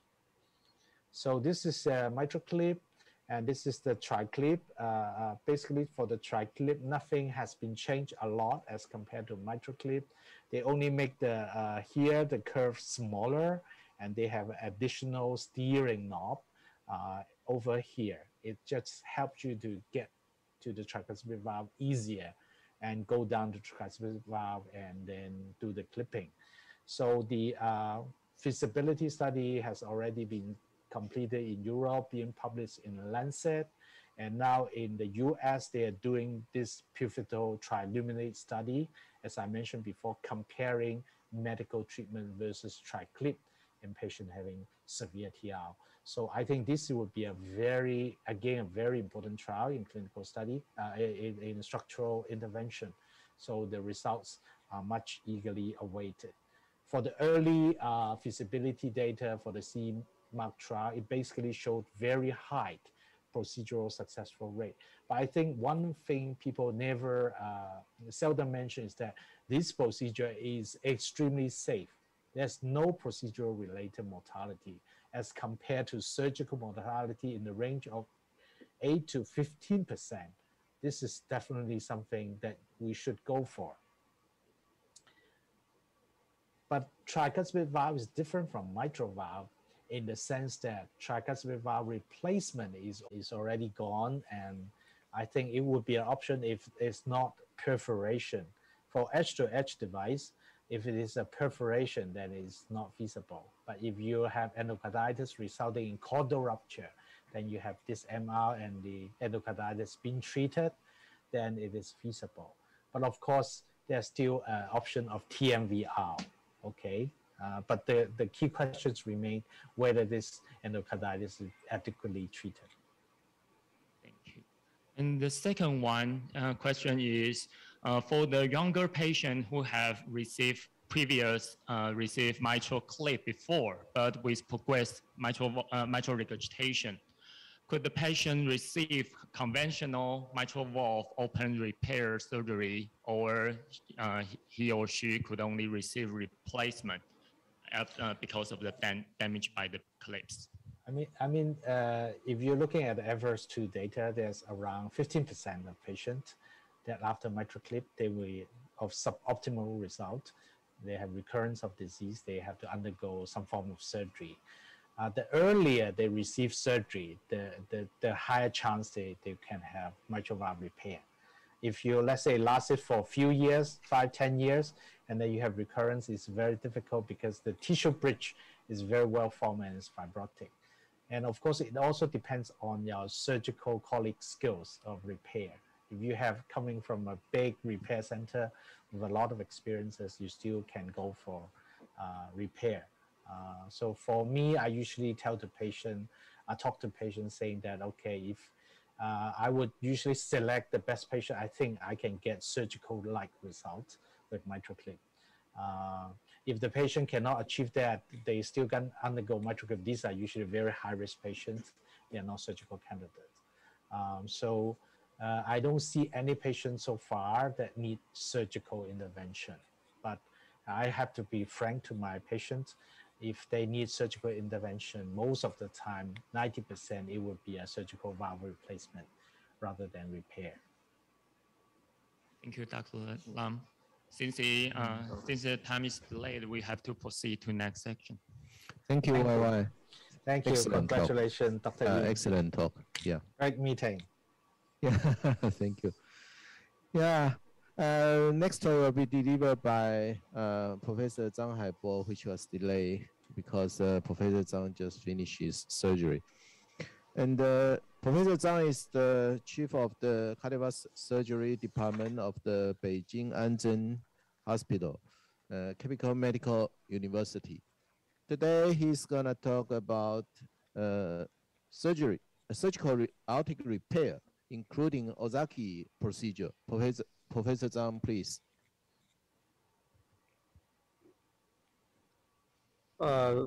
Professor Ying, can you hear me? Very clear. Okay. Thanks for Professor Ying's invitation. It's my honor to be here to share our experience about the aortic valve repair, especially for the Ozaki procedure. As we all know that in China, the valve disease is still very common, and especially for the big centers, we have more young patients with the valve disease. And even in the developed country like the US and the Europe, for example, in this slide, this is in Cleveland Clinic, still many valve disease waiting for the open heart surgery. And in our center, we have the database in China, maybe we have a longer history, almost 20 years. From our database, we can say the valve disease, the etiology changes in the last 20 years in China. The rheumatic valve disease actually is decreased very fast, and also the degeneration increased very fast. So in the future, in China, in mainland, the old generation will be more and more popular in the big centers. For the aortic valve disease, usually we have to replace the valve because, but it still has some problems after the replacement. Even the patient recovered very well after discharge from the hospital. We know that both the tissue valve and also the mechanical valve has some still higher risk of the complication, the thrombosis or even the bleeding after the discharge. And if the doctor wants to try to repair the aortic valve, but it's still more difficult than the mitral and the tricuspid. We all know that for the aortic valve and aortic root, it's a more complicated anatomy. Actually, it's more challenging to try to repair the aortic valve.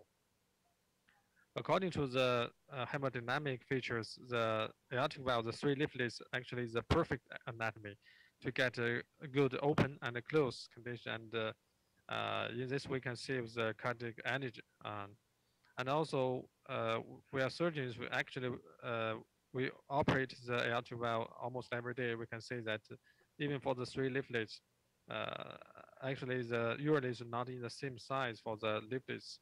So if you try to repair the aortic valve, maybe you should select the different techniques for the individual patient.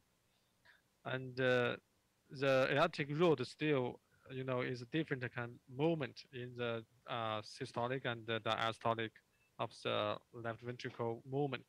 So if you have to replace the aortic valve, you have to fix the artificial valve, and the aortic root still in the same condition and cannot move after the replacement surgery. For the Ozaki procedure, I'm going to take 2 minutes to introduce how we do the Ozaki procedure. First, for the patient, you do the open heart surgery, and you have to prepare for the patient auto pericardium, and to remove the fat and the fibrous tissue, and put the pericardium into the 0.6% glucuronidase for 10 minutes, and then you wash 3 times with the water, and each wash takes 6 minutes. And at the same time, the surgeon should remove the diseased aortic valve, and we use measure to measure the annulus, and then you can use some kind of a certain model, try to draw the pericardium, and then you cut and make a new leaflet with the pericardium. So this is the most important part of our procedure.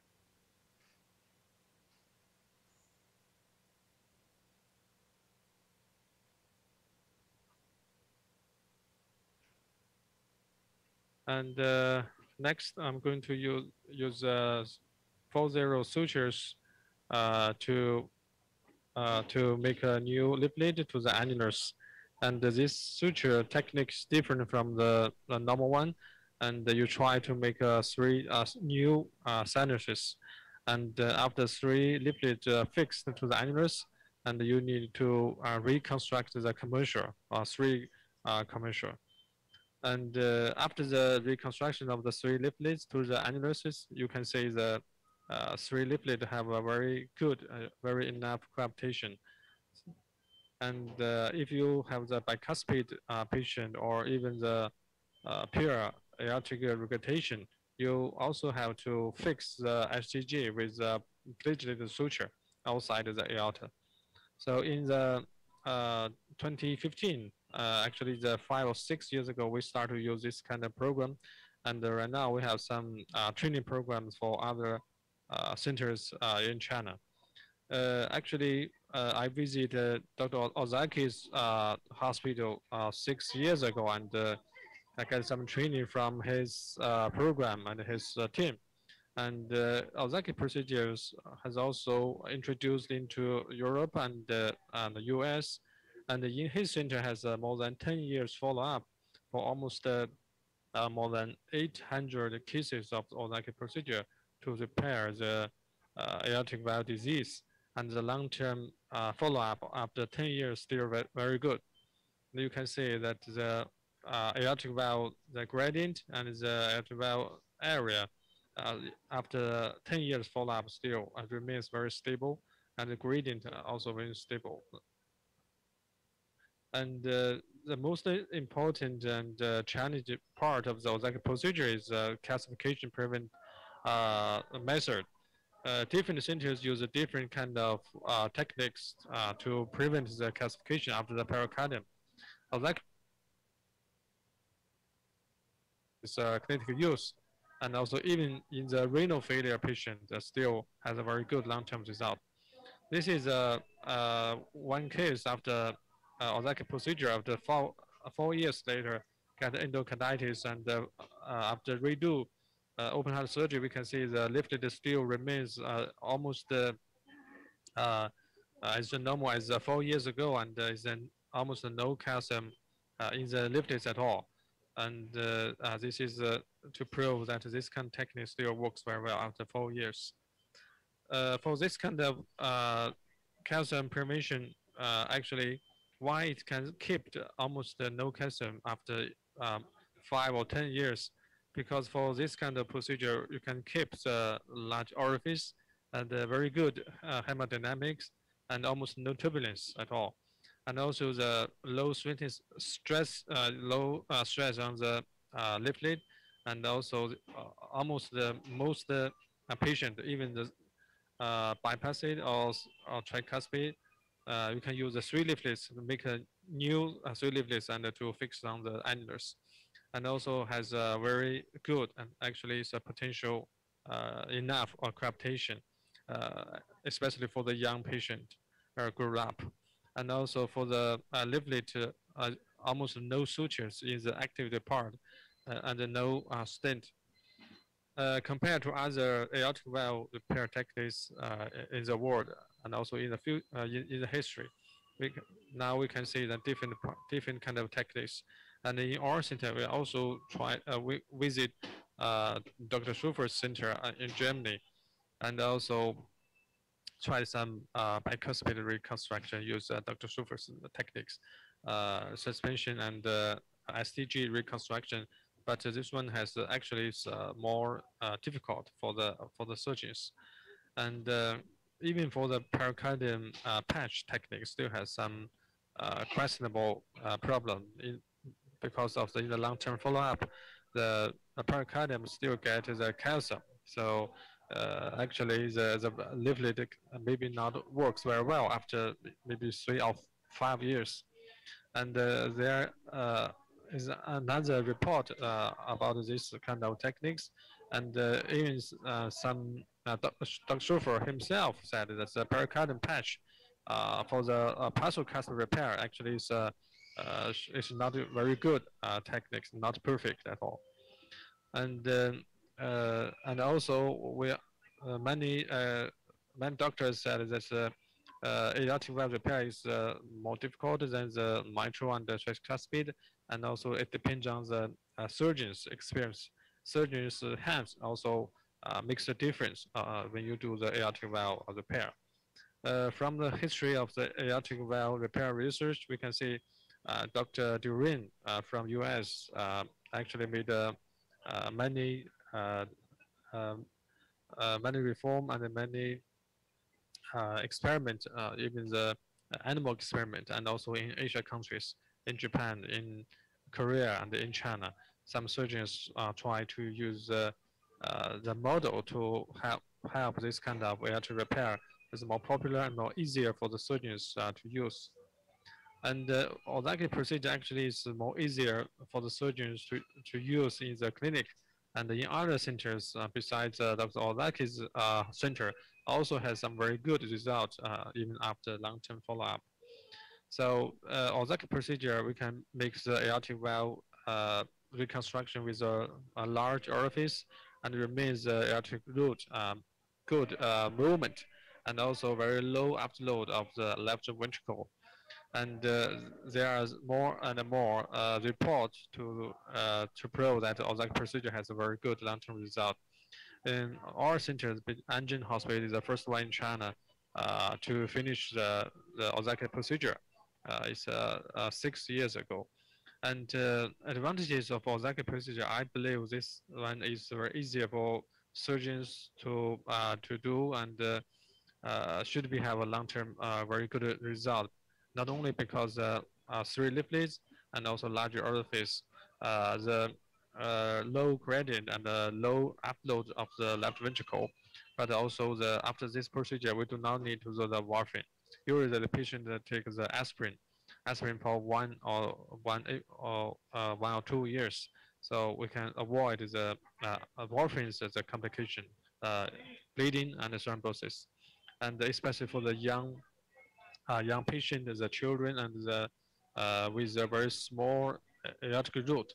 Usually, if you want to have to replace the aortic valve, you cannot find the very small mechanical valve. So Ozaki procedure have the good choice to repair the aortic valve, and also even the aortic stenosis, you can use this procedure to try to reconstruction of the aortic valve.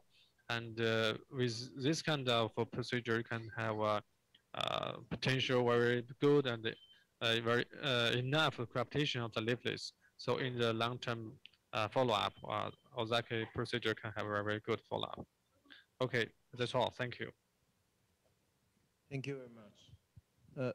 Professor Zhang, may I ask a question? Is there any difference between the TAVI procedure and Ozaki, the application, I mean, the indication or contraindication? Usually we thought we should preserve the valve tissue instead of use a new one. So what's your opinion on this?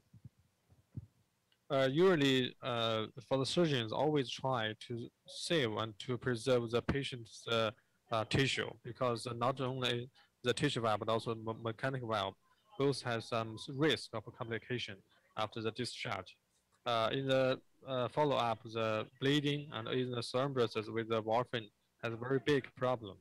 And for the David procedure, usually with very big sinuses or big aorta, we can use this kind of procedure. We can combine the two procedures at the same time. It depends on the surgeon's experience. And for the new surgeon to do the Ozaki procedure, maybe it takes a longer time for the bypass. So maybe it's an easier way to replace the valve or use other repair technique. But for the more experienced surgeon, you can combine with these two procedures. And I believe this is very good for the patient. Okay, thank you very much. Because we are behind the schedule, so very much thank you for to attend this meeting, and hope your surgeries go smooth. And okay, thank you, Dr. Yin. Thank you. Thank you for your involvement of this meeting. Thank you. This session we have excellent topic regarding transcatheter mitral and the final talk regarding aortic repair. So let's move to the next session, which is also the TAVR session. The first speaker will be our old friend Kentaro Hayashida. Professor Hayashida, long time no see. Yeah, long time no see. Can you hear me? Yes, and your hair is going much longer and longer. Much better than me. Thank you. No. Thank you so much for inviting me to this. Yeah, that's our pleasure. So actually, Professor Kentaro Hayashida is the professor of the Keio University Medical Center. And he is also director of the cardiac cath lab, and the director of Transcatheter TAVR program of the university hospital. Today he's gonna talk about the management of AS in low-risk patient, SAVR or TAVR. Let's welcome Professor Hayashida. Thank you very much, Professor Ying and Professor Lin and everyone. And can you see my slides? Yes. Okay, very perfect. Clear. Okay, so actually I'm on my way drive to the hospital, and the connection will be a little bit unstable. And if the connection will be bad, please skip my presentation. I'm so sorry for that. And today I'm going to talk about management of aortic stenosis in low-risk patient and the different disclosure. And first of all, the Dr. Previous study in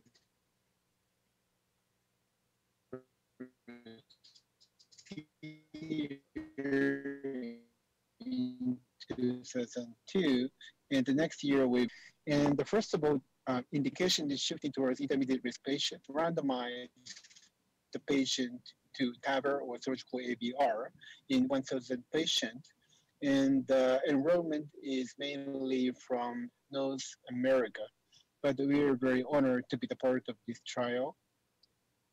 And the result was presented in 2019 ACC. And this is the primary endpoint that we saw the lower composite endpoint increased death and cerebral infarction and rehospitalization. And TAVR was better than surgical ABR. And based on this, the result of low-risk trials like Partner 3 or Evolut risk trial, indication is expanded to low-risk patients in Europe and United States in 2019. And this year, we also had the indication of TAVI procedure in low-risk patients. And we also had the major update on the Japanese guideline. And hopefully you can see some Chinese letter in my presentation. And I am the part of the guideline committee, and I was in charge of the treatment selection, surgical ABR or TAVI procedure. And we just copied the table from the European guideline. And this column shows the the factors which favor surgical ABR. And the right column demonstrates the factors which favors TAVI procedure. And what is most important from our table is STS score was eliminated from this table. That means the surgical risk score is no more the gatekeeper for the treatment selection. And the end of last year, we found the update of the American guideline. And if you look at the American guideline, we find the new column and on the right side, which favors palliation. And if the patient is too high risk, maybe we can think about the treat the patient only with palliation without any invasive procedure.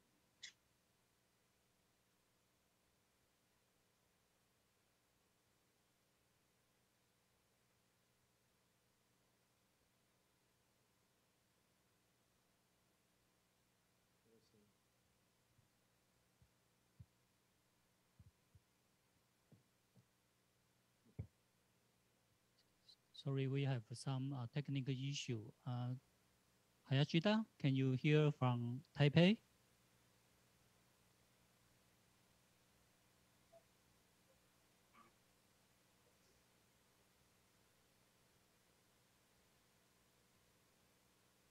Sorry, we have some technical issues. So now we still try to reconnect with Hayashida. Please wait a few minutes.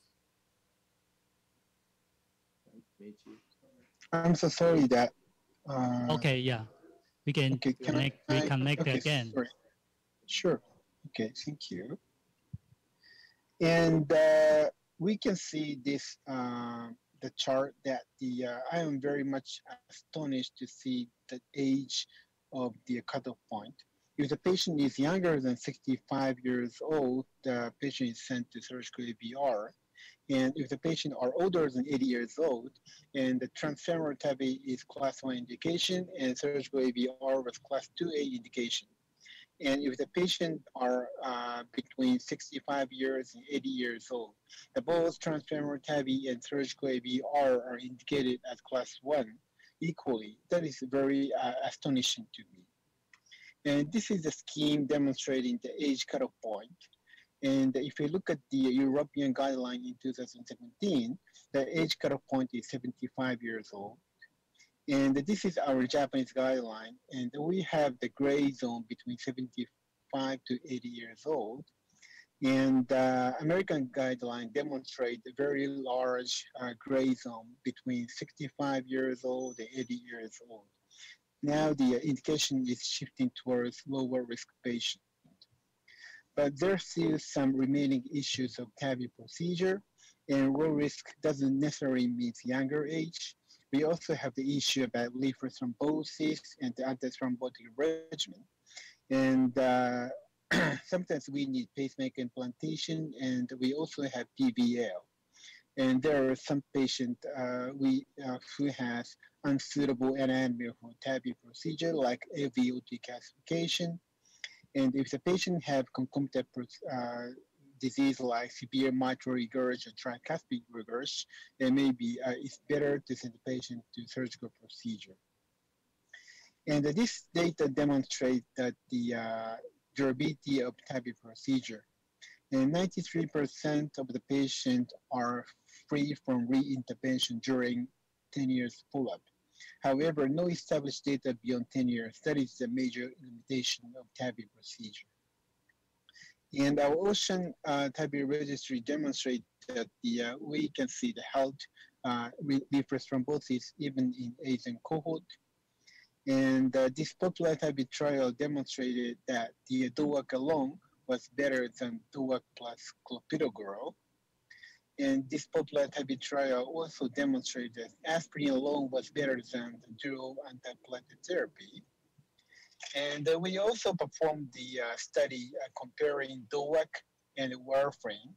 And the DOAC demonstrates lower mortality over warfarin. And it should be confirmed by randomized control trial.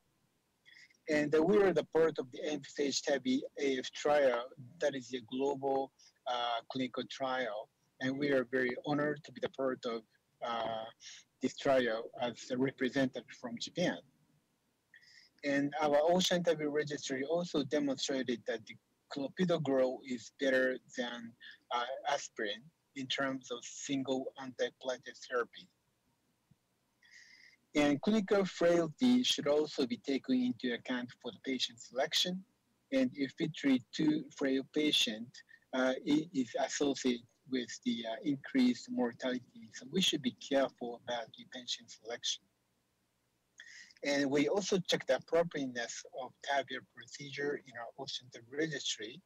And we confirmed that our indication is appropriate.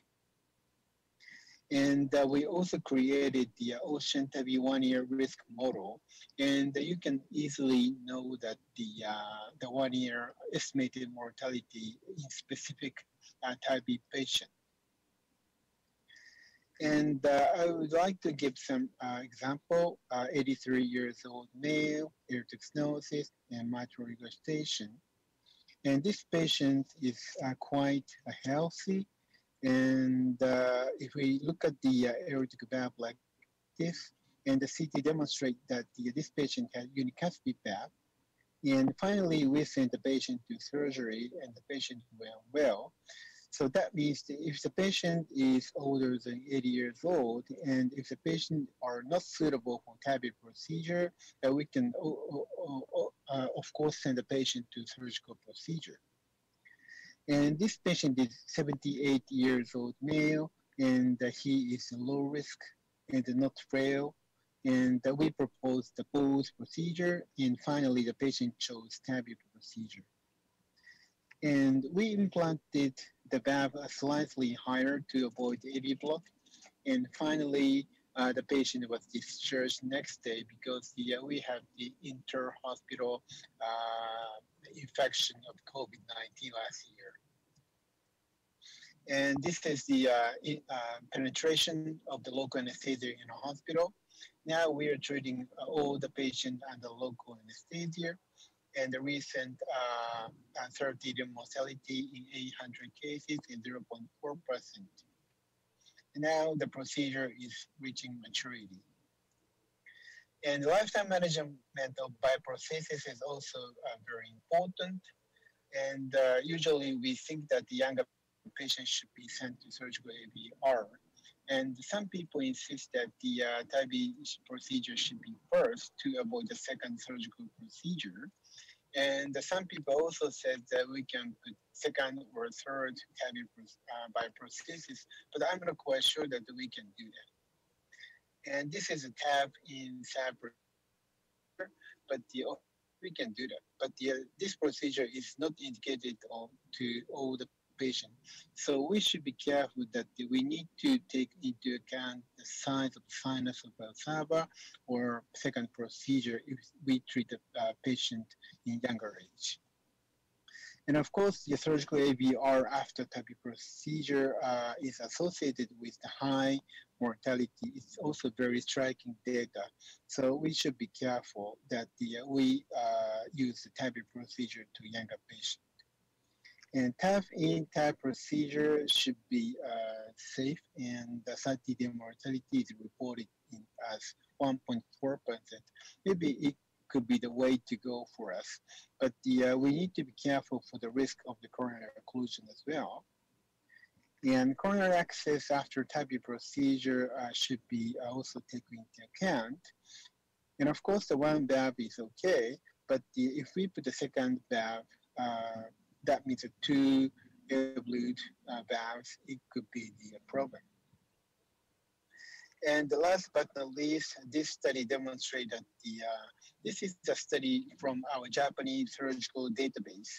And this study compares the mortality of the surgical AVR between TAVI center and non-TAVI center. And TAVI center is associated with the lower mortality after surgical AVR. That means the TAVI and surgical AVR were complementary to achieve better outcomes. And mutual respect with surgeon and interventional cardiologist is most important. In conclusion, ladies and gentlemen, indication of TAVI is expanding to low-risk patients, but there are still some limitations like pacemaker, coronary access, valve thrombosis, optimized thrombotic regimen. And TAVI and surgical AVR were complementary to achieve better outcome, and heart team approach based on mutual respect is most important. Thank you very much for your attention. Thank you, Professor Hayashida, for your excellent talk. Are there any comments or questions from the audience? Hello, Dr. Hayashida. I'm Dr. Lee, cardiac surgeon working at the Zhenxing General Hospital. It's nice to meet you again. So I know you have some experience about to deal with some patient with small aortic annulus. And for the patient with small aortic annulus, also some challenge for the surgeon. So how about your decision making in patients with small aortic annulus, but at the age around maybe 65? So what's the any factor you have to take into consideration about the decision making for the patients? Thank you. Okay, thank you very much, Dr. Lee, for your excellent question. So actually, the 65 years old is very young for us, and the surgical AVR should be the first choice. But of course, you have concern that the patient has small annulus, and we also ask surgeons that if the root enlargement, annular enlargement is visible or not.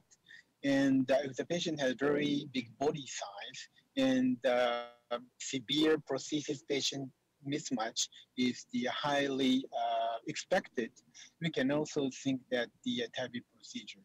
But the problem is the TAV in TAV procedure is not reimbursed in our country. That means the surgical AVR is still the first choice treatment for the patient you proposed. Thank you.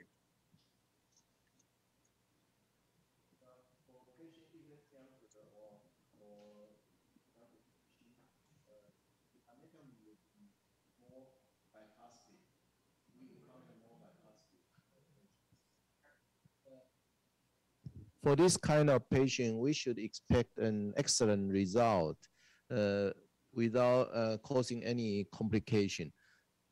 If not, they should put on go for the surgery. How do you think?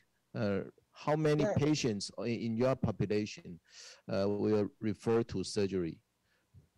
Okay, thank you very much, Dr. Yin, for your excellent question. Actually, I totally agree with you that the safe procedure and the perfect result is most important. And if the patient has the very risky anatomy for TAVI procedure, and of course, the patient should be sent to surgical AVR. And we also need to take into account the surgical risk and the age of the patient. If the patient is very elderly and frail, we tend to choose the TAVI procedure.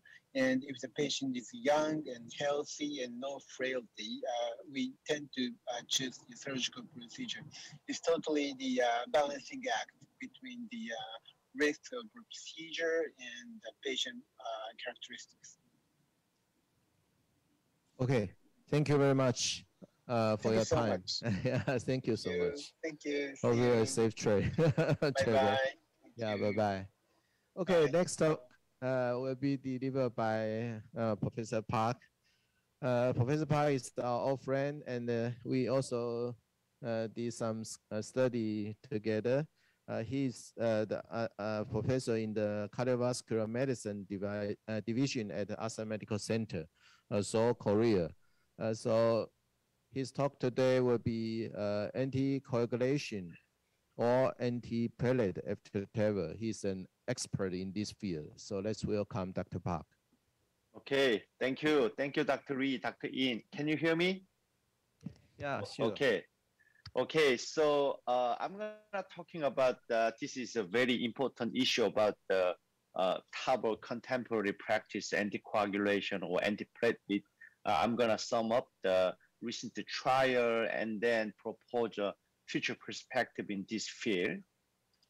This is my disclosure. So, and historically, and the prior available trial, partner series, Evolut low risk trial, and the all large size clinical trial used the depth regimen after TAVR procedure and composed the aspirin indefinitely and clopidogrel 6 months. You know, decision based on expert consensus is like a stand. So treat like a coronary and peripheral. So, and the most of available large size trial is used the depth therapy for 6 months and then the aspirin alone. However, and some important report in the large market New England Journal of Medicine and Lancet Journal shows the subclinical lip rate thrombosis could be matter that is associated lip rate motion limitation. Also, there be potential for cerebroembolic vascular event.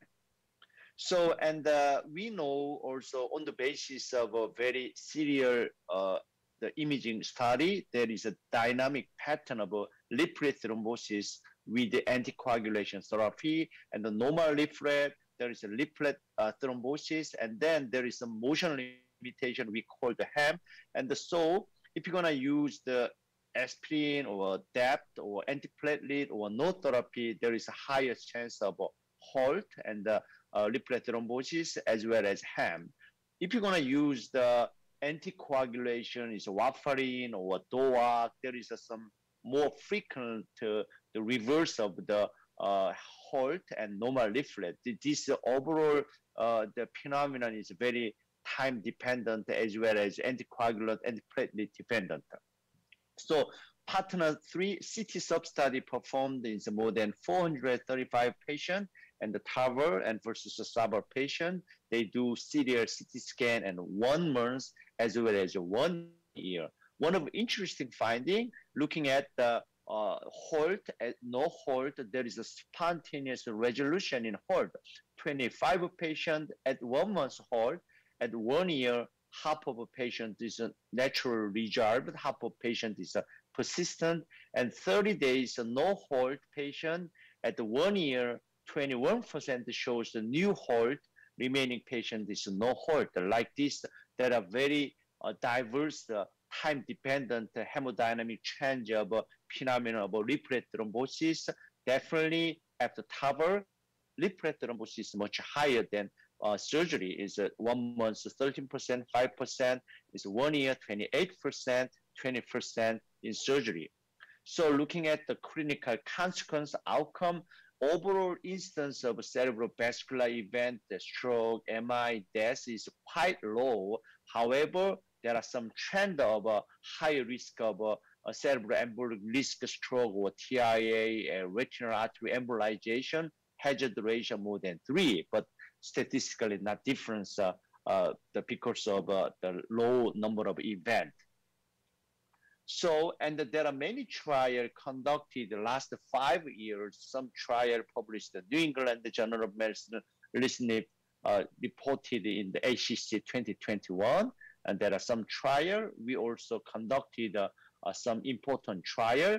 So if you think about after TAVR procedure, stroke or TIA, cerebroembolic event, and on the basis of the prior evidence, overall approximately 10% at 1 year. So if you think about the life-threatening or disabling bleeding after TAVR, up to 1 year, overall, approximately 20%. But that means bleeding event is 2 times higher than ischemic event. So at this moment, we should think about if you define primary trial endpoint as the net clinical composite outcome, including major bleeding as well as ischemic bleeding, you can always achieve positive trial result with a less potent antithrombotic strategy. This seems to be attractive for trial investigator. This is, we found the ARTE trial, popular TAVR A and B. However, do you think about, is it sufficient to guide your decision making?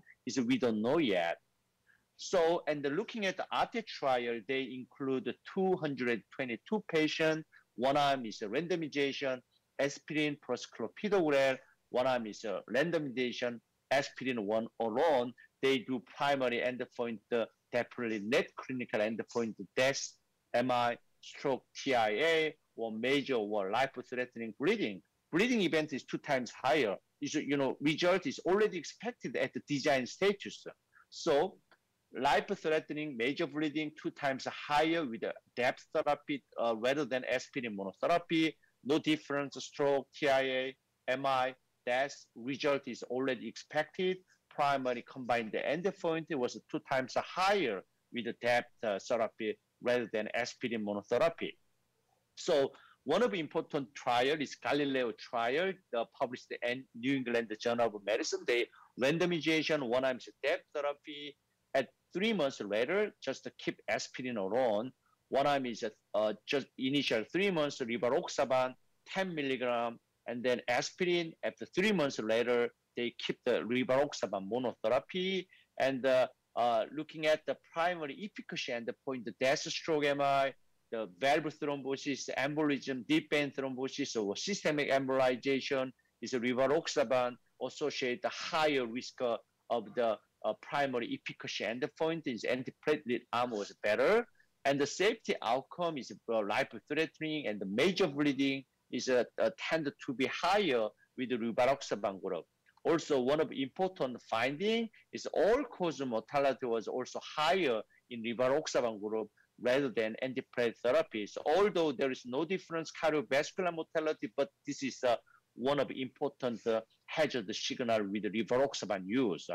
But by contrast, they do sub-study of CT scan, ITT, and PP analysis compared to the depth. Rivaroxaban group associates the higher reduction of the leaflet thrombosis. So imaging is the rivaroxaban better, but clinically is the rivaroxaban was much hazard. Popular TAVI trial is there are 2 arms. Is they randomization, no requiring anticoagulation cohort A and requiring anticoagulation cohort B. They do randomization aspirin versus DEP and the oral anticoagulation versus the oral anticoagulation plus clopidogrel. That is if you combine the net clinical endpoint, it's already positive result was expected. Less is more concept in this trial.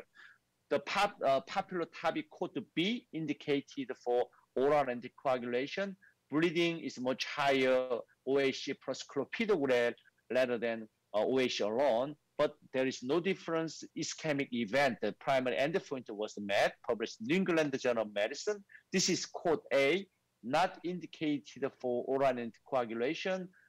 The result is already expected, no difference of ischemic event, bleeding event much higher with a potent combination aspirin plus clopidogrel rather than aspirin.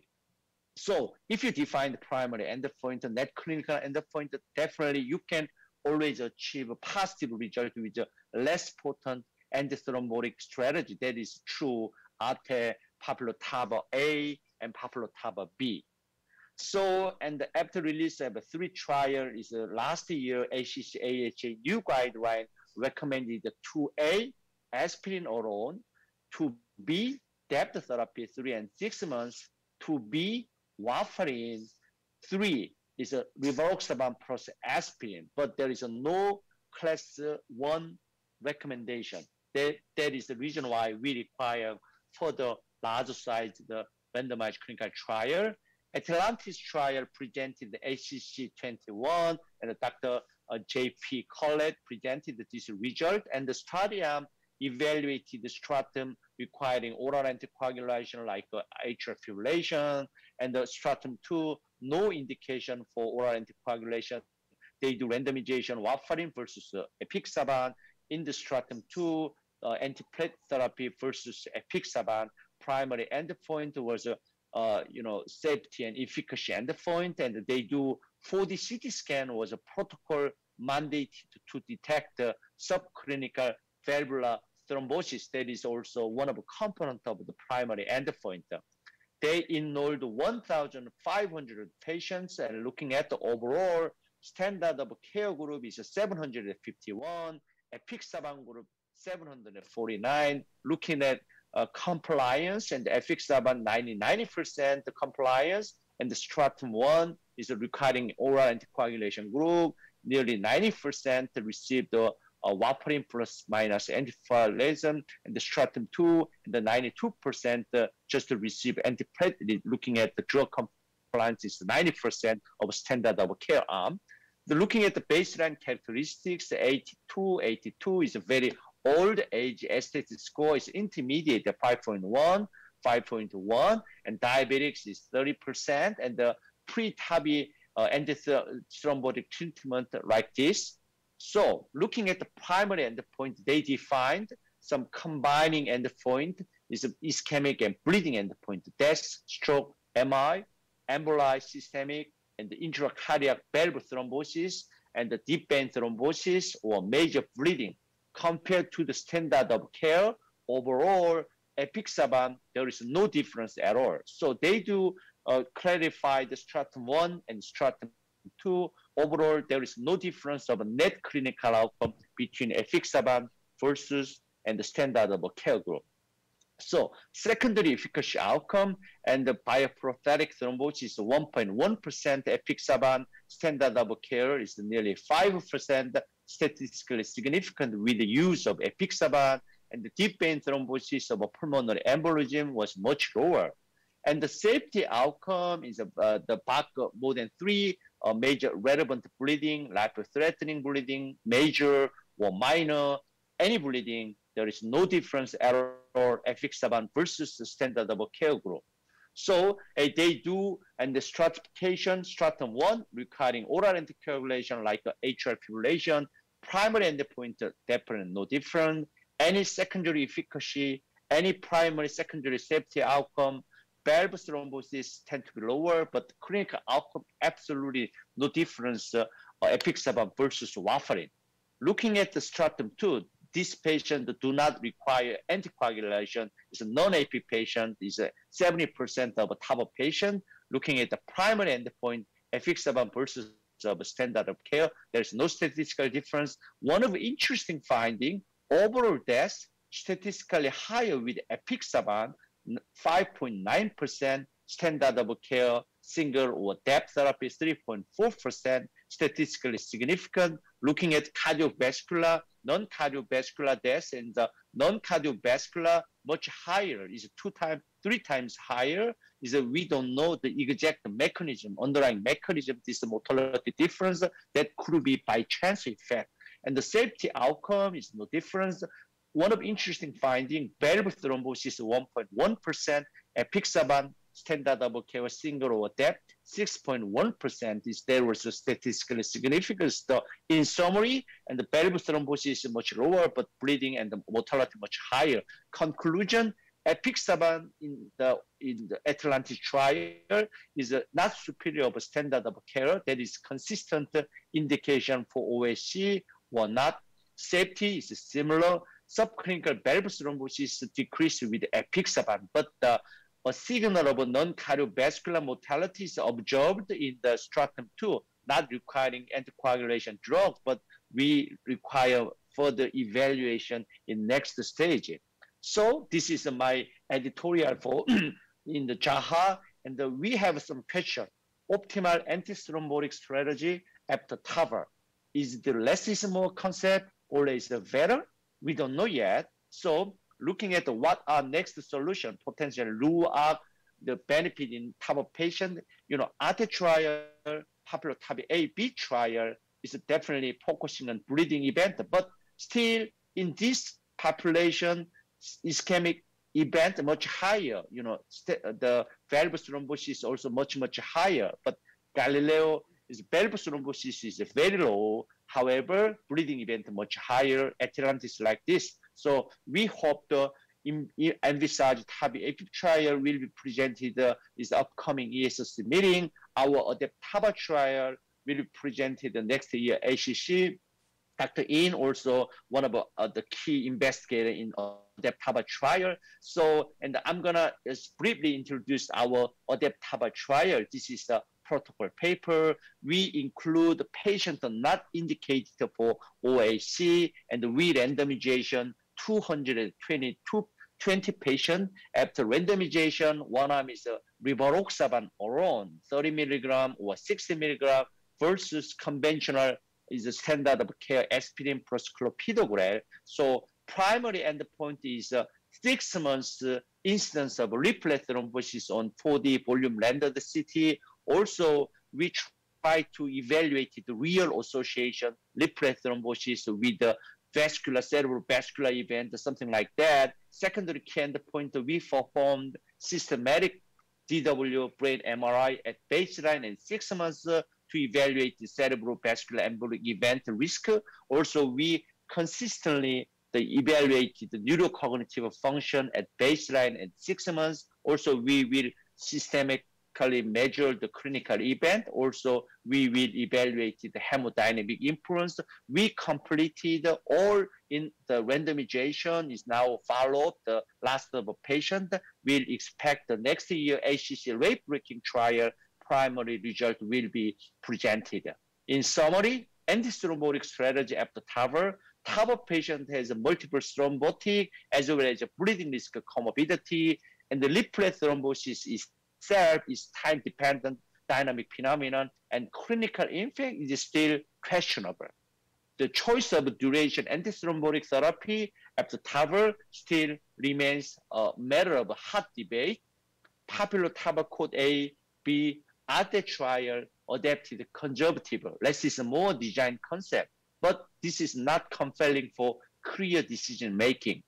Galileo shows triple hazard, higher death, higher thromboembolic complication, higher bleeding with the rivaroxaban plus aspirin over that. Atlantis trial shows the apixaban has no benefit of standard of care. Imaging outcome was favorable, but clinically inconclusive.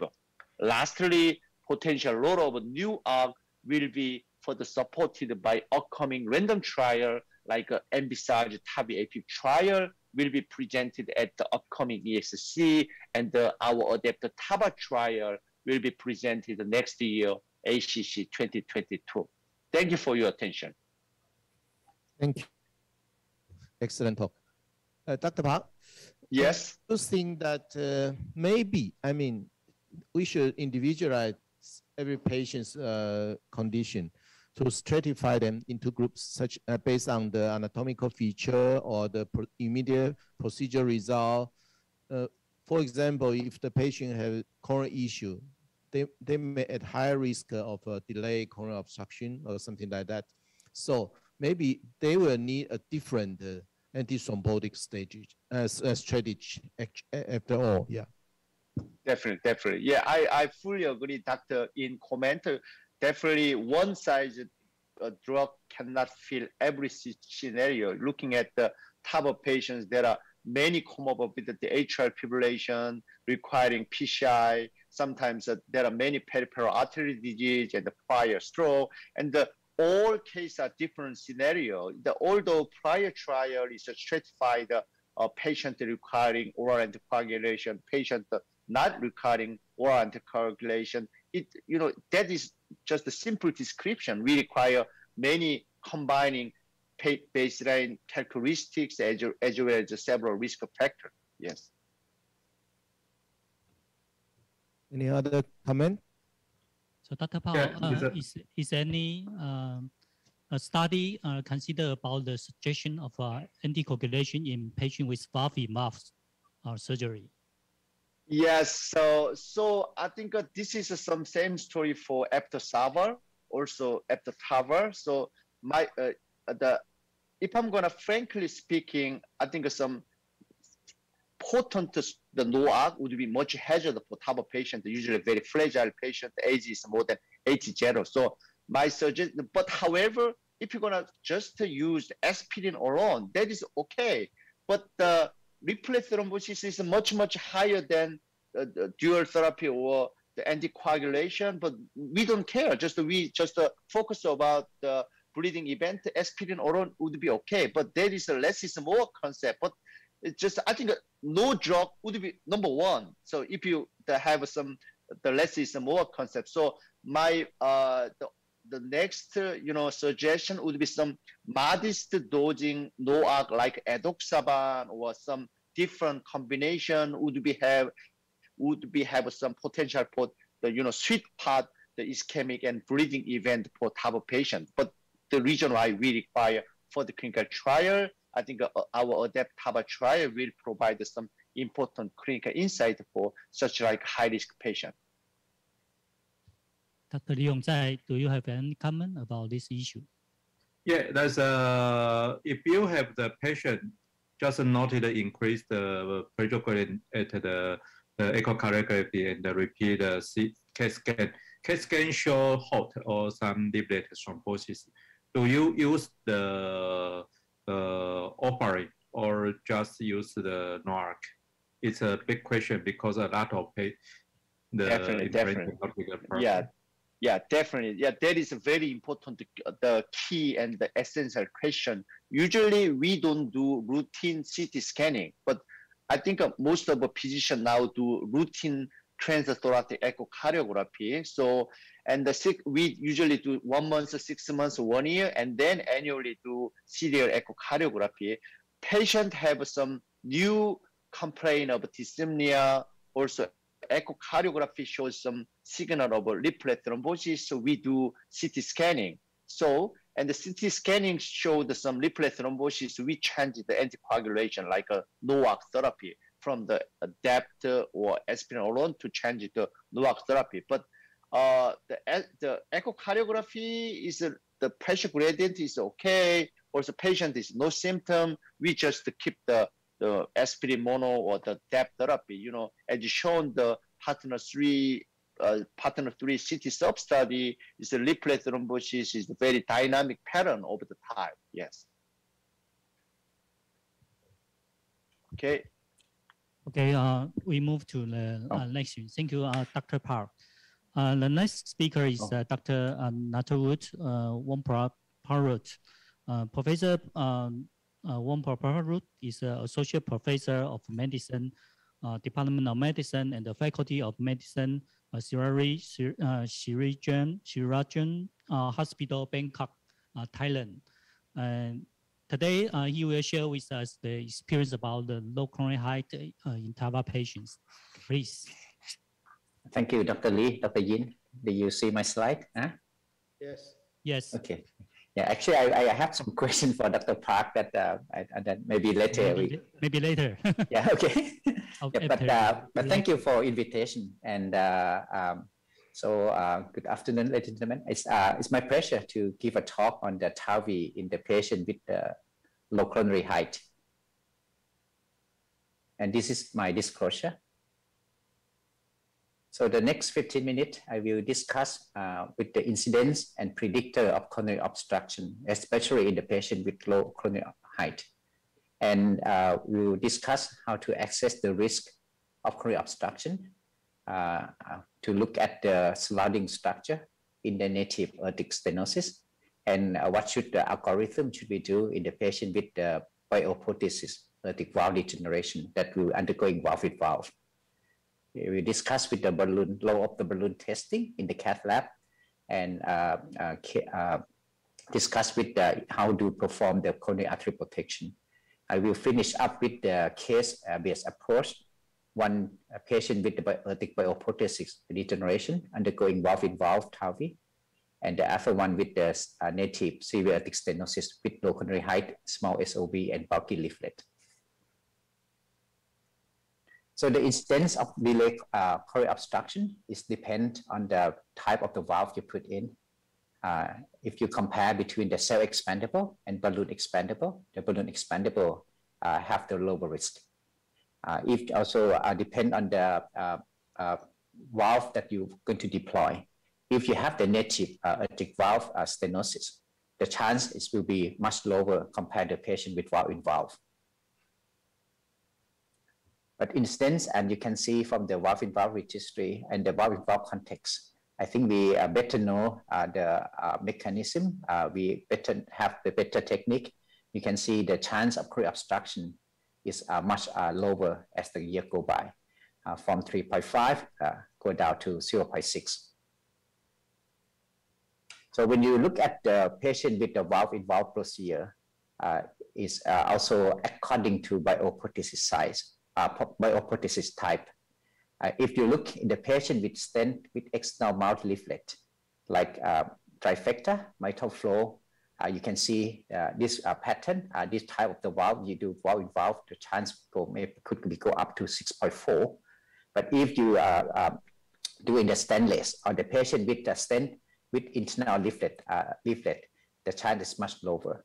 So I think before you put the valve-in-valve procedure, I think you need to know what type of surgical bioprosthesis that will be impact for a risk of coronary obstruction. So how to access? I think when you look at the CT, you look at the coronary height. Usually, if it's less than 10, you will have risk of coronary obstruction. But it's not only the coronary height is play some role. I think you also need to look at the sinus of Valsalva. I show you the impact of the patient with the large sinus of Valsalva and patient with low sinus of Valsalva. In the patient with the bigger sinus of Valsalva, even though coronary height is low, you might have a lower chance of coronary obstruction compared to patient with the narrow SOV. And usually SOV, we cut off is about 30. You also need to look at the leaflet. What is the length, leaflet length, and how the bulky of leaflets, especially if the bulky of the leaflets is the same size of that low coronary height, chance of coronary obstruction will be much higher. And you also want to look at the impact of the where the coronary take off. If the coronary take off at the middle of the sinus, it will be have the lower chance compared to the patient with the take off at the edge of the sinus. And the STJ size also have play some role. And size of the STJ compared to the valve size and the height of the STJ, if it's lower than coronary height, the chance of coronary takeoff will be play some role. So I think this is all a combination factor that you can pre-access before you perform the TAVI, especially in the patient with low coronary height. And this is all parameter that I have mentioned about. So in the patient with the native aortic stenosis, I think at nowadays we try to do the direct TAVI without balloon dilatation to reduce the risk of the stroke and other embolization. But in the patient with low coronary height, the one that you're not sure, I think you can have do the balloon testing to look at the risk of coronary obstruction. This is the case that we indecisive whether to go for the TAVI or maybe convert to surgery. And patient have the risk of low coronary height, and we use the same size of the balloon that we plan for TAVI and do the simultaneous injection. And you can see that right coronary artery have obstruct. So in this case, with the balloon testing, we know that the chance of coronary obstructions is high, so we change our decision. In the patient with valve-in-valve, I think algorithm is a little bit different because this group of the patient have the higher risk, especially a patient with a stent with external mouth. So first, I think you want to look what type of the bioprosthesis that you're going to put the valve-in-valve in. And then I think with the stent valve bioprosthesis, you want to look at the virtual transcatheter valve to coronary distance. If it's more than 4, I think you are under low risk. But if it's less than 4, you are the high risk size. For the stentless, I think you look similar to the like you do the native artery.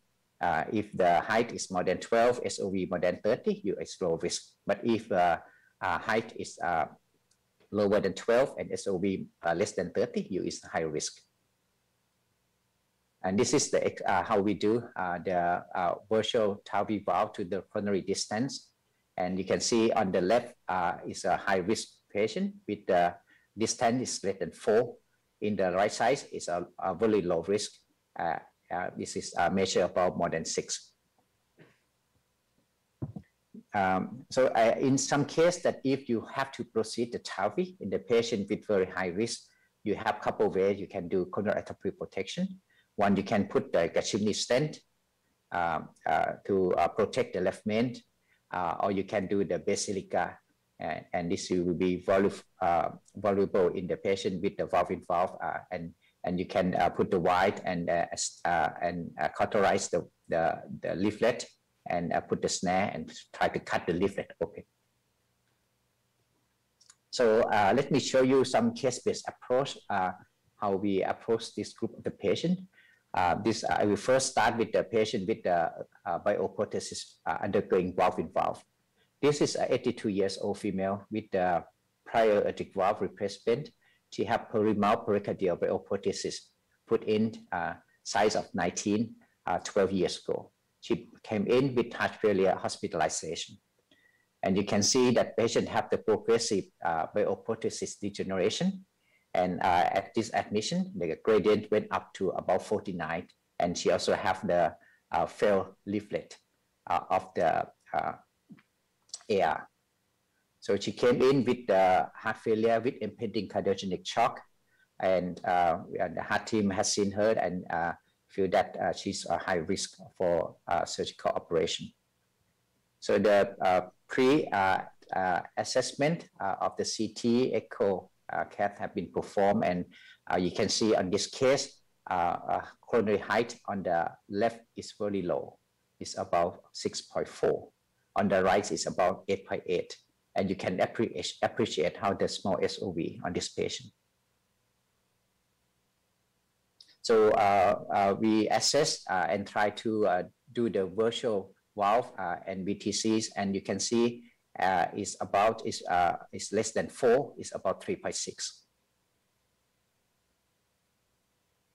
So this is at the difference level beyond the annulus. But on this case, the heart team have looked at the patient, and I think it's too high risk for redo operation. So we plan to proceed for the TAVI on this case with the valve-in-valve procedure. And you can appreciate on the left angiogram how low the coronary height compared to the bioprothesis. So in this case, we go ahead with the chimney, and we put the Y and put the stent ready. And because of the patient have the bioprothesis, we don't like to do the balloon dilatation to reduce the risk of the embolization. So we go ahead with the TAVI. And this case need bioprothesis is 19, so we put the 20 valve of the 7.3. And after the valve put in, you can see that coronary artery is still patent, but we look at the gradient, there's still a mismatch of the gradient.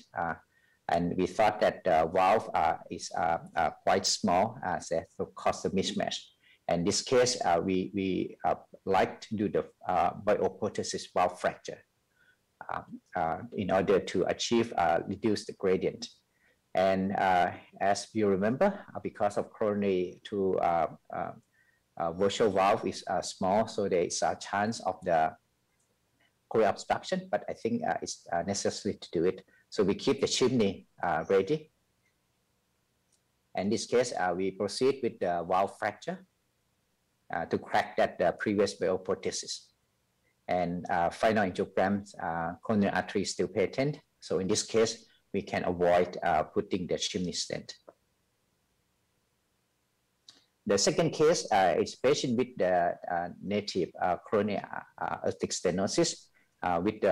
She's 90 years old with medical history of hypertension, She's very frail. She came in with symptomatic severe aortic stenosis, and you can appreciate the gradient is very high. It's about 78 for simultaneous record. This patient coronary height is on the borderline size is 9.9 on the left, but the SOV is small. But you can appreciate how much the bulky of the leaflet on the left coronary leaflet, where the coronary height on the left is low. So on this case, we assess, we think about Sapien 3 size 26, and you put the virtual valve, and you can see the distance is kind of borderline. It's about we proceed with the TAVI with the chimney. So we put the guiding and put the wire ready, and you can see the calciums on this leaflet. So in this case, because of native aortic stenosis, we do the balloon testing to access it, and you can appreciate how much the calciums, but you can see it flow into the left and right coronary artery. But one pitfall on this case, I think my pigtail put too low and next to the left coronary ostium. I think if I do it again, I will put a little bit higher. And then we, after the balloon testing, we put the Sapien 3 number 26 and get the chimney stent ready. And after the TAVI, we do the angiograms, patent of the left main. And what this is also a good example that when you look to access the coronary obstruction, I think you need to look in the proper view. For the coronary ostium, I think the best view will be LAO cranial view.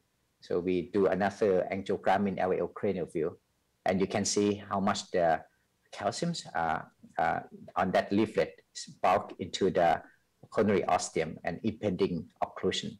But patient have a hemodynamic stable, no wall motion. So we have the chimney ready. So we proceed with the chimney stent. After the chimney, everything looks okay, but you can appreciate on the, she still have some AR, and the TE also show the moderate paravalvular AR. So the next question, should we finish or should we do the post-dilatation? If we do post-dilatation, will we have any risk for occlude that chimney? In this case, we decide that we will proceed with the balloon dilatation, but we plan to do kissing balloon dilatation. So we feel that if we put the balloon in the coronary, we can go up to 16 ATM, and the balloon aortic valve will not be exceeded. So we do kissing balloon between chimney stent and the TAVI of aortic valve. And this is the final angiogram. So this patient was bring back in 6 months and performed the angiogram, and everything is still patent. She's clinical, doing well. I feel no heart failure, no angina. So in conclusion, I have been show you how to approach the TAVI in the patient with the high risk of coronary obstruction with low coronary height. The incidence of coronary obstruction is in current era is very low, and I think you need to access a patient by patient. You need to look at what type of TAVI you're going to put in, what type is the patient with valve involved. You need to look at the what type of bioprosthesis. You need to look at the surrounding structure. And I have to show how to access in the native artery and how to access in the previous bioprosthesis. I show you a case-based approach in the both of native artery and the bioprosthesis undergoing valve involved. Thank you. Thank you, Professor Wampraparu. It's a great talk, and I share your a great case for us. It's really informative. On my right hand side is Dr. Li Yongzai, a cardiac surgeon. My colleague, also a master in the field of TAVR. So could you, would you want to ask your question to Dr. Paul first? Oh yes, I have a question that on the Atlantis trial, I think the idea for anticoagulation, you want to prevent the halt, and you expect that if you can prevent the halt, you can in the long run, patient with degenerative bioprothesis will be less, and that will be a better outcome. But for the Atlantis or Galileo, maybe you put the patient on the high risk with the life expectancy. I mean, very old patient. So I think the outcome is less is more, because old patient you bleed more. So I was wonder that, I mean, is that the result could be different if I mean, we're talking about doing in the low risk patient, in the younger patient. Maybe in the younger patient, the risk of bleeding will be less, and maybe the protection of the leaflet for leaflet deterioration will be better in their long run. So that will be my question.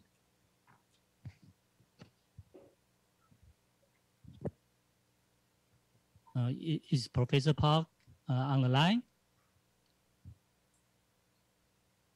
I think Professor Park is not online.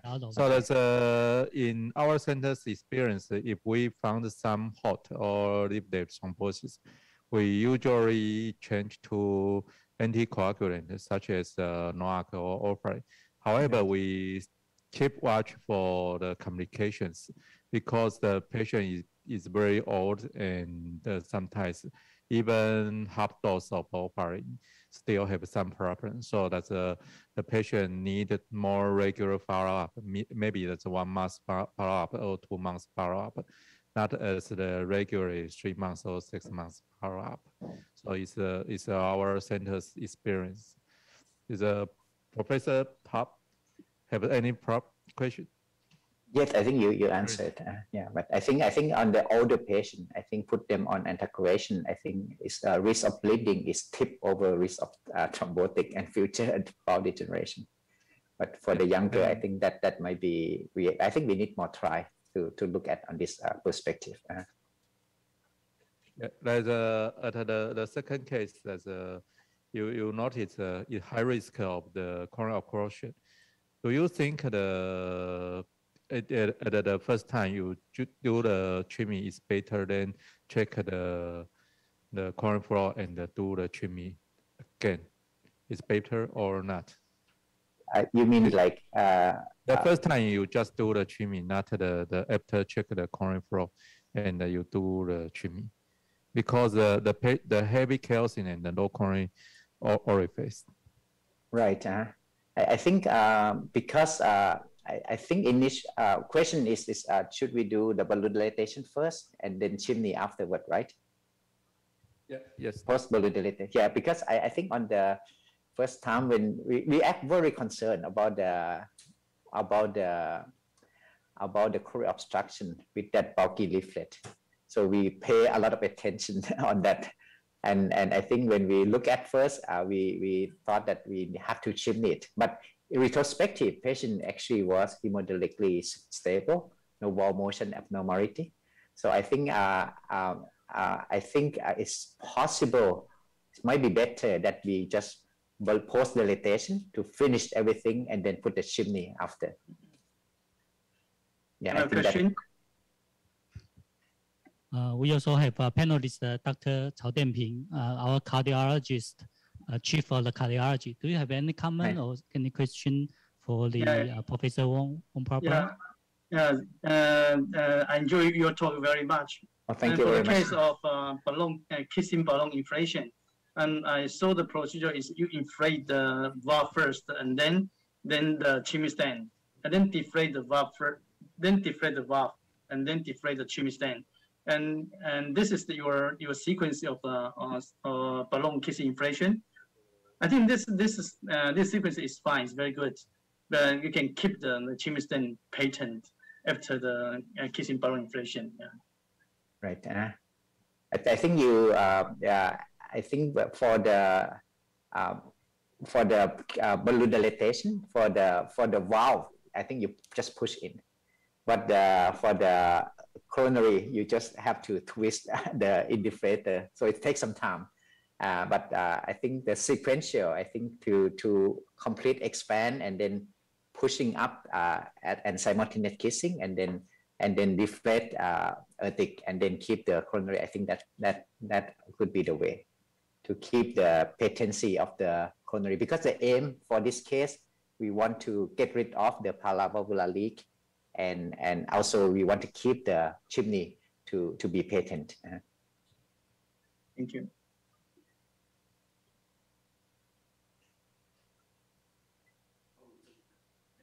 Okay, now we have Professor Steph on the line.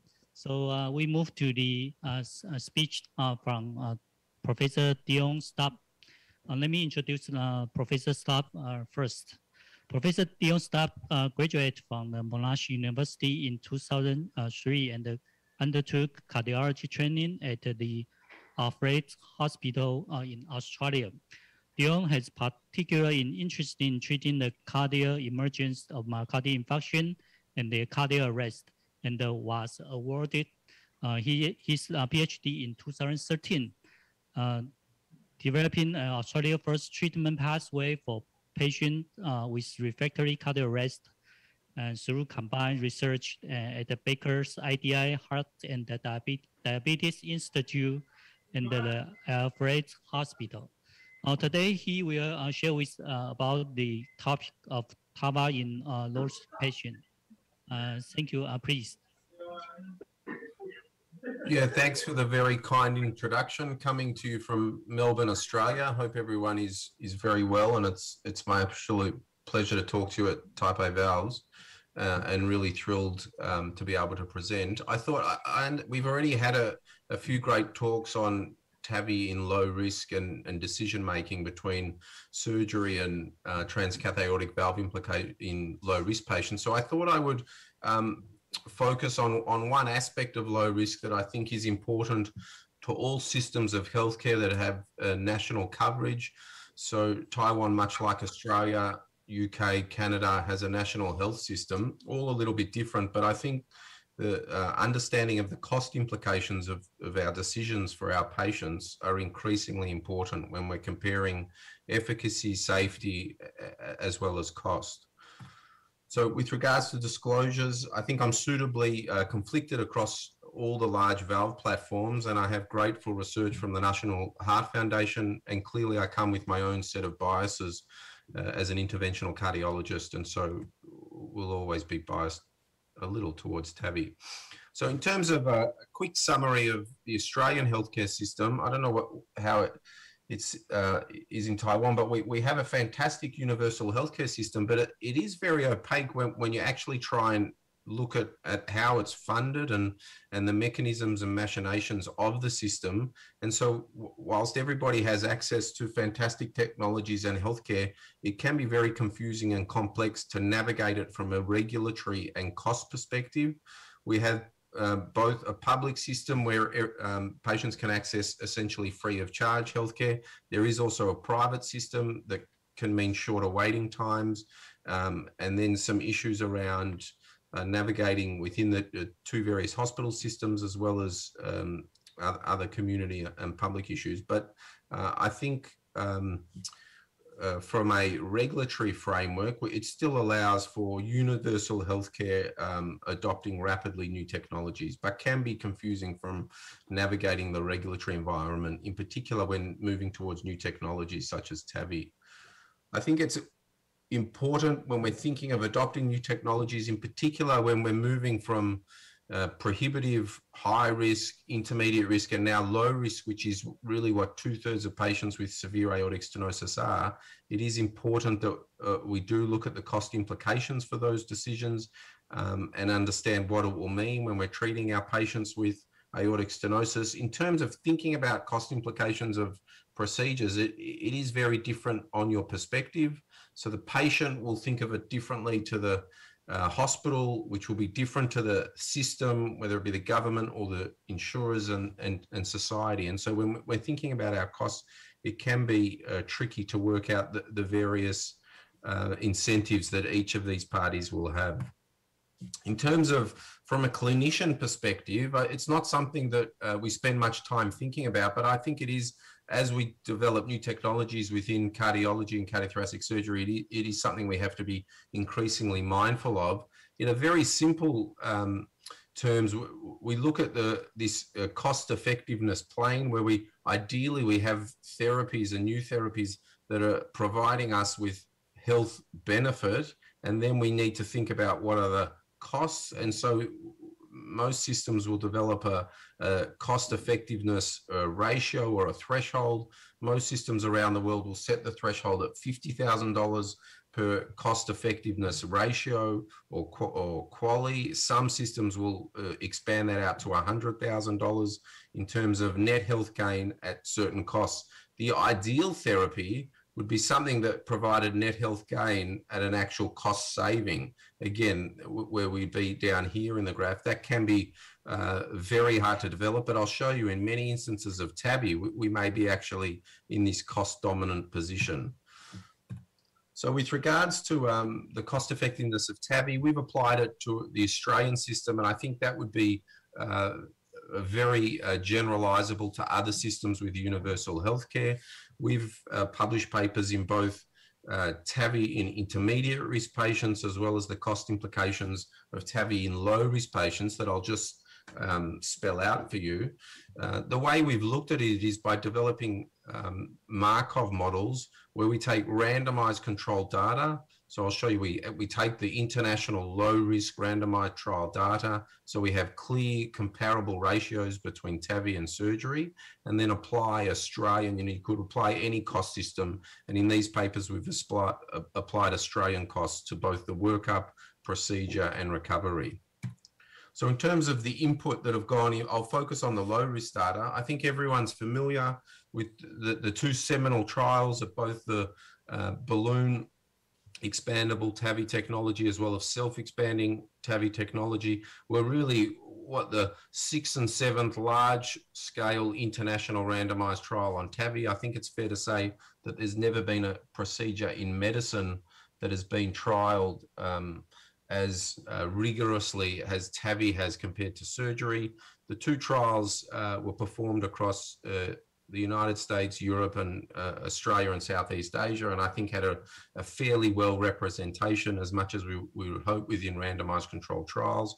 They had their similarities and differences, and I won't go through the differences in detail, but both of the trials had roughly a mean age of 73. They had a low STS score by definition, including low-risk patients. It is important that we remember, and the focus of when we're thinking of low-risk patients, that we're talking about anatomically suitable patients for transfemoral TAVI. So the trial leaflet we excluded in these both trials excluded patients with bicuspid anatomy. They had appropriate iliofemoral access. Well, he talks on patients that have difficult iliofemoral, but these were essentially straightforward, appropriate anatomy, not hostile LVOT calcium.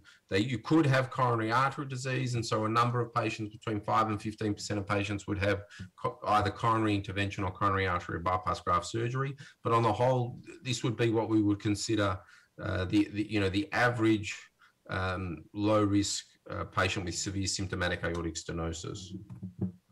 So in terms of, I know there's lots of discussions between interventional cardiology and surgery. I don't think you can compare across the two trials. What is really interesting is that the ratios, they were different populations, but the ratios, when we look at whether it be self-expanding compared to surgery or the balloon expandable technology compared to surgery, the ratios for the major adverse cardiac events were remarkably similar.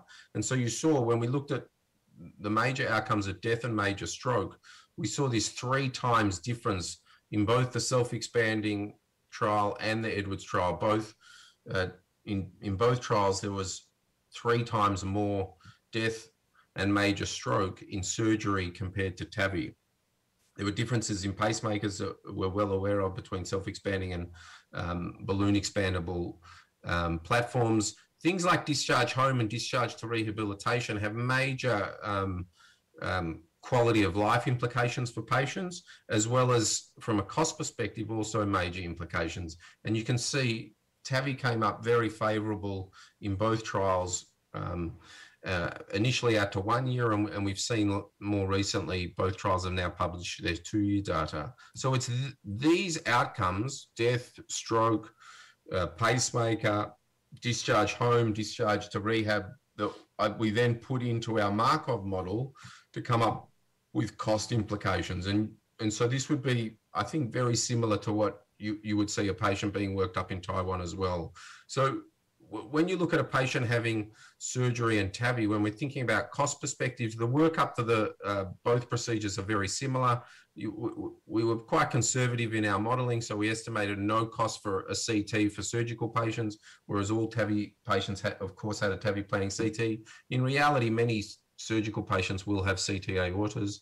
And then we were fairly conservative as well, because the low-risk trials had most patients going to ICU for a few days.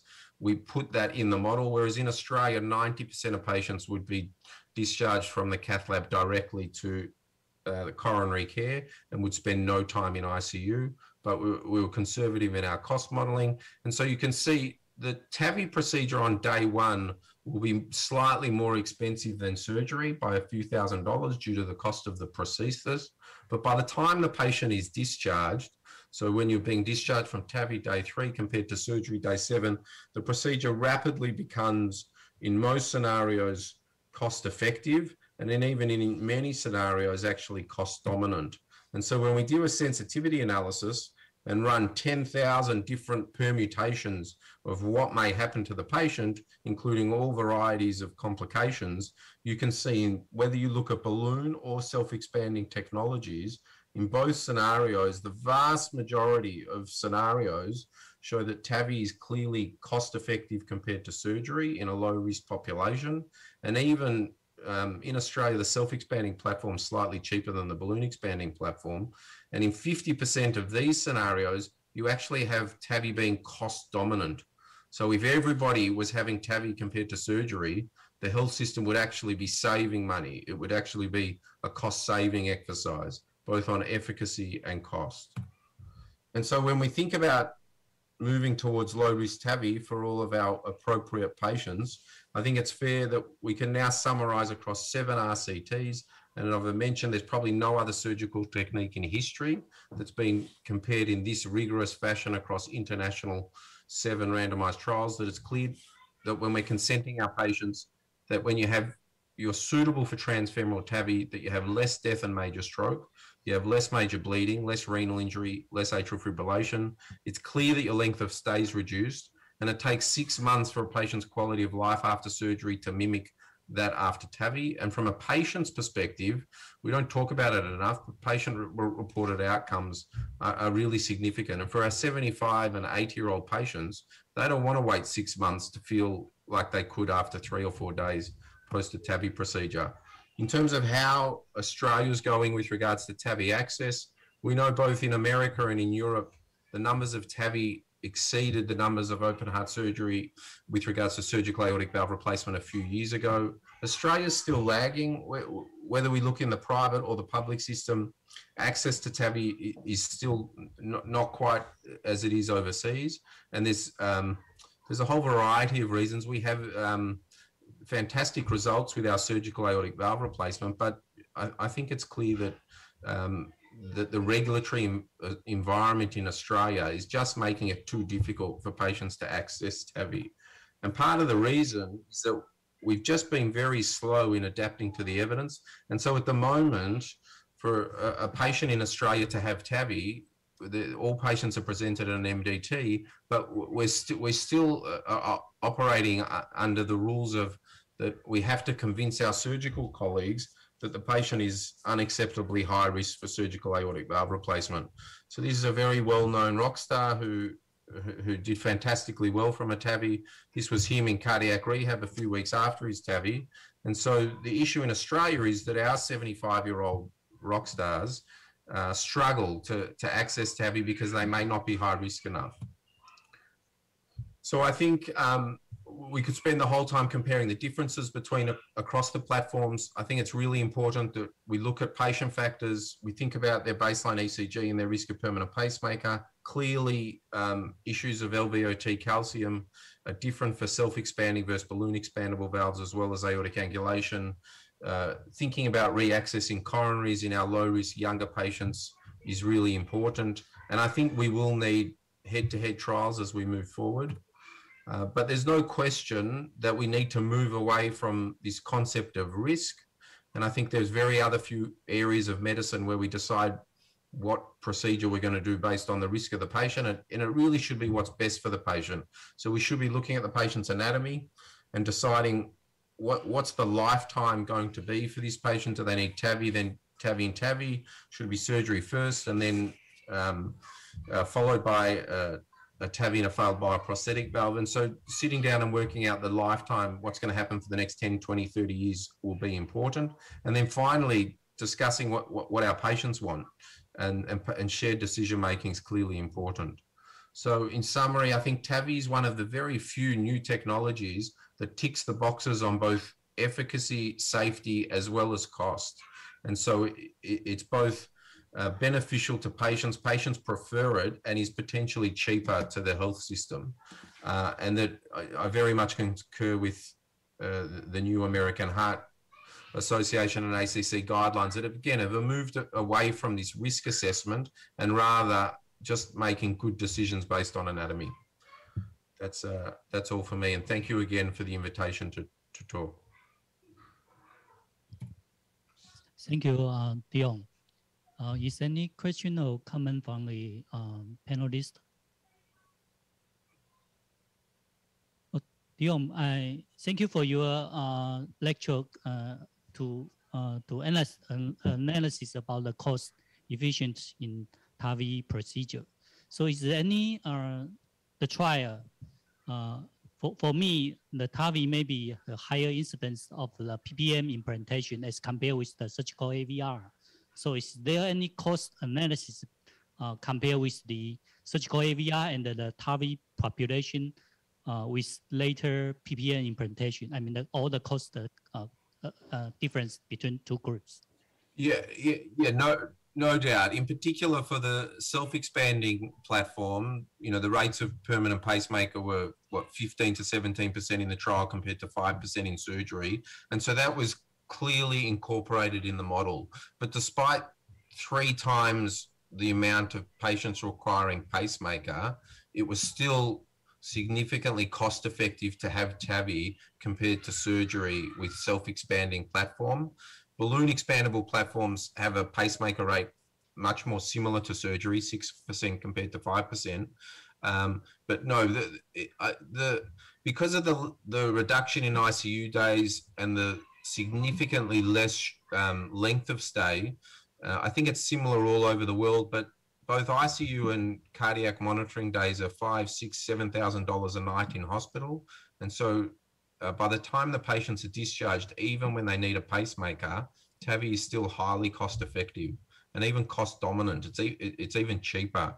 And when we ran the sensitivity analyses, very small reductions in TAVI prices, which we will see as competition increases across platforms, will have dramatic implications in the model. And so in the next few years, when we redo these analyses, it will even be more impressive when the price of our TAVI prostheses inevitably improve. But even at its current prices, it's still highly cost effective.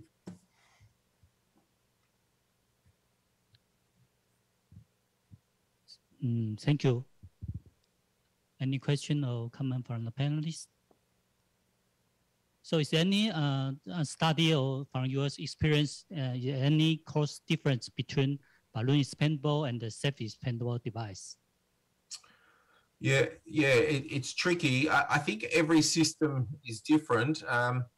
In Australia, the balloon expandable platform is a little bit more expensive than the self-expanding platform. We can get into the minutiae of what comes in your pack and do you get your sheath and, you know, TAVI balloon valvuloplasty, but it still does turn out to be a slight difference in price.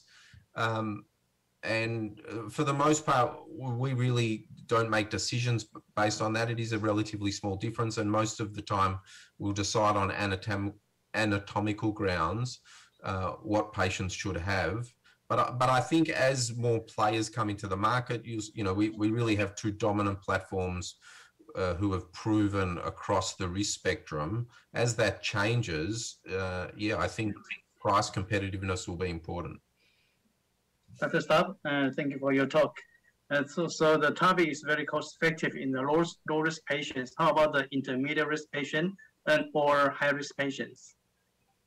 Yeah, so I did just in the interest of time, I didn't show, but we published a trial a couple of years ago. This was looking at the Edwards intermediate risk, and it's the price benefits and the cost effectiveness are improved as you move up the risk spectrum. So because surgery do so well, you know, our low risk surgical patients do well, their length of stay is relatively short. In the intermediate risk patients, their length of stay post-surgery is longer. In the high risk patients, it's even longer again, and many more go to rehab. And so TAVI is much more cost effective the higher risk you go. I'm also interested in is in prohibitive risk. So those patients who are frail and can't have surgery, it may even be if we reduce hospital admissions enough that may also be cost effective, but that's tricky to elicit. Thank you. Thank you.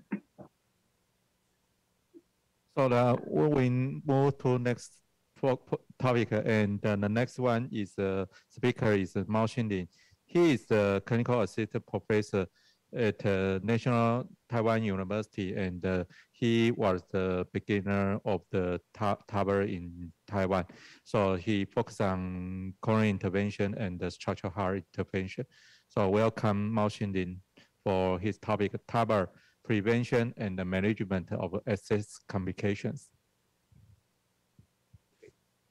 Thank you for Dr. Lee's introduction. Can you see my slide? Not yet, not yet. Not yet? Oh, yeah, I have shared. Yes, we can see it. Yeah. Okay, thank you. It's my honor to join the Taipei VALV 2021 and have such opportunity to share some my personal experience and opinion to prevent and manage of access complication. As being an interventional cardiology, today I will mainly focus on the femoral access. If you want to talk about the issue about the femoral access complication, we need to know what is the predictors for the this complication. That I know a lot of literature have mentioned that the vessel calcification and tortuosity were the risk predictor for the complication. Also, they mentioned about the sheath to the vessel size ratio are also the predictors. And because of the body size, I think a lot of paper also mentioned that the female have a high risk of access complication. But not yet had a paper that mentioned that the Asian population, although compared to the Western country, our Asian population has a small body size, but we not yet have such evidence that. So I put a question mark behind it. And we all know that when the TAVR procedure become major, more and more major in a center, I think the vascular complication will become less and less. So it quite really related to the vascular complication learning curve. So a lot of paper I have mentioned that the patient with vascular complication have higher percentage of moderate to severe calcification in the femoral or iliac femoral artery. And not only the vessel calcification, but also we need to compare with the sheath. So in 2011, that Professor Hayashida has published a paper, and at that time we still stay in the first generation of a device. He had in this case, you can see that personally, I think that when the calcium distributing more than the 3-4 in perimeter, it means that it's very high risk for major vascular complication. You can see that in this case, in his external iliac artery and also common iliac artery also have very, very heavily calcification distribution. When we see the angiogram, you can see that after the angiogram, you can not yet have a contrast inject. There's a spot calcification in the borderline of the common iliac to the external iliac. You can see that there's a focal calcification here and the stenosis here. Although the downstream, upstream side seems quite enough, but here is the focal calcification. And we do the balloon predilatation, but after that, 6 millimeter balloon predilatation, but after that, we still fail to advance our sheath. So we using 7 more bigger balloon to predilatation, but we still stuck our sheath stuck in the female iliac area. And not only we cannot pass the our sheath, but also you can see we create a very catastrophic extravasation, and the patient have a hypotension at that time, and so we need to seal with a stent graft.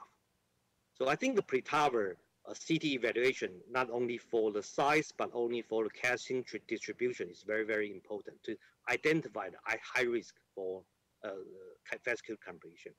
So when the patient with the iliofemoral disease, I think we should have an optimal strategy to do before the TAVR. Personally, I like if the condition feasible, I think we would do the only balloon angioplasty. You can see that case is some iliofemoral disease here, and we do the predilatation only. Then you can see that after that, although not very expand very well, but it can still tolerate the sheath to pass through this area. And after that, we do the final angiogram. You can see that although we created some linear dissection in the iliac artery, but I think it's not very impact to the patient's outcome. But in some experience, I think I don't suggest that we do a standing before the TAVR. And this is a case from the other hospital in Taiwan. And you can see that they just put a stent in the iliofemoral artery before the TAVR. And then they found that it's very difficult to put a quick sheath to pass the iliofemoral artery. And even using an inline sheath without the mounted valve, still cannot pass, and also create some dissection and extravasation. Also need to seal by the stent graft. So I think the optimal way is if we can do that, is just do the predilatation only before the TAVR. And in regard to choosing the less traumatic device, I think that there's some issue, especially sheath issue, we need to take care of, because a lot of misleading information provided by the company, we should take care, because sometimes we sheaths are standard by the inner diameter, not by the outer diameter. But inner diameter is meaningless to assess sheath to size, sheath to the femoral artery size ratio, because the real diameter that will impact to the vascular injury is the outer diameter. So we need to know what about the maximal outer diameter for any device and any sheath. In this case, although the CT did not provide us very good vision, you can see that there's a very borderline case in the femoral and external iliac artery. So we do the angiogram to see what about the vessel size.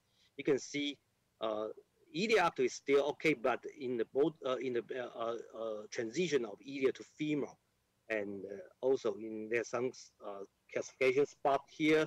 There's really a borderline size vessel, and also have a few calcification inside. So what about to choose the device? You can see that when we come from the Sapien XT to Sapien 3, it really downsized the sheath. But the 14 French is the ID, inner diameter, but not outer diameter. So if we see the outer diameter, it will increase to the 6 millimeter. But you should take care about this information, that because this E-sheath outer diameter is unexpanded size. So if we put our Sapien 3, 20 and 33 inside the E-sheath, the outer diameter expanded will be increased to the 7.6 millimeter. And I think, yeah, so, but if you go look at the self-expanding Evolut R and Evolut Pro, and also that is declare that is 14 and 16 French equivalent, but we look into the outer diameter, there will be 18 French and 20 French. And then will be translated into a 6.0 millimeter outer diameter and 6.7 millimeter diameter. So in that case, I think although we both have Evolut R and Evolut Pro, we will still choose the less traumatic is the Evolut R to do the TAVR for the patient. So you can see that when we finish our TAVR procedure, in this case, we do the angiogram, still create a lot of linear dissection. But okay, that we put some stent there, but you can image that if we choose the Evolut Pro or even Sapien 3, I think the vascular injury will be more severe. So talking about how to using the access and the closure technique to minimize the vascular complication, I think it's our routine to using angio guide and ultrasound guide to puncture. And then when the closure technique, in our practice now, our routine is to using one ProGlide plus one angioseal to close the vessel. And then I know that a lot of doctors like to use two ProGlide, but I think that's okay because, but we want to remind is that when the bleeding cannot start very well after two ProGlide, you should be very cautious to use a bailout angioseal because with some experience, I want to share all of you to watch out the complication. We published in the 2019 that we using the one ProGlide and one angioseal to close our femoral access.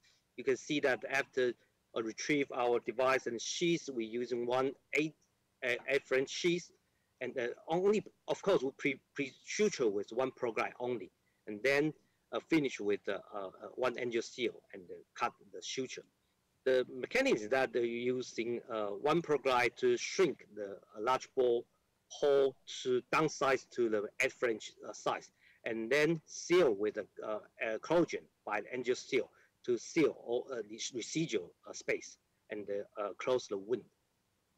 And you can see our data that when you using the one angioseal and one ProGlide, we have less arterial stricture, we have less artery dissection, and also we can see that we have less endovascular intervention in regard of endovascular stenting, balloon angioplasty, and the balloon tamponade.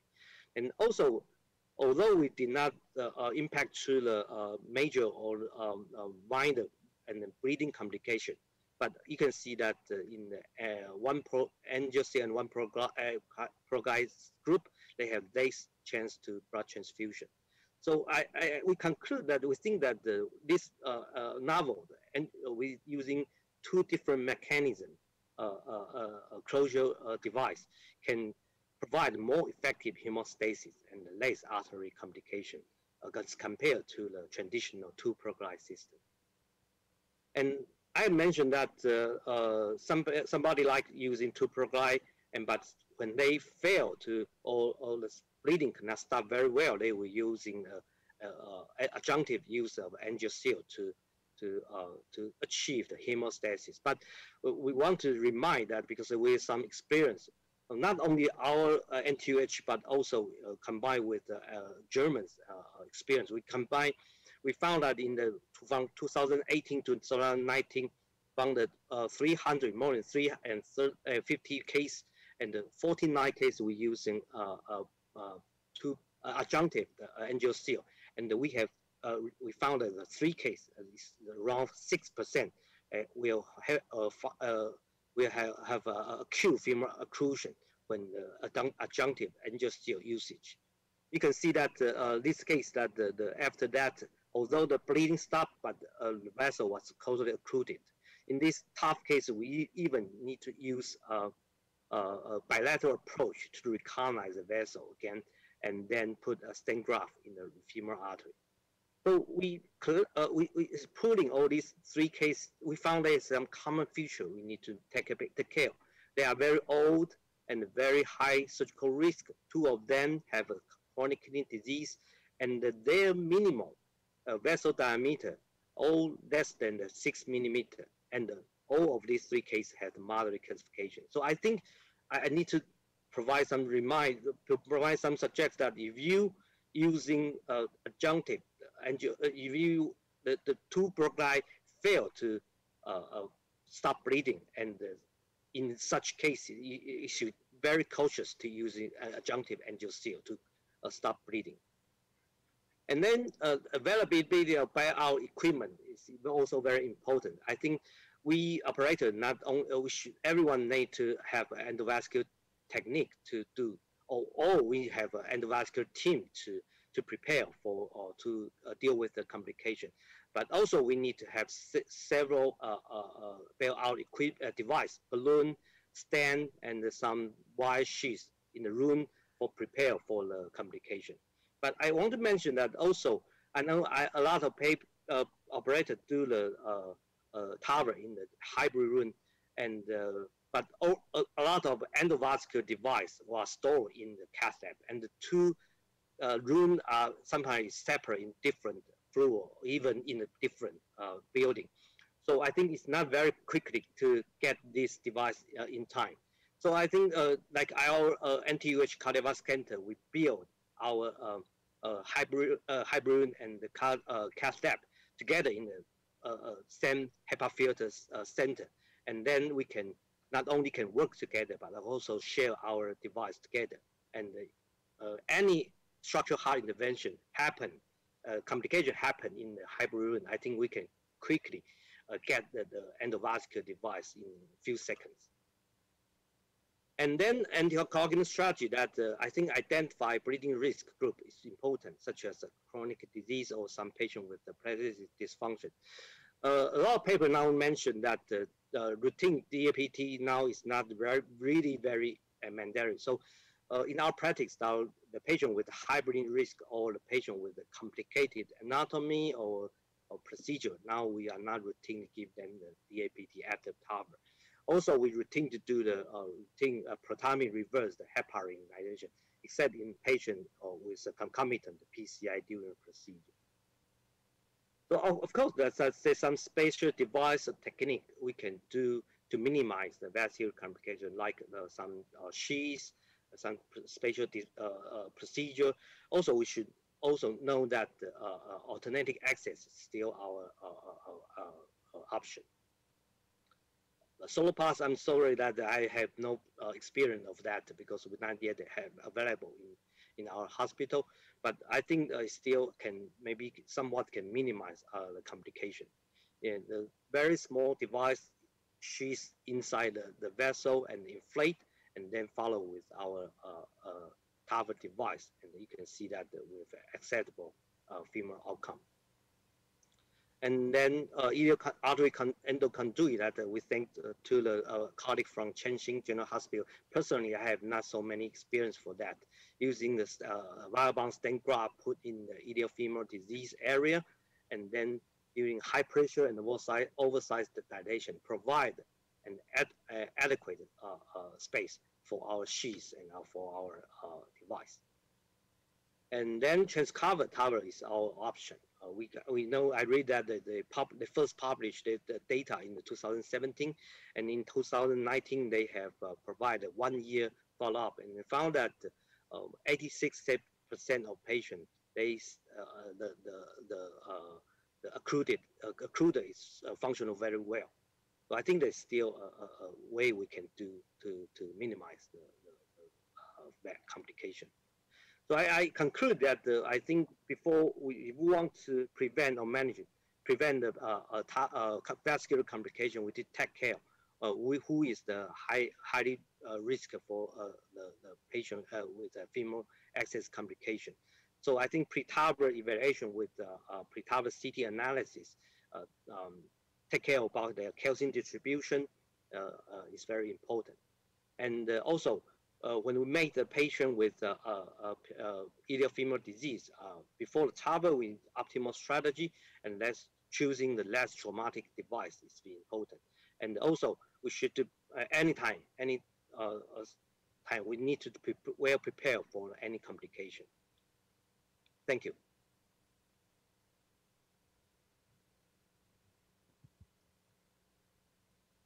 Thank you, Dr. Lin. Yep. I have a question for your lecture. If the patient receives some previous operation from the femur, like the surgical cut down, or the patient received the angioseal before. Is there any pitfall or something we have to care about the access from the femur? Yeah.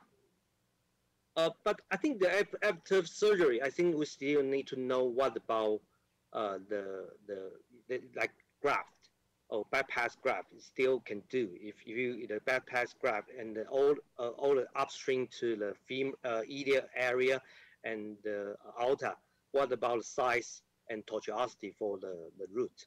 And for the angioseal, if you do, I think I will spare it at least 1 month after the previous angioseal implantation. I think this will be a better way because it's easy to have some, because the collagen not yet absorbed very well. I think we should spare for 1 month, at least 1 month for further puncture or intervention at the same site. Okay, there's Professor Cao. Do you have any problem? Yeah, Dr. Lin, thank you for your excellent talk and presenting. Yep. So that's a good idea to pre-dilate the stenosis of iliac femoral artery and then to do the TAVR. You are not going to put a stent in before the TAVR, right? So if a stent must be implanted, so for example, the lesion cannot be fully dilated, or there's a complication of leakage. So we have to put the stent in before the TAVR. That will affect your selection of transcatheter heart valve. I mean, after the stenting, you can use balloon expandable valve or self-expanding valve. You can use both valves. You can to pass through the stent. Do you have any concern? I think that if the stent size is adequate, we still have some experience that the patient already have iliac femoral stenting, but it's 1 year or 2 years ago, and we still need to take care of pre-CT analysis to see how about the size of the stenting area. If the size is adequate, I think we still can pass our device through. So I think the stenting is not pre-TAVR stenting, iliac femoral stenting is not contraindicated for further intervention and at the epicenter site. I think you still can see what about the size. We also have 1 or 2 case experience like that. So I think I think depend on the stent size about that. My question is the stent an immediate TAVR, not after 1 year. Immediate. The same procedure. You put a stent in, and then maybe I will choose endoconduit, just like you have done a lot, using not only a stent but also a stent graft to put on that disease area, and then using balloon to over expansion, then pass. Not only if need to put stent, I will choose the stent graft. Yeah, that's my answer. Thank you. So we move to next speaker, Dr. Chris Markin, and he is very experienced consult intervention cardiologist in this area in UK, and his topic is cups overlay technique and the benefit in TAVR. And welcome, Dr. Chris Markin. Good morning from Leeds. Good evening in Taiwan, wherever you are. Can you see a PowerPoint presentation? Yes. Very good. Well, thank you for asking me to join you for this conference. I did visit Taiwan many years ago when I was proctoring for Boston, and really enjoyed visiting. I've been asked to talk to you today about the cusp overlap technique for TAVI implantation. This has become very topical in the last year. It's being pushed quite hard by industry and opinion leaders and physicians.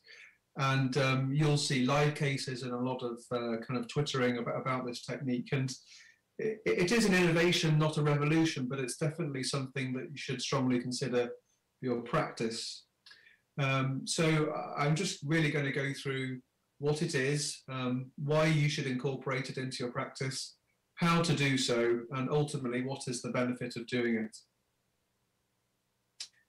And the cusp overlap technique has actually really been around, although by a different name, for a long time. And when we are doing TAVIs, we are treating three-dimensional anatomy, but we are using two-dimensional imaging, and there is always a limitation with that.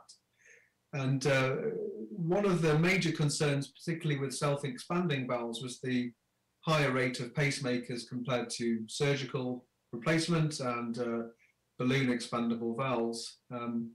The philosophy of the cusp overlap view is to maximize the visual appreciation of the annulus and left ventricular outflow tract. And it simply means looking at the anatomy in a different way.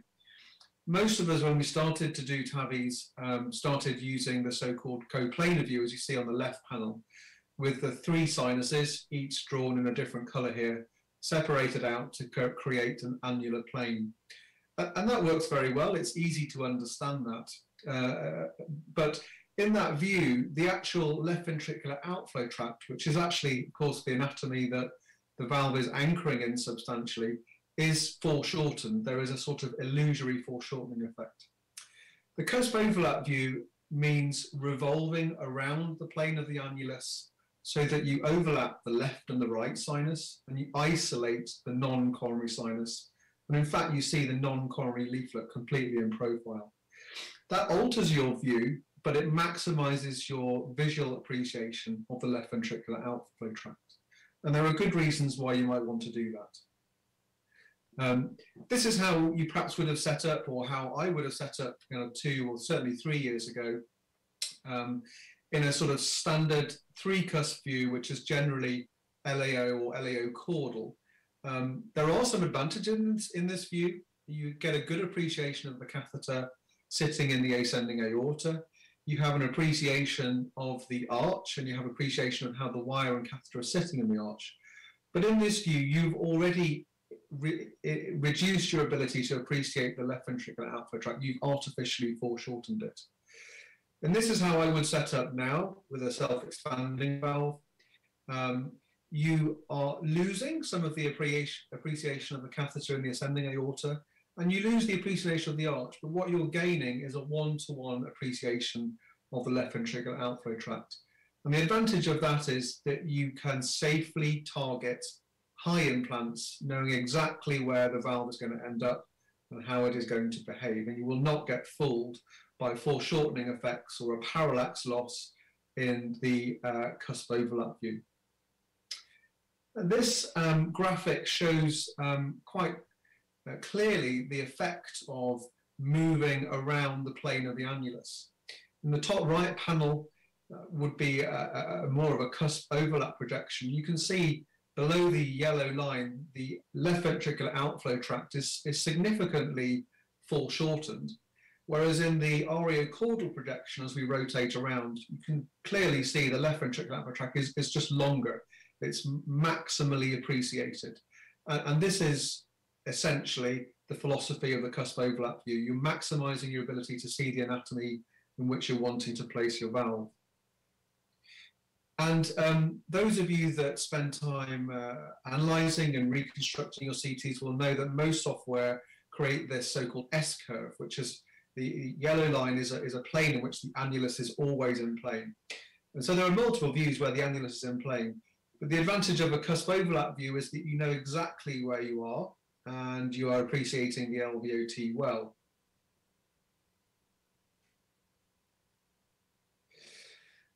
And both modeling and now some evidence would suggest that the structure that we are interested in that we cannot see in the LVOT, which is of course the conducting system, we all know that below the membranous septum, the fibers of the conducting system course over the endocardium, and the lower we implant our TAVI devices, the more likely we are to have conducting disturbance, heart block, left bundle branch block, that sort of thing.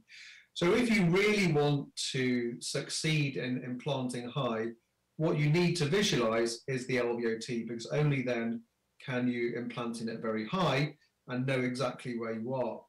So many of us are now migrating from this 3-cusp coplanar view to this 2-cusp overlap view. And the evidence for why you should do that comes from a number of lines. Historically, certainly with the self-expanding Medtronic devices, the pacemaker rates in most of the trials and most of the registries were double digits, 15% typically. This was the Medtronic Evolut low-risk trial, so low-risk patients randomized to Medtronic self-expanding or surgery. The pacemaker rate in this study was just over 17%. In a subset of this study, the operators were asked to quantify where they had implanted their valves. What was the depth that they had implanted their valves on fluoroscopy? And you can see on the left panel that the operators judged where they were, and by and large, the device was roughly in the right place. There were some deep ones, as ever, and some high ones. But there was actually a big disparity when the same patients were subjected to CT. And CT, of course, is not fooled by any projections, and it's very likely that the operators assessing the depth of their valve on fluoroscopy were being tricked or fooled because they were implanting an LAO-caudal rather than 2-cusp overlap view. And you'll see that the coloured dots, which indicate conduction disturbance, pacemaker, bundle branch block, by CT, there was a very strong relationship when the valve was lower than 4 millimeters in the LVOT. So I don't think these operators were, fooling us, but they were being fooled by the projection of implant they were implanting in, and CT showed the truth of it. So here is that anatomy. Most of us will have seen these cutaways before. This is a cutaway heart with the 3 sinuses. The membranous septum is highlighted there. You can, of course, measure the membranous septum. It is a variable structure, but typically in a Western European population, measures about 3 or 4 millimeters, and below that line forms the major part of the conducting system.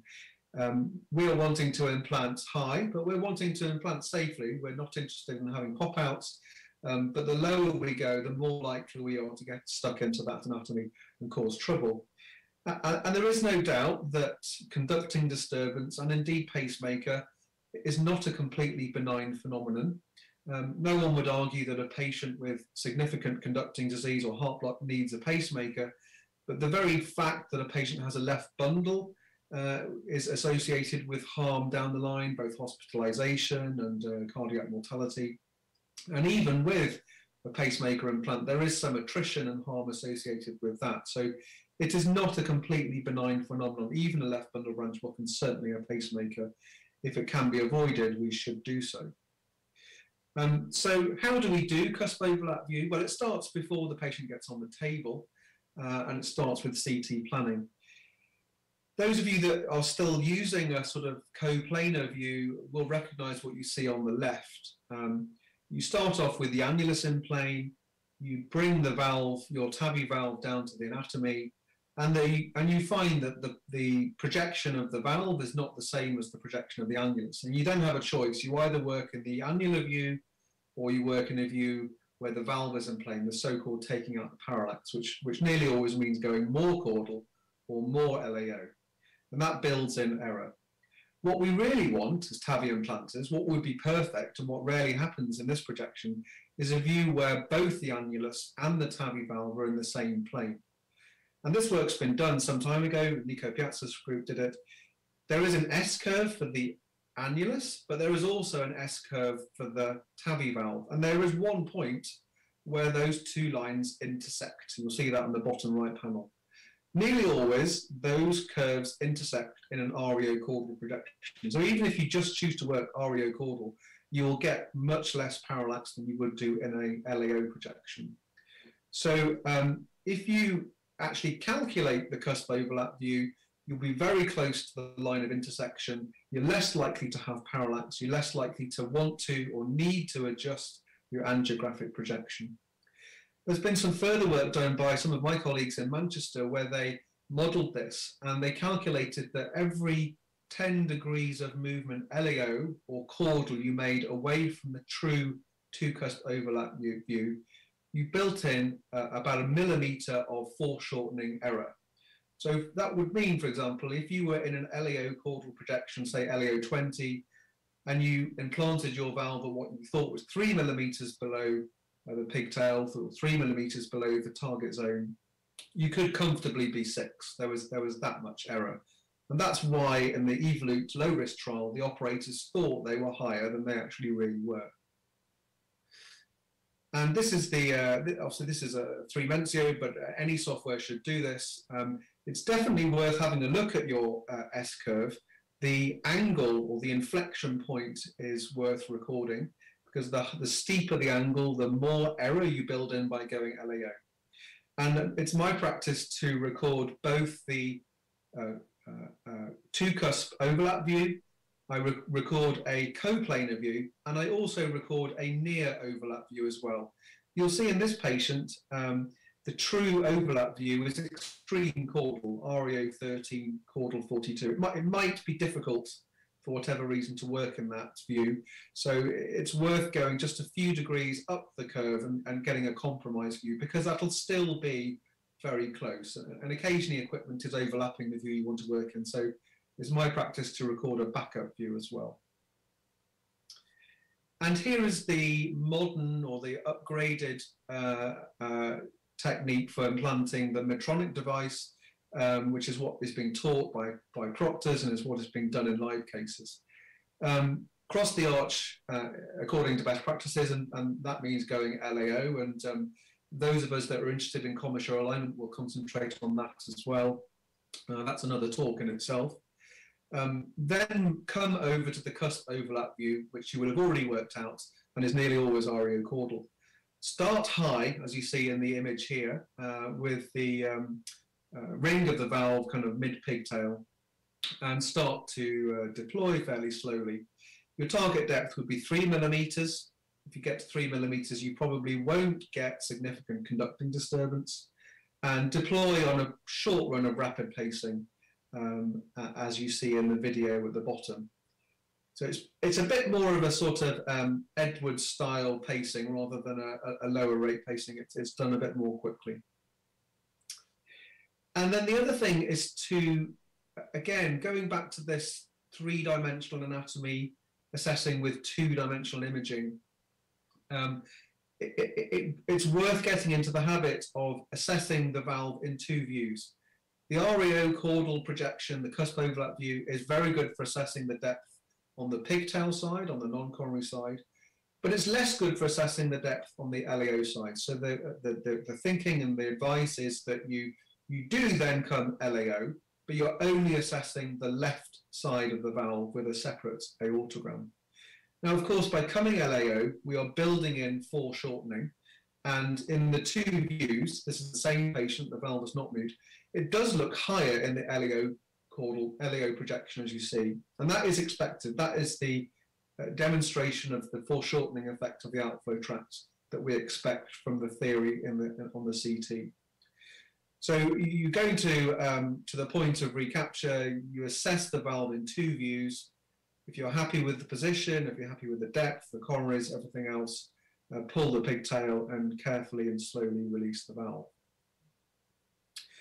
I guess the philosophy of this is like putting in a long stent in the LAD. You wouldn't just use one view.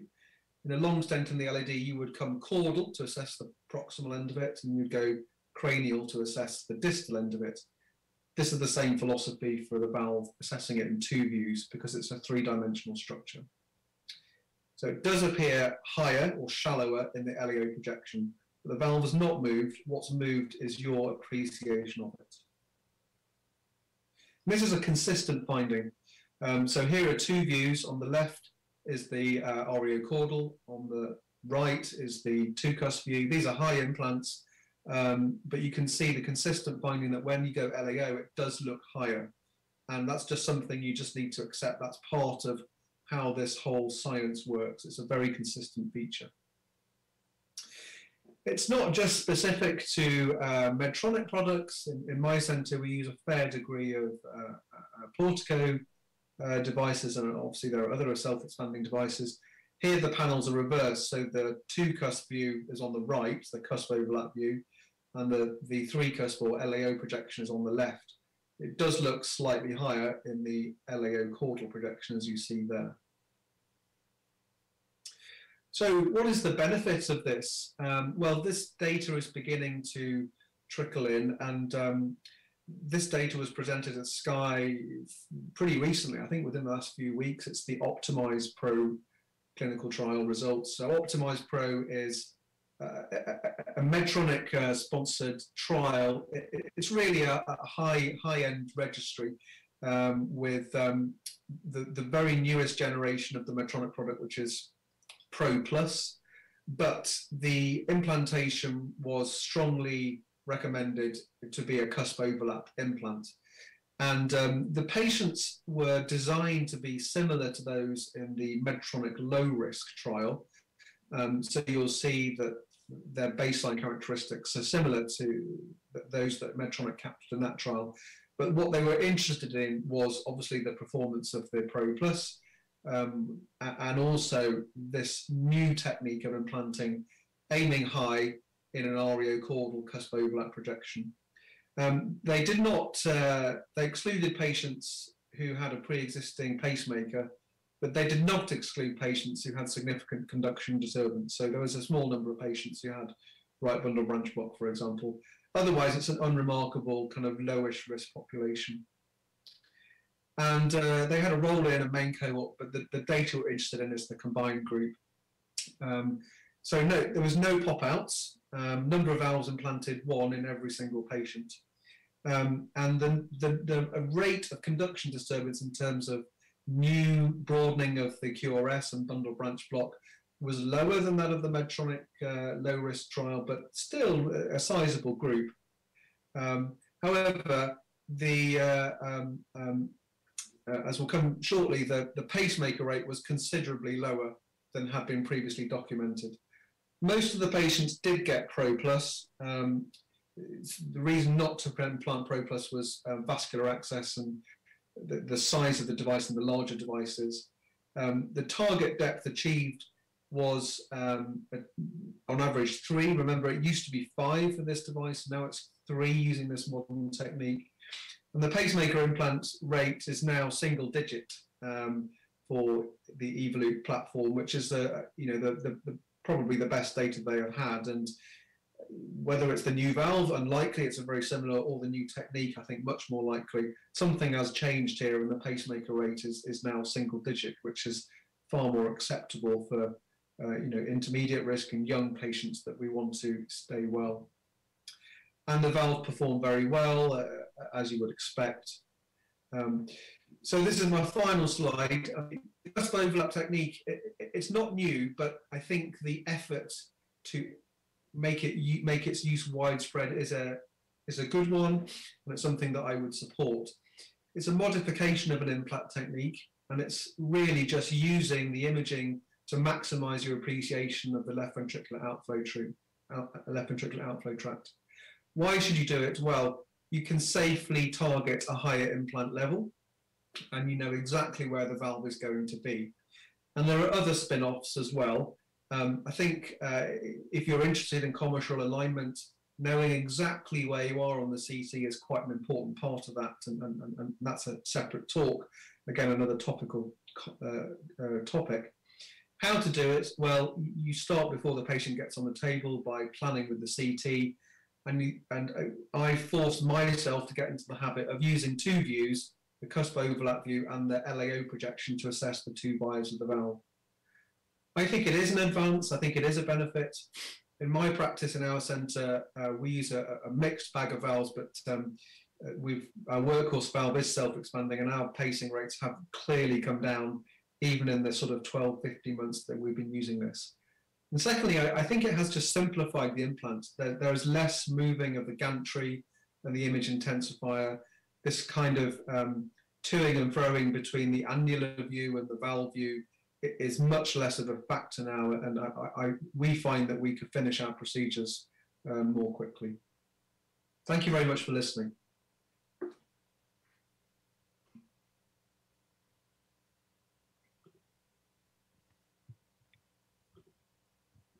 Do anyone have question to the Professor Chris? Yes, Chris, I have a question. To what, I mean, the threshold for not comfortable to accept the LAO, as you said, the distance will be shorter. And to what extent you will resheath and reposition? Okay, I mean, that's the key question. So if I'm in the REO caudal view, and I know I'm in the same view that I planned on the CT, as long as the valve is deeper than 1 millimeter on the non-coronary side, and deeper than 1 millimeter in the LAO projection on the left coronary side, I will implant it, unless there is significant leak, because it may be that I haven't got enough of the sealing skirt in the anatomy, and if there's significant leak, I may then reposition it lower. Every patient's different. You know, if there's a big lump of calcium on on the annulus at one point, you may deliberately want to implant the valve deeper. You know, I did a case yesterday where there was a big lump, and we consciously decided that we needed to implant the valve at 5 or 6 millimeters because we had to have sealing skirt underneath. But in a straightforward, uncomplicated case, I will target 3 millimeters, and I will accept anything below 1. Thank you.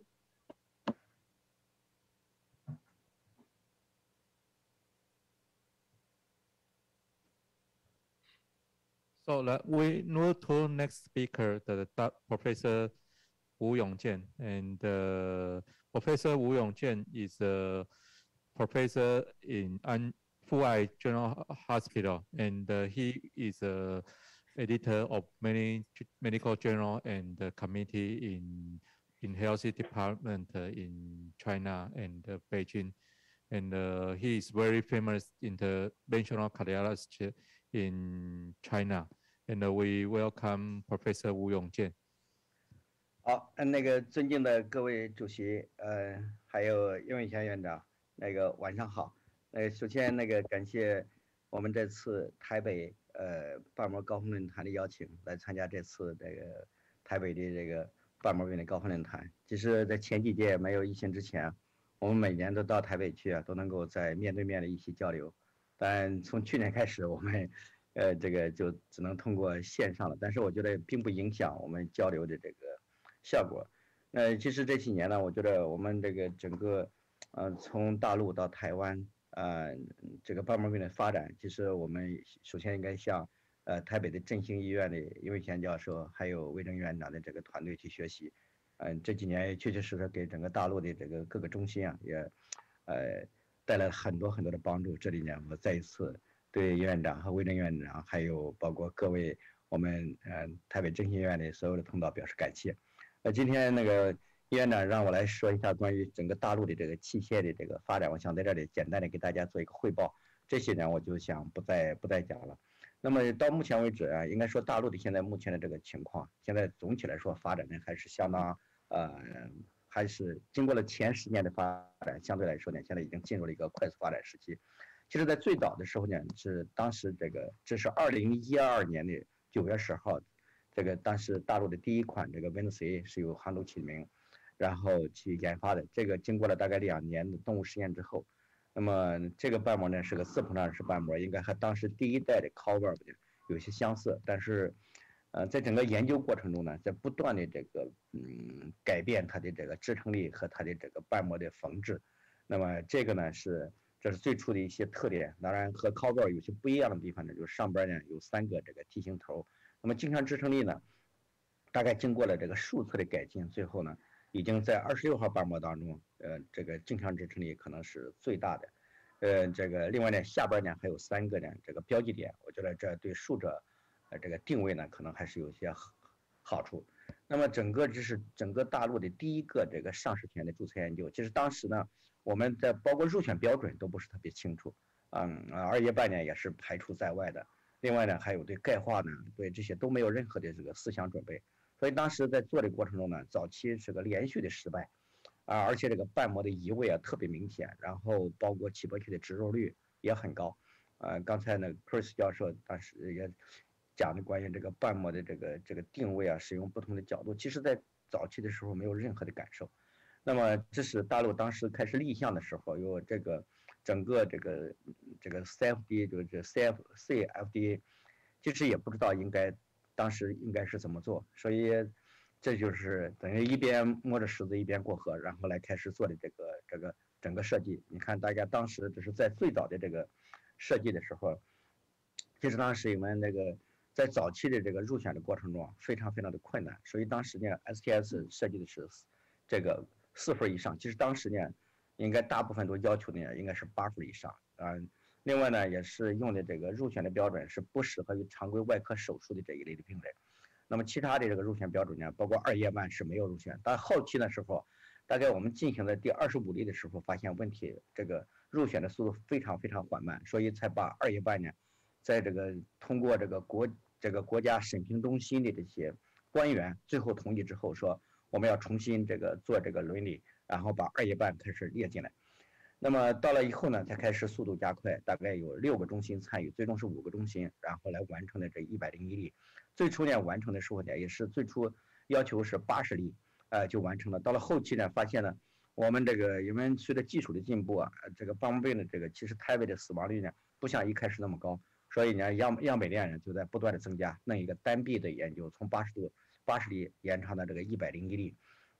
到最终呢，101下来以后呢，其实呢整个这个入选的过程前半部分和后半部分都不一样，因为前半部分没有2叶瓣，后半部分呢就有2叶瓣了。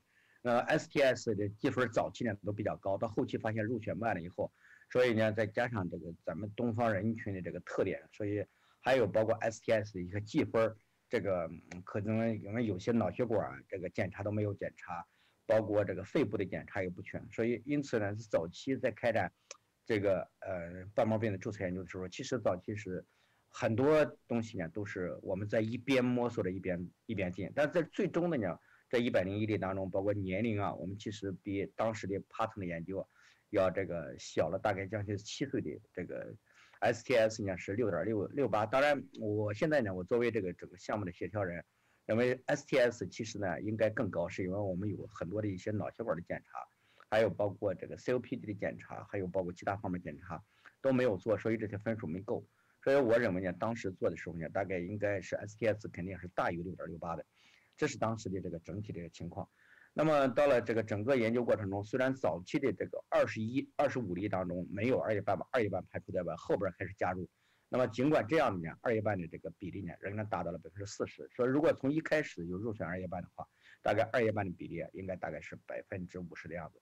那现在回过头来看呢，这个2叶瓣呢，其实呢一半，有一半是0型2瓣，一半的是1型2叶瓣，可能和西方国家还是有不一样的地方，但是有一点钙化呢是明显的比这个当时哈桑所统计的跟这个洛杉矶的还有包括欧洲的要钙化要强一些，这是当时的。所以基于这个解剖结构呢，第一款瓣膜呢在踉踉跄跄的这个实验当中来经过了。那么在这个经过的这个踉踉跄跄，我就用这个词儿，就说一步走一步，晃一晃，然后再去包括入选，包括治疗。那么这个总算入选的这个结束了，然后发现了好多的一些问题和西方国家不一样，还有好多的问题，而且我们现在所有的中心的这个临床实验的这个数值呢，都是在这个 learning curve 当中去，所以最终呢有这个在这个30天的时候有5例患者死亡。其实现在来看呢，这5例患者其实也许都能够活下来，因为当时有的是出现了一个是选择性的问题，有的是术后的感染的问题，还有一些瓣膜。因为当时上海瑞金医院在做的过程中，有些瓣膜就不够，然后到第2天呢，第1天扩张完了，第2天再做，一个90多岁的人可能耐受不了当时这个大量的反流。总体来说呢，早期是经历了很多的故事，但回过头来我们再看这个1年的结果的时候，再看我们这个整个大陆第1年的结果，其实有很多的感慨，就是里头有包括了众多的故事。但不管怎么样，这个结果呢，到了最后。到1年的时候，101例的这个整体的死亡是6例，心源性死亡大概占4.0%，那么卒中的发生率还有包括其他的起搏器的致率占到大概是20%的样子，将近约到20%。但是当时呢，最早的时候，根据 House 的意见呢，也是把一些左树的传导组织也列入在进去了。那么这个第一个实验过来了以后，接着随时进了第2个上市间注册，第3个。但是我回过头来再看看，第一个这个研究叫 Venus 到5年的时间，其实呢整体的到后期，一旦这个瓣膜装好了以后，因为病人相对来说比较年轻嘛，比帕特的这个研究要小了7岁的这个年龄，而另外呢，这个瓣膜的这个镜像质力又很强，所以真正的这些病人一旦过了30天到后期呢，其实呢这些这个生存率呢反而呢比帕特呢要高了，是主要是因为病人的年轻。第2个呢，这个正常支撑力使得这个所有的瓣膜到后期没有发现血栓，也没有发现说瓣膜相关的一些问题。那么整体的到6年的这个死亡呢，这个大概是占了36%，这相当于这些病人就相当于到了这个帕特的这个平均的这个年龄了。卒中的发生率呢是6.8%，那么起搏器的植入率到了25%，可能后期还有一些退行性的一些传导的问题造成的，这是6年的结果，也就是到今年也就是到了今年的这个在前段时间的这个研究，这也是说这个大陆到了最早的入选的这一批病人啊，当时呢在这个 learning curve 的这个阶段，同时呢还有一个呢就是在当时的这个第1款瓣膜还有很多的在不断改进的情况下，就这么一个大的历史背景的这个状态下，然后我们看看这一批病人到现在为止呢，是我们研究当中的最好的这些一个材料。所以最近一段时间，我们现在这个团队也在来看看，就是在最早的这些病人经历了6年以后，究竟大概各自的这个发生的这些情况。那么你看，从这上来看呢，就是这个瓣膜一旦植入好了以后，后期发生的问题很少，而且它的动力学保持一个非常好的状态，包括这个反流的情况呢也很好。那么这是当时做的当时最难的这些病例，就是包括2叶瓣的问题、钙化的问题、不对称的问题、角度大的问题、合并于主动脉疾病的问题，所以当时这些问题全都碰到了。但是所以一开始就进入了一个最难的一个状态，所以但后期呢，一旦意识到问题了，反而呢我们这个后期就好做了。这是当时第一个那个 Venus A 的一个 Plus 的一个瓣膜。这个瓣膜呢是可回收式的，现在呢也已经上市了，现在已经开始常规使用了。这是当时的这个，我想要和这个 Venus A 相比，这个 Plus 呢就可以回收，而且关键问题是经历过了这么多年之后，第一批树者已经变成了成熟的树者，所以呢到了这个第2代的这个瓣膜的时候，它整体的情况要比第1代的这个结果，你看呢，除了这个基本的因素之外，我们现在看到2叶瓣的这个比例呢也做的会更多了，这形态学的问题，然后包括这个其他2叶瓣钙化的情况，那么和第1代相比来说都是差不多的。那么最后符合终点的时间，你看明显的30天的时间里就很少了，死亡率呢也非常也比第1代要少多了。所以我觉得呢，就是这个第2代的这个瓣膜，就是可回收式的瓣膜，应该说是在这个杭州启明公司第2代瓣膜已经做了一个很大的一些改进。那么整个的这个流体力就是学动力学的这个指标也都会非常的好，这些我想就不再说了。这是30天的，然后这个是其实第1个瓣膜结束正在进行的过程中啊，这个就是微创公司的这个另外一个瓣膜就贝塔弗洛，也是经过了大概将近2年时间的这个早期的不断的设计、不断的改造，然后包括动物实验，用了将近2年的时间才开始进入的这个临床实验。那早期的时候这个瓣膜跟这个完全不一样，那现在这个瓣膜你看起来下边有一个这个外裙边，上边呢这个孔眼比较大，那么这么大的一个孔眼呢，保证了这个未来这个冠状动脉的这个入路。那么同时呢，支撑力呢要和Venus A 呢要做了一个降低，能够保证呢这个就是裙边和支撑力呢达到一个很好的一个这个切合的状态。整个输送系统呢也做了一个改进，就是用电动的，这也是全世界那个唯一一个可以电动的这个驱动的。整个研究设计的情况，我想这个就不再给大家说了。那么它的平均的年龄是77岁 ，STS 呢是8.84分。这个时候其实呢和 Venus A 相比来说呢，基本上是差不多的。我们都是真实状态下的，其实大部分都这样的，只是说早期我们在计算 ST 计分的时候出现了问题。那么包括2叶瓣和3叶瓣的这个比例啊，可能2叶瓣相对的少一些。那么这个结果再看，它的1年呢只有1个死亡，所以说我觉得早期的这个瓣膜的设计和这个术者的这些经验都特别重要。当然，这个1年的这个结果毫无疑问，现在也是都不错的，半周的发生率很少。那么今年呢，它到了第4年，其实这些数据对我们来说都特别重要。那么整个到了这个4年的这个死亡率大概12.7%。我觉得呢，就是在病人的这个整个术后的整个管理方面，其实这些年我们也做了很大的一些努力。那么起搏期的植入率到4几年的时候25%。在这个基础上呢 ，Vitaflow 呢又开始做了一个就是可调弯的、可回收的这么一个这个 Venus 这个就 Vitaflow。那么现在这个临床试验已经结束了，在等待的这个就是批文。那么在这个2个试验这个结束之后呢，其实临床医生呢，就是包括我们这各家医院的这些术者们，有一些新的一些想法，所以融入到，那么继续来开始做了这个叫佩嘉的这个第1代，佩嘉的第1代当然叫 Thomas One。那么这个呢是当时做了一个收腰和这个 Vitaflow 是不一样的，就是希望让那个瓣有点严重的钙化的地方卡住，那么这样释放起来会更好。另外也增加了一个群边，同时呢，上边的这个密度也是在不断的在减少。这个呢，在今年的这个4月份的时候，已经拿到了这个国家的这个批文，进入正常上市。那么它的整个的输送系统呢，也做了一个很大的改进，操作起来，我想这个叶伟贤这个教授啊，还有其他的我们台北的一些专家都有这个感受。那么它的2叶瓣的这个比例占到了35%，然后钙化的程度呢，和前2个临床试验基本上是差不多的。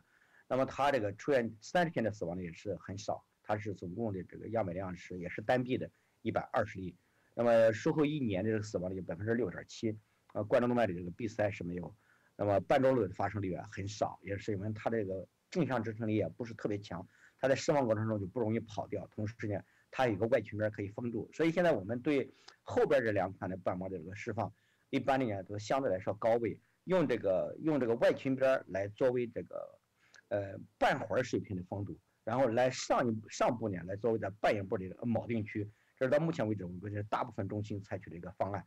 其实这个方案呢，我觉得呢，可能将来可以专门的时间呢，我们可以再讨论。那这是临床实验的结果，我想不再说了。那么这个实验的这个结束之后，立即就进行了它这个第2代的，就是可调弯的，还可以可回收的。那么这个呢是昨天刚刚拿到这个批文，因为这2款瓣膜虽然第1代、第2代但同时进行了。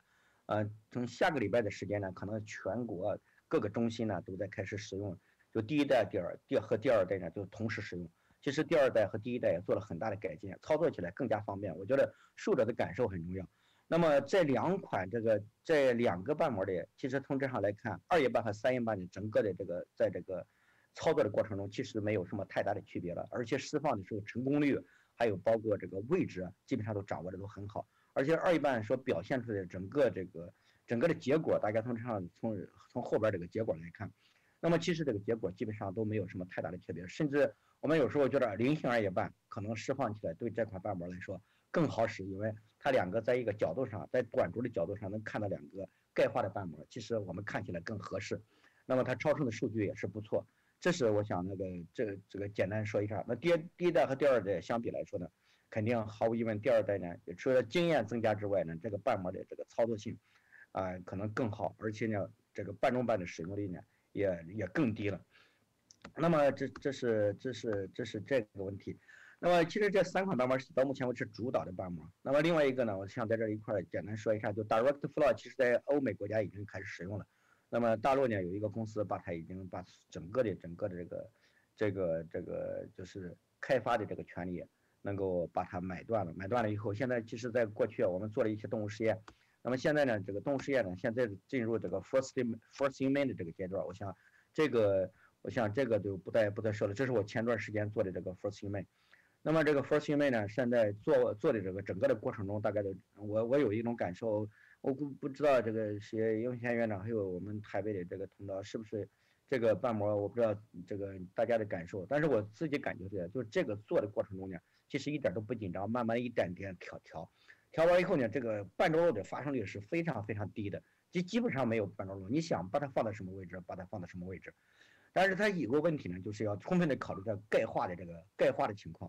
那么这是它可能是最重的。你看它现在基本上，你想把它这个做的哪个还有一个呢，就是现在这个大陆呢，就第一款的这个就是球扩瓣，基本上和这个 CP3是一样的，包括外裙边啊，包括高度啊、支撑力都是一样。现在这个 First Main 呢，现在已经把它做完了，那马上开始进入这个全国 pivotal 的这个研究。我想这个问题。另外还有一个呢，就是干瓣，也是世界上第一个干瓣。其实在这早期啊，几名公司已经发明了一个干瓣，叫做 Vertebrae， 但是中间呢就没有把它进行起来。现在另外一个呢，北京的一家公司，这个开发了一个叫 ProStyle， 本来是由阜安医院来完成的，因为一拉得就是拉上来不需要那个在这个盐水的清洗，直接拿过来可以直接装。那么这个 First Main 呢，到目前为止呢，现在也已经结束了啊。从目前情况来看呢，整体的结果还是不错的。另外还有一个呢，就是乐普公司是跟阜安医院的共同一块来研发的，叫 Synchron。它虽然是个自膨胀式瓣膜，但是它做完了以后呢，跟球扩瓣的这个瓣膜是一样，是一个牛心瓣，这是非常非常有意思的一个。那么这个呢，我已经做完了这个，就是 First Main 到目前为止已经做了这个4例了，马上这个下个礼拜再做第5例。那么这个你看我在这做完了一个情况给大家看一看。对不起，我现在就是因为时间的关系简单说一下。那么另外一个呢，还有一个呢，就是关于这个叫介入无植入，就是叫 Leaflex。那么 Leaflex 呢就不用这个植入瓣膜，它只是做一个叫做挤压，来松动，来解决这个瓣膜的这个硬化的问题。这个呢，我想不再因为时间的关系不再说了，这个时间的关系都不再说了。还有一个呢，就是关于这个介入相关的另外一个设备叫 TriGuard 3。现在其实美国去年做了一个这个就是 Reflect 2这个实验，那么在大陆呢已经也开始做了这方面的一些这个前段时间我已经做了2个这个病人，我总体来感觉到呢还是相当不错的。现在这个韩爱林院长呢作为这个整个项目的 PI， 现在目前已经开始了。总体来说呢，就是这个在大陆呢第一个这个10年呢从零到有，现在基本上这个在某些中心已经成熟了，而且这个瓣膜呢已经进入了第2代，那么还有相关的一些产品呢已经开发了。我觉得第2个10年呢，可能这个器械的研发会进入了一个更加发展的一个快速的轨道。在这里呢，我也特别想来和我们台湾的所有的这些朋友们共同一块儿来分享这个大陆的这个在主动脉瓣这个器械研发当中的一些取得的成绩。好，谢谢大家。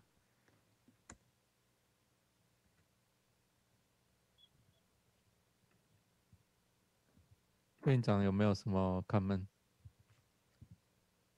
我想非常谢谢永健教授，过去这个10年来啊，两岸的交流尤其是在瓣膜领域方面，我们等于是一起走过来哈。从这个整个瓣膜最早的发展到后来的技术上面跟 device 的精进，大家都一起感同身受了。不过我真的是非常羡慕大陆有这么好的研究的这个土壤啊，能够让这么多的 device 跟这么多的构想跟想法，能够真正的推到临床。包括今天下午听到的，像这个 Transcatheter 的 mitral 的一些 devices， 这也是真的是让大家觉得非常的惊艳哈。那我相信在大陆那么多的人口的基数之下，有那么多的病人，有那么多热心的专家，将来在这个领域绝对是能够在世界上取得领先的地位。那我们也非常乐观其成。再过一些时间，可能是我们很多东西都要向大陆来学习了啊！谢谢永健。谢谢尹院长。我觉得确实这些年呢，我觉得在跟全世界的这些专家交流当中啊，其实这些年我觉得特别感谢的应该和台北和整个台湾这个所有的这些朋友们的交流，因为我们交流可能会更深入、更直接一些。而且呢，现在这几年的交流是伴随着这个大陆一些新的器械，我觉得确实给了我们很多的一些经验。我们XT-S3的所有的开始也都是尹院长来帮着我们开始的，所以我很感慨，在过去的这10年的时间里，这个两岸之间的这交流，在交流当中啊，我们关系更贴近了。今天我看了谁，曹主任也在。还有我们在主会场，我们好多朋友都在。我今天在这里呢，因为疫情还没有完全结束，可能最近台湾的情况还好一些。我看着最近可能希望将来我们开始打疫苗，希望能够大家好一点。对，我相信可能会越来越好的。那个要再次感谢那个叶院长的这个邀请，要再次感谢我们所有的台湾的朋友们，这期待啊，真是非常从内心的期待，能够我们能够有一天能够坐在一块儿，可以好好聊一聊。是把酒交欢了。对，把酒交欢。好，谢谢。请问教授，我有一个问题啊，就是说非常敬佩您的成就啊。那我想大陆这个瓣膜发展到现在，应该是您讲的这个百花齐放。那就您来讲哈，什么是最理想的一个瓣膜？就是像我们冠脉支架最好的就是越薄越好啦 ，radial force 越强越好。然后呢，那个 flexibility 越好越好。但是对瓣膜来讲，你认为哪一种怎么样的瓣膜设计是最好的一个瓣膜？那个，哎呀，这平那个就是我觉得我特别那个觉得你这个问题啊，其实那个是我这几年，因为我们现在已经做了这几款瓣膜，都是自膨胀式瓣膜，球扩瓣膜呢才刚刚开始。其实自膨胀式瓣膜你看起来都一样，但是差别很大，稍微改一点点东西就很大。因为在操作的过程中，只有术者才有体验。就是我参与了所有的瓣膜的临床试验，就是我对整个这个主动脉瓣的这个病变的认识和胎位这项技术的这个感受和认识，是从这些不同的瓣膜当中开始的。其实第一款瓣膜我都不知道究竟它为什么做好了，为什么没做好。到了第二款瓣膜做的时候呢，就感觉到原来是这样子的，但是呢依然感受不深刻。因为我有时候呢上手术台的时候都不知道这个瓣膜我该怎么放更合适，但是呢有时候放完了回过头来再想想原来是这样子。但是到第三款瓣膜，你比如说刚做的第一个的病人的时候，我发现我就告诉外科医生，我说我现在还没有释放掉，我释放了一半，但这个瓣膜一定要跑，你们一定要所有的麻醉科医生、外科医生把器械都摆好了，然后呢我准备开始一放它跑，然后你们就立即开就行了。甚至要到那个开之前呢，先把股动脉路径先做好了这个体外循环，就一切都准备好了，等着我放一下的时候，失败的即刻就是他们开始的时刻。他们都说你怎么能够判断他一定失败？我说我一定是失败的，然后最后一放，立即就跑掉了。因为到这个时候呢，基本上我就知道我对这个病已经有认识了，对瓣膜也是认识，就不断的去改进。其实呢，这几年呢，整个瓣膜呢，我今天我想用一个词儿，我们过去叫 trial， 就是 trial 就是你不管一个药还有一个器械你都设计好了，然后你根据多少例，最后证实它是一个好的还是不好的。但是呢，我在想呢，我们现在严格来讲这几年不叫 trial， 叫 experiment， 就是在做的过程中看看这不好，我再修一修，再看看不好再修一修，到最后呢拿着一个说这个是可以的。所以说呢，我现在对我们这几个瓣膜呢是这么认识的。所以再回到你刚才这个问题，就是什么是一款最好的这个自膨胀式瓣膜？我现在基本上我头脑当中有一个大概念，包括这个瓣膜的缝制方法，这个瓣架的支撑力和这个下边这个瓣的长度有多高，如果在某些情况下由着它往下沉，能沉到什么程度？然后呢，我希望放到什么程度？这个瓣，所以现在呢，我就觉得，包括我在维特弗劳的这个下一代。叫2.5代，我们已经设计出来了。现在包括这个汤诺斯的这个下一代也已经设计出来了。其实都是知道，就是一个是架体的高度，一个是镜像支撑力，每一个部位的镜像支撑力，还有包括外曲面的这个缝制方法和内部瓣膜的缝制方法。其实现在基本上已经大概都有一个认识了，所以当这个瓣膜设计完了，你就知道我放的时候我就知道该怎么放。其实在这一点上，我相信你今天你能提到这个问题啊，你们那个振兴的团队肯定对这个认识更加深刻，才提到这个。谢谢。好的。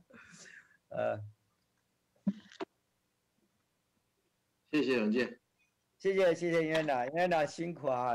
我觉得今天。每年其实呢，到目前为止，这几个我觉得在亚洲这几个地方的整个这个瓣膜的这个论坛，台北的这个瓣膜论坛，哎呀，我觉得做的非常有品位、有特色啊！因为把全世界的专家都邀请过来了，大陆的专家也都积极参与进来。我觉得确实是应该感谢振兴医院给我们提供的这个机会，谢谢。谢谢大家支持，谢谢大家支持。教授，我可不可以请问一些问题？这样子。好的，谢谢。那个，因为刚刚谈到一些最理想的瓣膜设计，那其实前面一个 speaker 我们一直在谈那个 commercial alignment，对。那包括 J valve 的设计，其实也是有点像在 commercial alignment 这样的 idea 在里面。对。那刚刚教授当然都谈到，所谓的 transfemoral approach， 那 J valve 当然现在也有所谓的 transfemoral， 包括 retrievable 的一些 design。那我不晓得，就是在所谓的 commercial alignment， 其实在 surgeon 上面看起来是最 perfect 的一个 design， 可是他又要 overcome 一些 classification 这样的问题，所以好像教授的内容里面比较少去谈到 transapical J valve， 还有所谓的包括现在在做的 trial 所谓的 retrievable 的 J valve 这样的东西，不晓得教授对这个东西有什么 comment 这样子？好的，谢谢那个李教授。我觉得因为今天时间的关系啊，关于这个新建路径的我没有讲。另外呢，还有包括最新一代的，我们现在正在动物实验阶段的有几个瓣膜呢，也没有给大家去汇报。我想在这说一下呢，关于 G valve 呢，其实呢到目前为止是比较合理的一个方案，因为它在于这个关闭不全啊，还有包括你可以不断的去转动的，你这样一转动以后呢，可能就这个 alignment 会更好，而且会把就是这个 commercial 这个地方就闪出来。我觉得这是非常好的一个理念。但是因为经新建这个路径呢，相对来说对病人来说接受程度更低一些。因为这个 G valve 的经股动脉路径啊，现在已经开始进入到临床试验，在美国已经开始了。我估计可能不久的将来呢，会在这个大陆会能够做这个临床试验。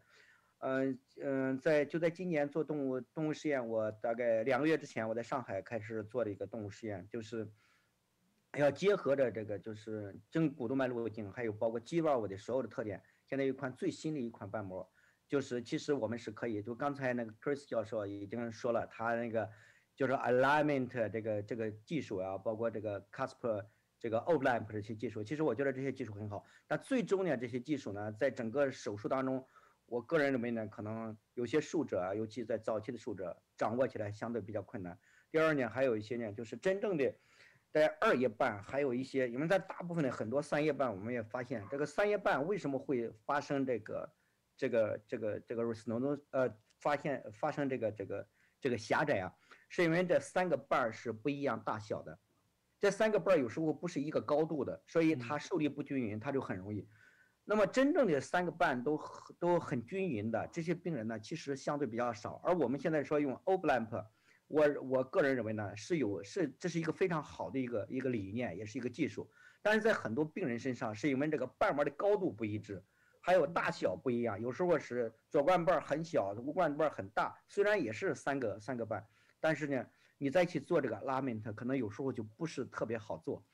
所以我觉得未来呢，可能还得靠着器械的这个研发。当然，刚才 Chris 这个 Chris 教授也已经说了，说将来就是基于这种新的这个 overlap 的这技术来开发的新的这个瓣膜，将来有些定位叫自定位系统，我们可能大概就做起来就非常容易。我觉得我下次嘛，我专门找个时间来讲一下关于我最近做的几个做的几个动物实验，就是最新的一些。哎呀，院长，我跟你讲，我就特别兴奋哈，就是现在最近有几个新的这个主动脉瓣的这个完全是颠覆式的一些这个想法，可能下一次呢，我会因为正在做的这个实验当中不便去讲这些，当然Forsman讲做完了以后呢，可能就会能够把这些设计啊，还有一些数据，然后给大家做一个汇报。是，太好了，我们下次办个比较小一点的会，你偷多讲一点。谢谢，好，谢谢。那我们到下一个 topic。The next topic is presented by Toru Nakamura. He is an interventional cardiologist in New Tokyo Hospital, and he is the chief TAVI implanter in Tokyo area. And now he will show his slide and please.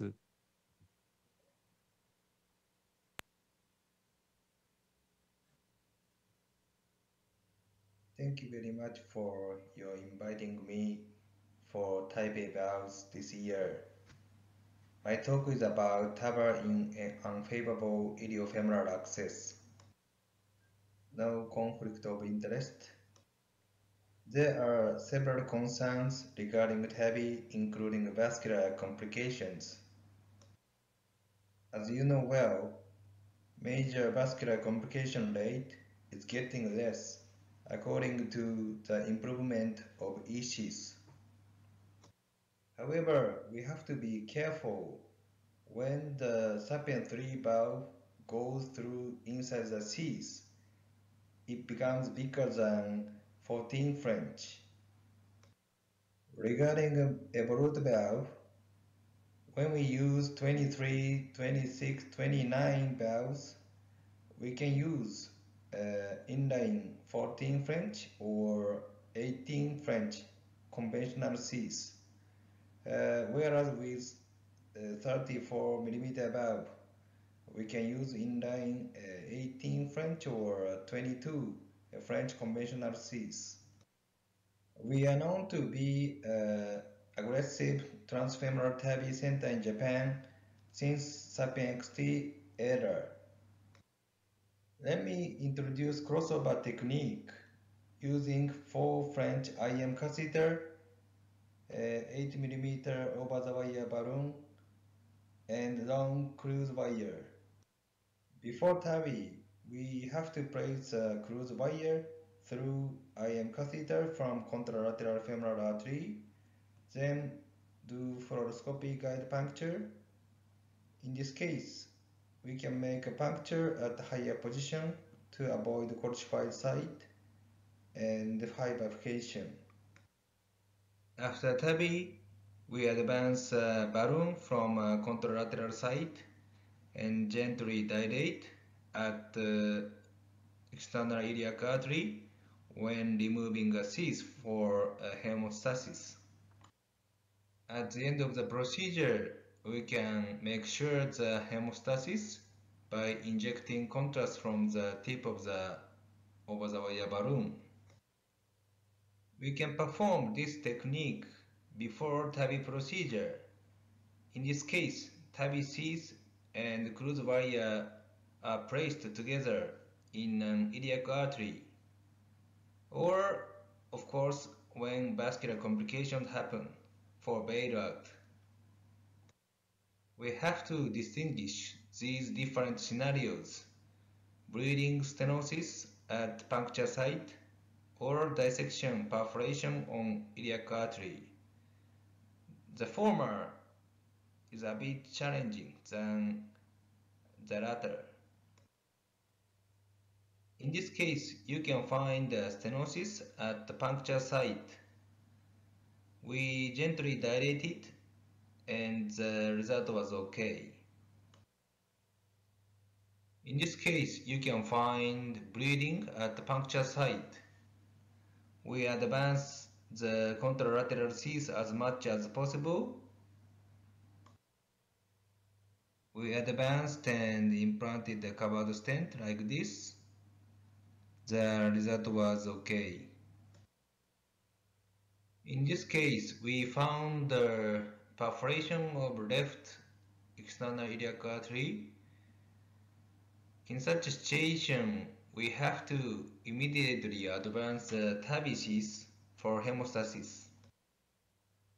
We advanced the balloon from right side and dilate it for hemostasis, as well as anchor balloon technique to advance the cyst from right side. Then delivered and implanted the covered stent. Successfully implanted the covered stent. I sometimes receive a question why I recommend to treat from contralateral side. The answer is to manage the potential pleural failure at the TAVI approach site in addition to iliac femoral complications. In this case, you can find the narrow iliac artery as well as bending of the descending aorta. We performed crossover technique in this case before the procedure. As expected, a 14 French couldn't advance. Even after balloon dilation, 14 French couldn't pass again.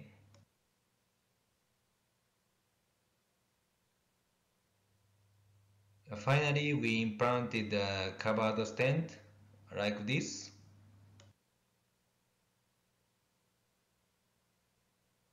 Then the 14 French Cs could go through the covered stent.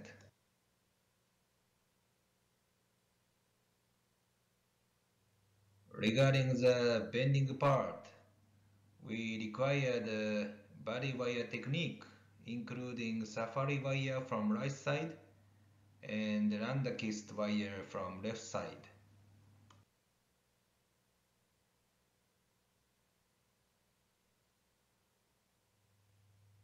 We could implant the Evolut valve successfully. You see a balloon dilation for hemostasis by using a cruise wire placed at the beginning of the procedure.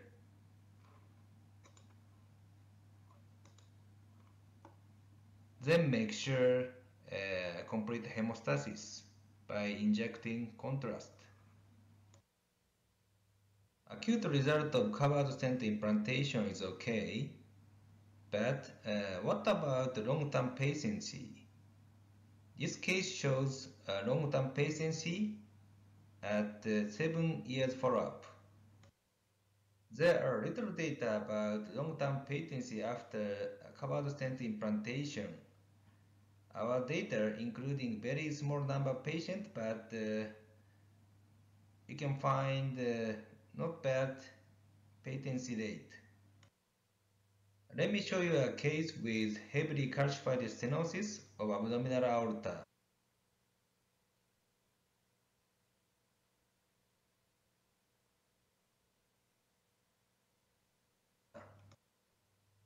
In this case, we couldn't advance E-sheath, so we decided to perform rotational atherectomy with a 2.25 mm bar to make multiple cracks.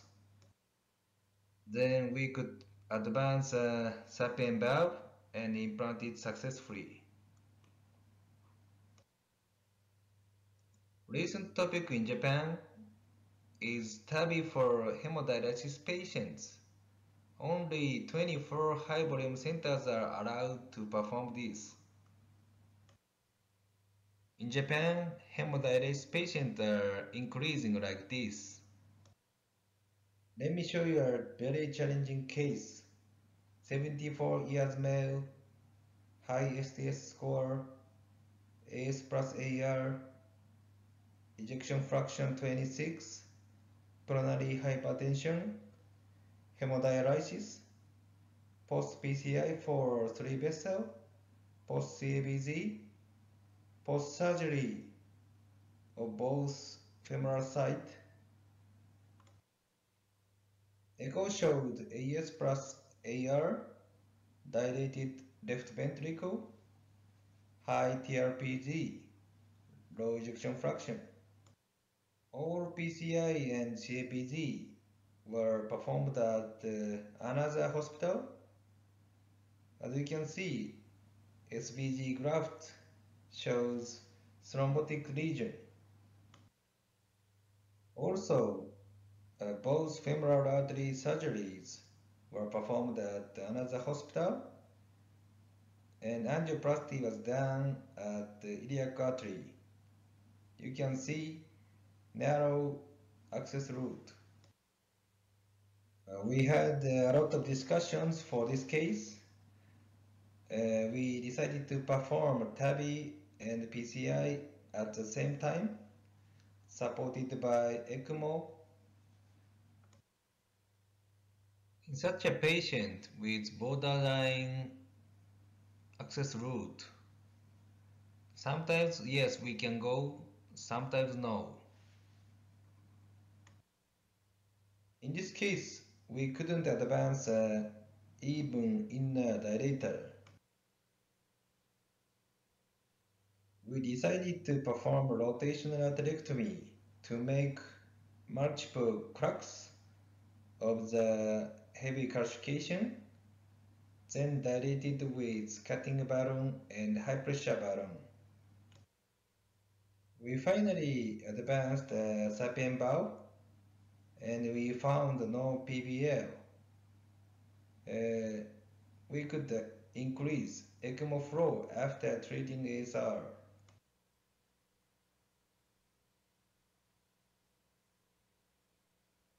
Then we treated failed SVG graft.